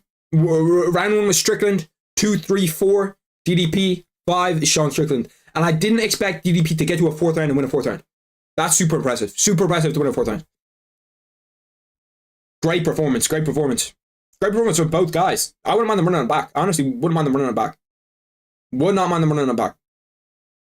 Not sure if Dricus is going to be able to fight in April. Not sure if either of them are going to be able to fight in April. Feel the 1st and 2nd to Strickland. So what did you have? You had 1, 2, 5 for Strickland. I had, in case the decision hadn't been read out from you, by the way, as the scores come out, I will call them out. So if you wait maybe a minute, 2 minutes, if you're watching it alongside me, you don't want to hear the scorecards. If you wait a minute or 2 and come back, or whenever your scorecards are read, but mine have not been read yet.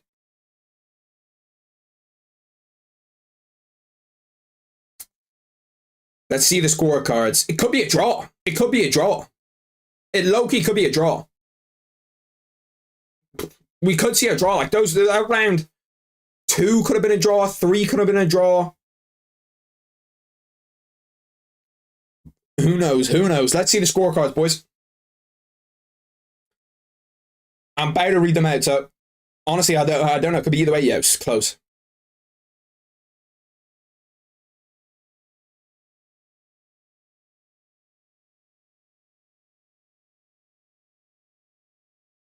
$48-47 Strickland for Soldi Amata.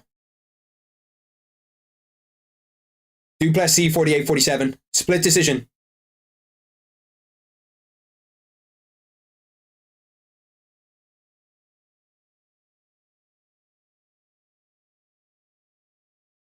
Dricus Du Plessis wins it. Dricus Du Plessis is the 185-pound champion of the world. Your new middleweight champion of the world. I believe that decision is correct. I think that decision is correct. In my book, Dricus Du Plessis did win that fight. I think he won round 2, 3, 4, and I think Strickland won 1 and 5. What a fucking fight that was. I'm happy for Du Plessis. Du Plessis is an absolute monster, and I'm excited to see him versus Izzy. I wouldn't mind him running back that fight. I thought that was a great fight. I thought that was a great fight. I really did. I'm excited to see them run it back. I'm happy to see the emotion on Dricus Du Plessis' face. I like Du Plessis. I like Strickland, and I think it sets up some great storylines for that 185-pound division.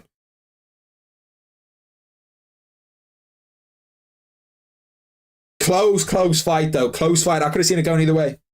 We'll have to see the judges' scorecards to see was there any, kind of weird scorecards in there. But for me, the scorecards looked, pretty correct. Split decision is interesting, but I think the right guy got it in the end, and I'm happy for him. I'm really happy for him. I'm really happy for Dricus. I want to see if he talks some shit to Izzy. Izzy was meant to be cage side. Did we see Izzy cage side? Anyone know? Did we see Izzy cage side in any of the broadcasts or anything? I didn't see him. 14th undisputed UFC middleweight champion. New middleweight champion. I'm happy for him, bro. I'm happy for the South Africans. It was a great fight. Made up for that fucking dog shit Mario Silva fight.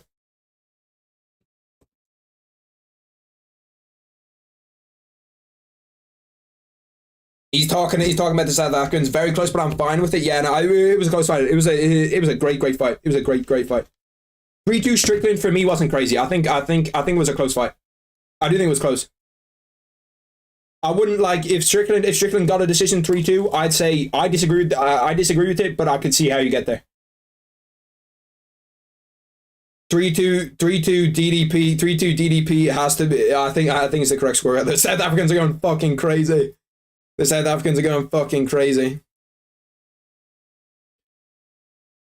I do want to see the scorecards, though. It's hard when the scorecards come out. We'll take a look at the ESPN stats really quickly. Let's take a look at what ESPN said. ESPN Strickland versus DDP. I don't like that significant strikes thing because I think it's stupid. I think it doesn't make sense. I think that there was a lot of shit there where it was like, oh yeah, Sean Strickland outstruck him by 4. He had 40 more significant strikes, and it's gonna make people on Twitter go robbery. Watch the fights. We know it's not robbery.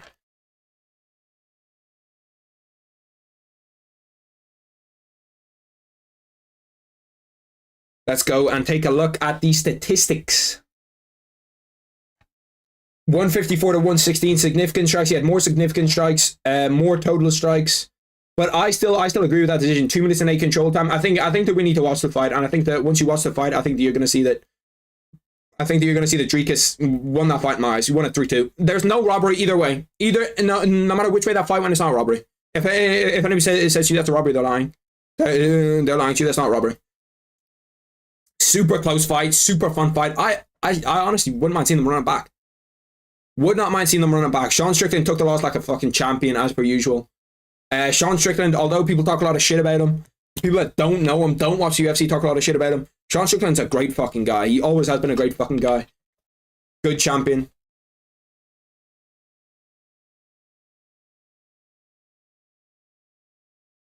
He's you can see that Sean Strickland's obviously disappointed. I think that Sean Strickland will get another shot at it, and I think Sean Strickland just didn't really have the gas tank that he did against Izzy. He couldn't really push that 4th, that 5th round. Push a pace that Dricus didn't want to live at. And Dricus' gas tank looked really, really good. Got a lot of questions answered. Sean Strickland's defense looked just as good as it did against Izzy. Dricus Du Plessis looked just as good as he did against Robert Whittaker, and we had a fucking phenomenal fight. It was a great fight. Hamzat Chimaev tweeted out, "See you soon, Biplissy." The fuck does that mean? Hopefully it's not racist or some shit. UFC 300. Hamzat Chimaev wants a title shot on UFC 300. I don't think that they're going to get one. Feels like Izzy DDP 300 is destiny. It was the first time I see DDP this hurt. Yeah, no, he was hurt. Because you're giving Strickland, what, 1, 2, 5? I feel like 2 was fairly clear. Man. I think the 2 and 3 were both close rounds. I could see them going either way. I had 2 and 3 for DDP. I had 2-3-4 DDP. Wouldn't mind if they gave 1, 2, 3, 5 Strickland. Not obviously not. You can't give 2 and 3 to Strickland, but let's see what Sean Strickland says in his interview. He said it was bro. TNT Sports might be the worst motherfuckers I have ever seen when it comes to these post-fight interviews. How do they fuck up the audio on them every single time? It's like me trying to skirt the copyright rules. I hear half of the interview and then I'm hearing fucking hotel lobby music. They are the worst on the fucking planet at them. But that was a fucking great fight. It was a good card. Honestly, people said the card sucked. The card didn't have as many shoe shames as we want. Yes, there was a few more decisions on the card than we really wanted. But I thought that it was a great, great card. Sean Strickland obviously takes the loss like an absolute fucking champ. Goes back. He's going to work harder. He's going to do well. DDP, new middleweight champion. 185, 300. Is he DDP? It seems like it's going to happen. Seems like it's just a fight to make. And you know what? We will be there. We will fucking be there. I'll be there for UFC 300. I'll be there for UFC 298. I'll be there for UFC 299. I'm going to go make myself some food. I'm going to go make myself some food. I'm going to record this recap of the event. I'm going to do next fights. Those should both be up. If you guys are going to sleep, by the time you wake up, those will be up. So, tune in. And before we go, make sure to like, sub, all that YouTube shit. Really, really does help me out. Appreciated chilling with all you boys. 7 hours deep in the stream. Great card. Fun card. I'll see you not next week for the fight night, but for the week after, we'll be here for the fight night. And obviously the week after that, we will be here. Fight night, UFC 298. I'll catch all you boys tomorrow for the recap. And I'll catch all you boys, 2 weeks time for the next fight night, companion type thing. But peace, boys. Been fun.